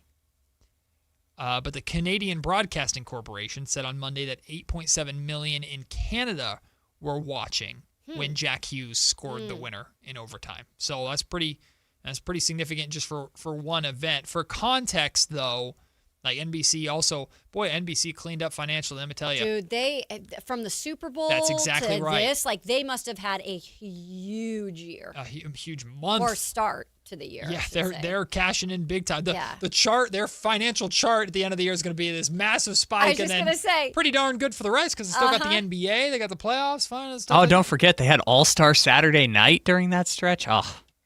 Well, they did get good numbers for that Sunday. Yeah, Super Bowl 60 averaged 125.6 million viewers across NBC, Peacock, and Telemundo, which is the second most watched program in U.S. history. Oh, here we go. The All-Star Game had its highest audience in 15 years, averaging 8.8 million. Oh, by the way, the Lakers-Knicks game on February 1st averaged 4.5 million on NBC. You add 100%, almost 100% increase in viewership in the Olympics from 2018 in Beijing to this year. Plus, we'll see what the numbers are for this hockey game when they come out, this gold medal hockey game. Boy, oh boy, one, I guess shout out NBC. Seriously. Congratulations to you. I hope the advertisers you're raking in that advertising revenue. But two, it just goes to show you, right? Like, sports dominate. Sports are king. And even if it's these niche sports played in the winter that almost nobody does, we'll still sit down to watch it because it's compelling and it's interesting. I think it's also a true kind of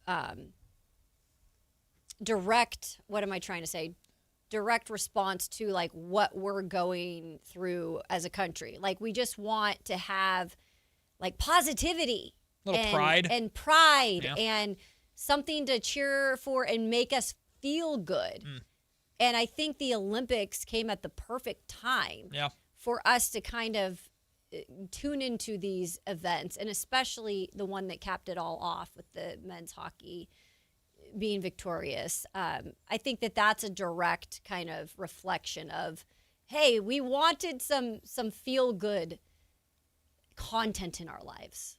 Well, when we get those numbers on what that hockey game was, we'll share them with you. Maybe the Drive guys will get them during their show. Whitey Gleason and Alan Stiles join us next. Alan and I have banded together to fight off the horde of Russell Westbrook supporters on social media. We'll talk about it and more before they take over. Coming up next on Sactown Sports. Spring is here, and there's really nothing better than hitting the open road in a new Honda. Whether you're shopping new or pre-owned, Stockton Honda has the selection and savings, plus get top dollar for your trade. And while life's roads are often filled with bumps, buying from Stockton Honda couldn't be smoother. Wherever the road you travel might lead, Stockton Honda is happy to get you there. Come in today or go to StocktonHonda.com. Anytime, anywhere, it's all here. StocktonHonda.com. When a person is seriously injured, there's no substitute for the personal legal relationship offered by the local NorCal firm of Ashton & Price. From the first attorney meeting, every important decision is made with a direct consultation with, and I can't believe I have to say this, a real, live, experienced, flesh and blood local attorney. It's called Home Court Advantage for a reason.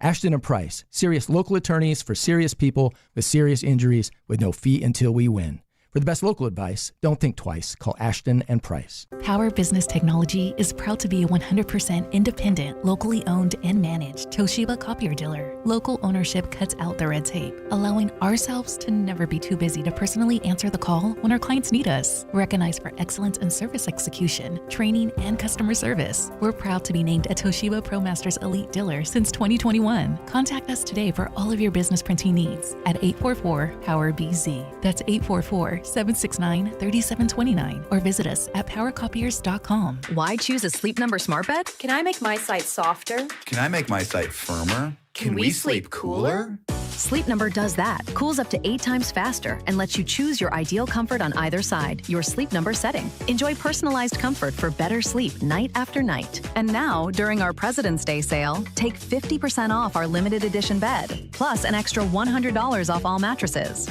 And Saturday, only at a Sleep Number store or sleepnumber.com. Need life insurance but have diabetes, high blood pressure, or on anxiety meds? If you're a 50-year-old male, even porky, or with type 2 diabetes, $1 million of life insurance may only cost you about $200 a month. For affordable term life insurance, call Term Provider and speak with Big Lou at 800-777-1225. 800-777-1225 or visit biglou.com. Remember, Big Lou's like you. He's on meds too. 800-777-1225.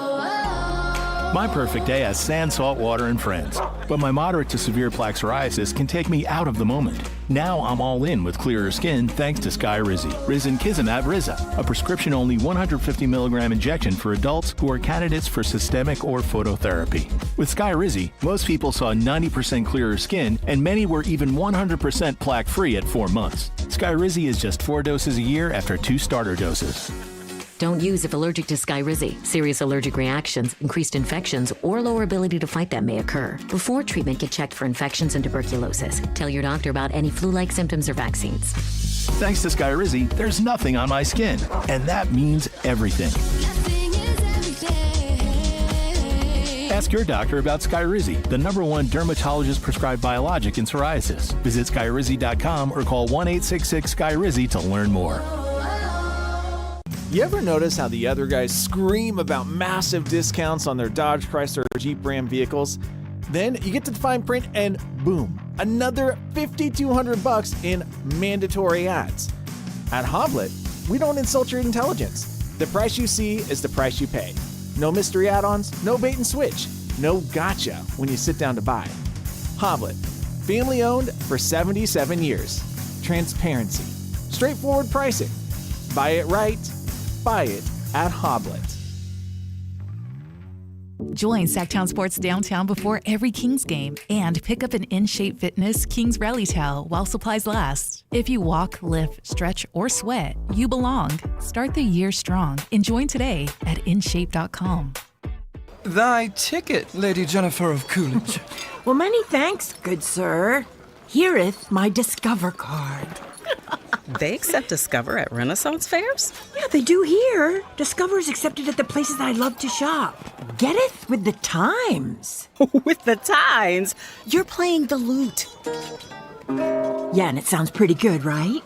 Discover is accepted at 99% of places that take credit cards nationwide. Based on the February 2025 Nielsen report. Get in the zone, AutoZone. Jeff's day is off to a slow start.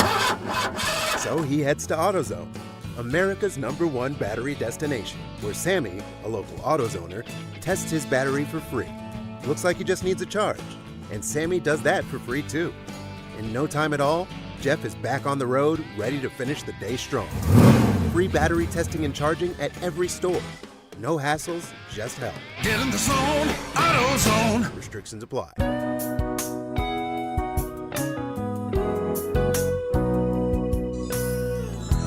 Game after game, I'm more confused. 10 a.m. to 2 p.m., Matt and Kayla on Sactown Sports 1140. You know every game's one I hate to lose. Well, Kayla's already yelling at Alan. We haven't even started yet. Oh, yeah. Did you hear we're going to get in the ring? Say what now? Yeah, so we were having a conversation. Listen. I say what? One more time. We were having a conversation about Manny Pacquiao versus Floyd Mayweather coming out of retirement for another fight on Netflix, and the question was like, do you like it or not? And I'm fine with the gimmicky fights. I'm good with it. They both think it's dumb, and then Kayla started talking about like, hey, you know what? Pay me to fight. I'll fight. And we were just like, okay, like who? And she goes, I'll fight Alan. I was like, okay. Not gonna happen. I can find you somebody to fight though. Or are you going to be my trainer? I could be your trainer. You're going to be the one in the corner that's giving me water to clean my mouth. Yeah. And all that and fix my eye. I'm gonna be spraying it in your eye. Okay. Yep.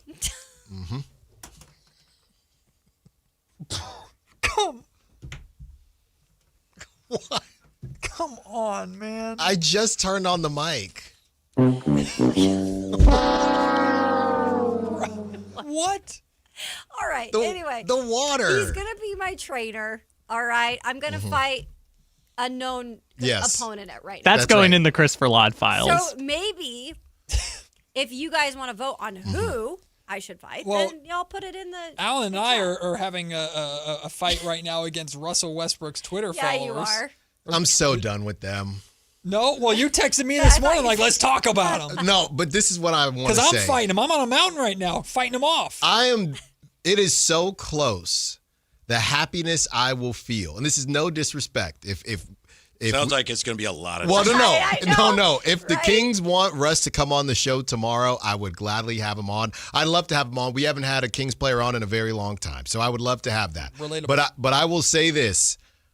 The happiness that I will feel between the Kings getting a top 3 pick and Russell Westbrook no longer being on the team, simply because of the fan base, it is way closer than it should be. Dang. They are so insufferable. They know absolutely nothing. They don't know how buyouts work.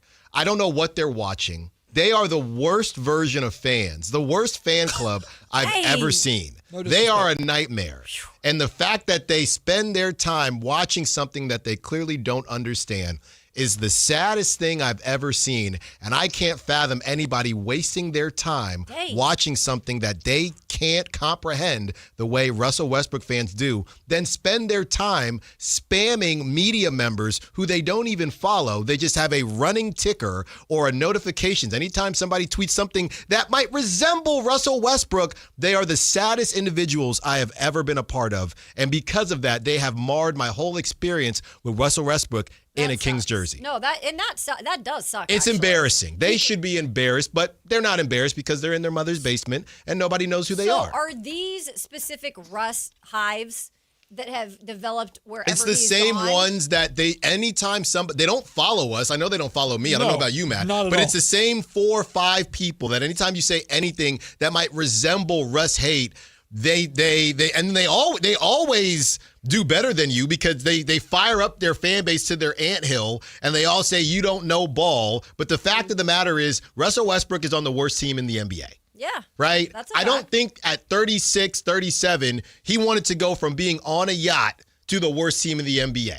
If somebody called right now, right? And the whole thing is their platform and their themes have changed so much. First it was, well, he's going to play way more than Dennis Schroeder. Okay, you did. And then you continue to lose games. Then it turned into, well, they're holding Russ back. But Russ was doing whatever he wanted. It was Russ's world, and they were losing games. Then it turned into, well, he's just a really good mentor, and he wants to be there because it's the West Coast. Right. So it's changed so many times. And again, I don't want to sound like a hater, but you can't even, I'm not thinking about Russell Westbrook. People, I got bigger fish to fry. I'm looking at Darren Peterson and AJ DeBonsa. They don't even talk basketball. They just talk about Russ. It's a sickness. It's a fandom. That is a fan, right? Fanatics, they should get lifetime. Look, everybody here trying to get endorsement. I know good as hell I am. They should be endorsed by the Fanatics because they are fanatical. They are fanaticism. Literally. No matter what. And I can't wait till that whole cohort gets to go somewhere else. I don't want Russell Westbrook off the team per se, right? I don't necessarily need him on the team either. I'm just moving towards the future. But the reason I want it to happen is so I do not have to deal with those ridiculous people every single night. Be careful, Tubster. That angle isn't quite flattering. Yeah, I hear you. They're going to be on me. The thing that I think all of us and Russell Westbrook fans can agree upon is in the history of Russell Westbrook. When Russ is standing at the podium as a first ballot Hall of Famer into the Basketball Hall of Fame and is talking about his amazing career, the Sacramento Kings should and will never come up because that hive, and I call them an anthill this morning because you kick the anthill and they all come out and they bite you. That group will, as soon as Russ leaves, they'll send you should have known you had special when it was here, blah, blah, blah. They'll have that kind of, but nobody will want to acknowledge this year in the history of Russell Westbrook because he was the top guy on the worst Kings team in history. Yeah. And King, none of us want to acknowledge this season exists. And that's what's always been funny to me is my thing with Russell Westbrook last night was not that he had a fine game. He played well. Yeah, he played G Leaguers. Yeah. He's 36, 37 years old. Yeah. They play G Leaguers. My thing was always, why are the Sacramento Kings winning the game on the back of a Russell Westbrook and not on the back? Why in the fourth quarter in winning time, as Alan has already broken a microphone? Did you really? Yeah, he just pulled it off. Hey, he was passionate about his rant there. This is very distracting to try to have It's back. It's back. While Alan's breaking Brian, microphones over there. There's a piece of it literally on the table. Brian! Why was Maxime Raynaud and why was Nique Clifford? Why weren't they on the game or on the floor in the closing 6-7 minutes of that game when it was still in the balance? Yeah. Now, you know who was on the floor was Daquan Plowden. And I thought Plowden actually hit back-to-back really big threes to solidify that win. Right. Russ hit a big three as well to pretty much put it to bed. He did his little rock the baby thing. Good for him. Or slap in the forehead. Woo. It's fun to see, I guess. I'm glad Daquan had those moments. But precisely, you're not going to win more than 2, 3, 4 games probably for the rest of this season. Mm-hmm. When You you're better in that, not. When you're better not, right? But when you're not. in that opportunity to win those games, wouldn't you much rather? And I understand, Alan, you talked about this last night too. Your guys' opinion on this. I know you last night was very much just end the streak. We got to get a win. I get that. But wouldn't you rather, if you're going to win a game, which is kind of counterproductive to where you're trying to go right now, wouldn't you rather win it because Keegan Murray hit that big shot, or Nique Clifford closed it out, or Maxime Raynaud did it? Not Russell Westbrook playing 33 minutes and scoring however many points he scored. Like, it's just... I disagree with you on that for yesterday. Okay. I think in other times this season, I'd be like, yeah, we've said give the young guys an opportunity. I think at some point they had to win a game. Like, I'm sorry. Those are players. Those are athletes. Like, they need some sort of, like, validation, even if it's just a game. And just to not have a continuously, a win streak that's continuing day after day after day. The coach needed it. The organization needed it. For some sort of damn sanity with this team. I think so. I was not concerned about that in this particular moment. Sure. If it happens more, then it's a concern. Yeah, I would say this. You're correct. I agree with you, but you have to make up for it. When I say make up for it, DeMar DeRozan and Russell Westbrook, they should not be playing in the fourth quarter for the next whatever amount of games, because you gave them 2 opportunities moving forward for whatever until you feel like, all right, we've lost another 10. Let's let them do a little something. Because they let DeMar kind of do his thing against the Spurs. Russ only played 21 minutes. The other thing I will say is this. You have to be very careful about these situations. I understand they wanted to end the streak, because I think you have to make sure if you are going to do the winning thing, and it's so funny us acting like they're going to be able to win these games. I would say this, Matt, you better find a way to make sure some of those wins, those 2, 3 that are left, do them at home. Yeah. That definitely should be the last road win in that way. If Keegan or Daquan goes off, cool. But keeping Russ and DeMar in at the end, you can do that at home about 2 more times. Yeah. You do not, because people are paying their good money, you can't do that on the road again. I think it was good to get one more road win. Right, and it was against a team that they probably were going to beat anyway. It's a bad team. Yeah, but I do agree moving with you, forward, you got to do that stuff at home. So what's the deal, though? We have to wait until Houston for PB&J? Like, what's going on? Like, I don't know. Like, what's I'm going on? trying to find out. All this excitement, I was locked in because I wanted to hear about this Alan Styles' favorite sandwich, and he didn't play. He didn't play. He wasn't suited up. And Wouldn't have been a fair fight with him. Do we have any information on that? I just think two-way player was not available. I don't know. By the way, I loved you had to calm him down yesterday on the show. I was rolling. I felt like you were like on those like the things you eat as pixie sticks. Mm-hmm. I felt like you had eaten a whole bag of those. I should have. And it's coming right back today for 4 full hours. 4 full hours, Westbrook fans. Let's go. You're welcome to show that you know ball, but we know you do not. I'm getting the hell out of here. Before the bombs start flying. Alan Styles, Whitey Gleason, the Drive Guys coming up next. Kayla and I will see you tomorrow at 10 o'clock. Have a good one. This is the story of the one. As a safety manager at a manufacturing plant, he does everything he can to keep his coworkers safe. From finding ways to reduce risks to keeping safety